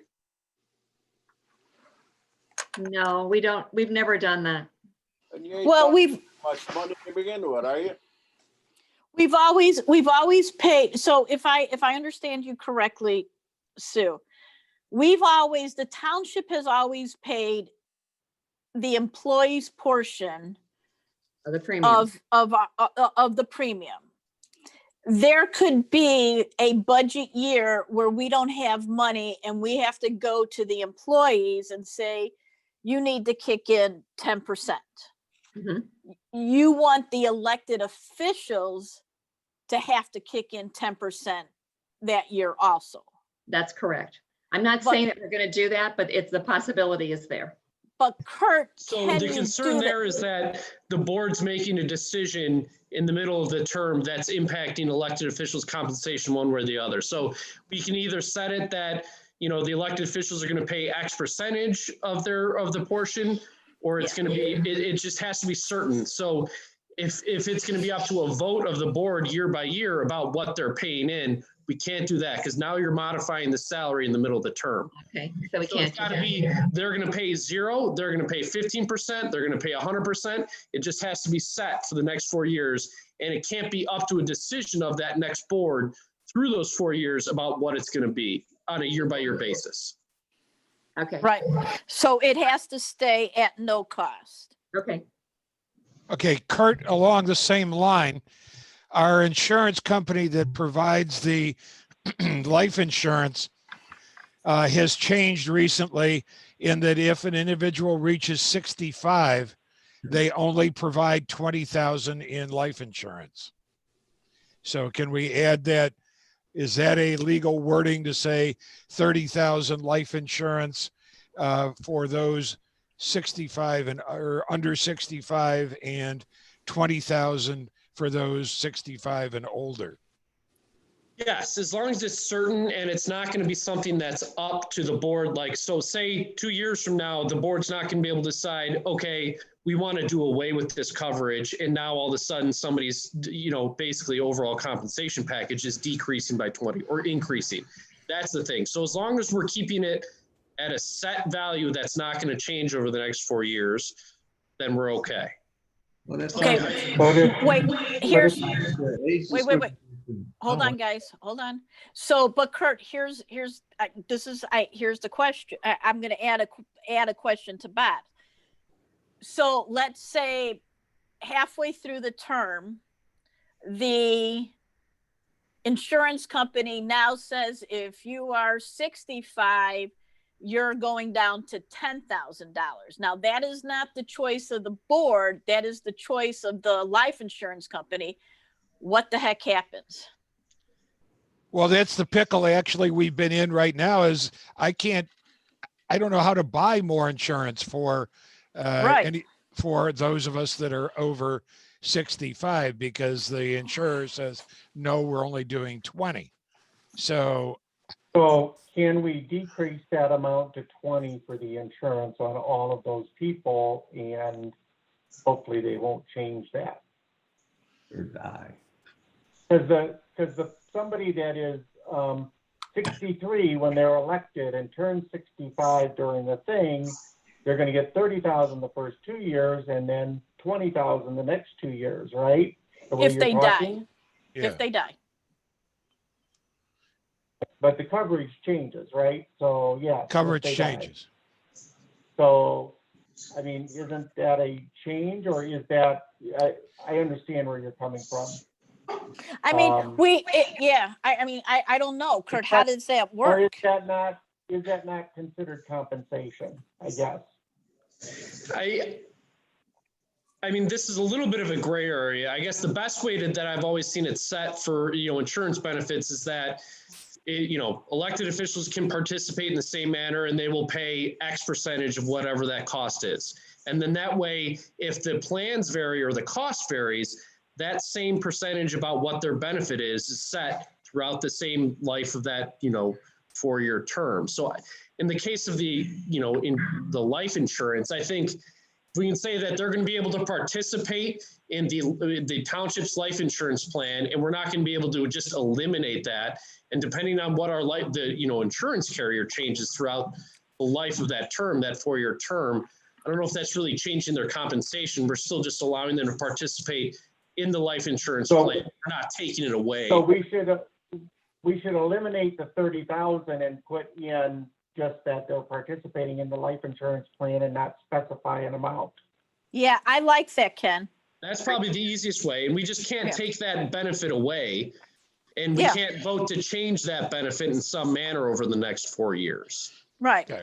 Move the 30,000 and just say participate in the life insurance plan. Right. Yeah. There is, it's not going to have a dollar amount. So if somebody turns 65, or if the insurance company says, hey, we're now lowering it down to 50, or we're lowering it down to if you're 45, that way you just get to participate in it. Yeah. And then we just can't amend or change that benefit throughout the next 4 years. Okay.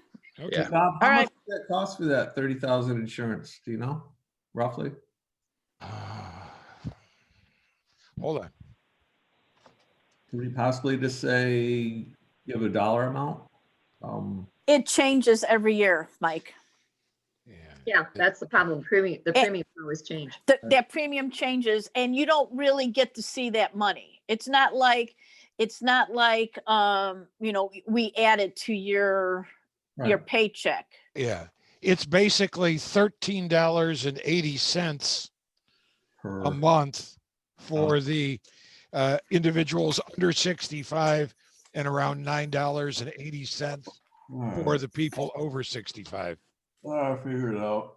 Yeah, so let's just take 30,000 out and use the word participate. Yeah. Okay, let's vote on this and get this done. All right, let's review all the numbers, please. Okay. All right, bear with me. We're gonna do it in my way. All right, we are going to start with resolution, and we are going to vote on all the resolutions once I am done. Resolution 2020-008, which includes the clerk salary and the trustees. The clerk's salary for year one will be 3,000, and the 3 years afterwards will go to 4,000. The trustees will reduce theirs. They will reduce from 150. Will go to $100 a meeting. However, we will be adding section 3, 4, 5, and 6 to ensure that expense reimbursement is included, just like all other elected officials. Resolution 2020-006 is the assessor.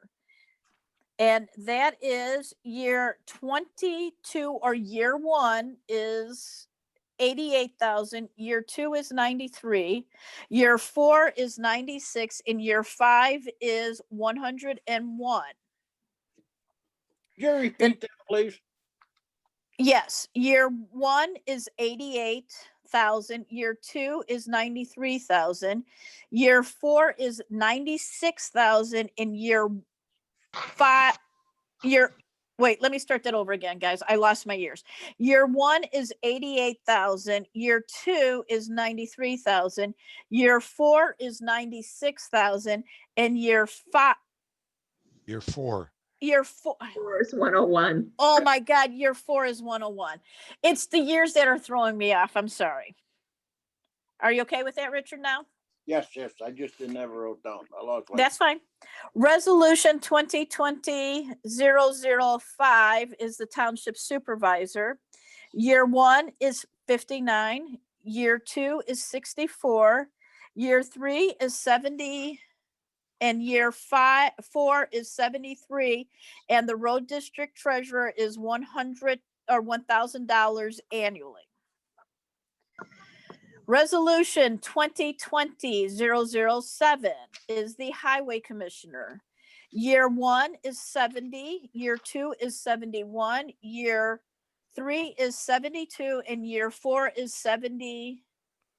Year one is 70, year two is 71, year three is 72, and year four is 74. Should the highway 74, 73. I had 73. It's 73. I'm sorry. Year four is 73. Year four is 73. Should the highway commissioner not put into effect the intergovernmental agreement that specifies 1/2 of the highway commissioner's salary be paid out of the road fund, the highway commissioner for a total of 4 years or the term will be paid $35,000. The final change to all the resolutions except for, hang on, somebody is asking to get into the room.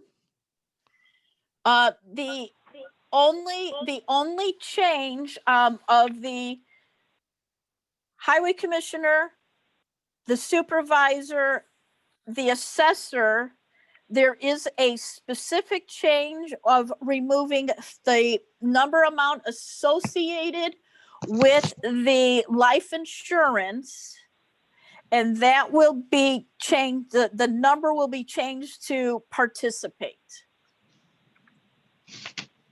With that, I am looking for I have a wow. Do I need a motion for all the amendments? No, because we went to that. I am now looking for a voice vote to approve You don't have a Trish, motion. we need a motion. We need a motion on this. Yeah. Thank you. I need a motion to approve all of the elected salaries as has just been amended and presented. So moved. I have a first. Do I have a second? Who gave me a second? You're echoing. We lost George. Where's Wait, There's George is doing. I'm in the waiting room. Oh, okay, I just got you out of the waiting room, George. Okay. Okay. All right. Oh, you switched over to your phone. I'm sorry. I'm on both now. I'm trying to figure out how to shut off. Okay, you got to shut off one of them because you're causing an echo. Okay, can I get a second from somebody? George, can you still hear us? Okay, hold on 1 minute. I'm going to second it. Supervisor Glees will second the motion, but I'm waiting to see what happens to George.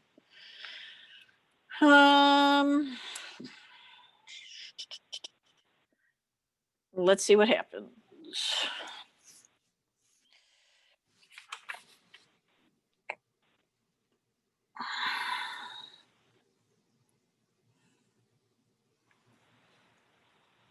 George, are you there? Can you hear me now? Oh, good, George. Yes, we can hear you. All right. Trustee Harney was first motion. I took the second motion. We are now going to vote on the amended resolutions for all of the elected salaries. In no important order. Trustee Harney. Yes. Trustee Aherns. No. Trustee Johnson. Yes. Trustee Schaffer. No. Supervisor Glees is yes. These resolutions pass 3-2. Thank you very much. Okay. And could I just ask Bob or Robert to send out a spreadsheet with those when they're done? Yeah, That would we'll be send, great. well, we'll send out the full resolutions too, but yes, we will. It won't be for the when we're 4 years. done. It won't be when we're done tonight, Ken. It'll probably be tomorrow. No, and I'm not going to stay up for it. Thank you. I appreciate it. Hey, is that the sun coming up that I see? That is. Okay. Past Come midnight. on, guys. We are doing great. We are on the last portion of this. I am looking for a motion. I'm looking for I'm looking for a motion to audit the bills as presented. So moved. Second. That was Trustee Johnson. I got a second from Trustee Harney. Do we have any questions or discussion about the bills? Oh, wait, Bob, Right. go ahead. Well, we have 2 additions and 1 correction from the bills that went out on Monday night. The first addition is for Hinckley Springs for the assessor's office. That is water service for the month of, for this month for $40.47. We have a bill from ComEd for the open space barn, and that is $58.40 for a total addition of $98.87. And then we have 1 correction that the Century Springs bill was incorrectly coded to the assessor's office. It should have been as part of the town fund, and that is a bill that was $26.70. Okay. So we have a motion and a second on the floor and All right. those additions. Any further discussion? I had a couple of questions. So on the first page, there was some postage stamps and stuff. I'm assuming that there were 692 mailings for that, but it was $280, and I just wanted to verify the numbers. Okay, you're down on the first page. For First Mike. page, 4th section up. Card member services.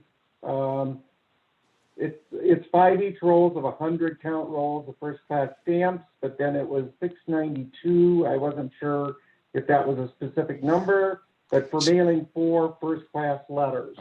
692 is the invoice number or the bill number from the post office. And that was for buying 5 rolls of 100 stamps for using for the general mailing, like mailing out the bills and so Right. forth. And then there was separate postage for mailing of 4 first class letters that were going out to individuals. Some were over the 1 ounce. So Okay, that got totaled it. 280. And then I only had one other one on page 3, but it looks like there was a bill from last fiscal year for February of 2020. I just wasn't sure if that was from last year or if that was something from this year. $11,322. Those were the PACE bills, Trish. I don't know if you want to Oh, comment on those. yeah. So PACE is still, they cannot get us the bills in a timely fashion. So those were last year's PACE bills that we're just getting now. Okay, that's fine. I just wanted to make sure that it was for last year and not this year. Yep. Nope. We're still, For the- but of for the course it's fiscal coming year. out of this. It's coming out of this Right. budget, of course. It's- But It's being paid this year, but it was actually a late bill. Got yes, and I do not see PACE getting any quicker. Okay, Yeah. that's all I needed. Okay. Any other comments? Aaron's here. Trustee Ahrens, what's yours? A lot of gloves being bought. Reese, that we get rebate or get that money back for the cemetery. Yeah, Oh, those- yes. I Yeah. thought, that's all, no problem. Yep. We buy them and then people buy them from us. Thank you. Anything else? Okay. I'm gonna go for a roll call then.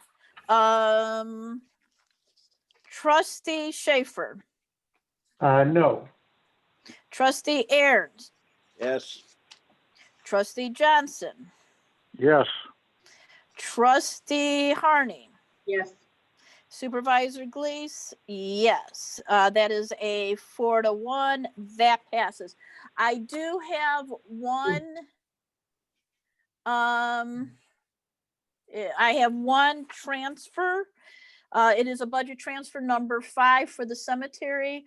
Nope, number 6 for the town fund. I don't have that one, Bob. I gave it to you, but unfortunately, I guess it didn't make its way back.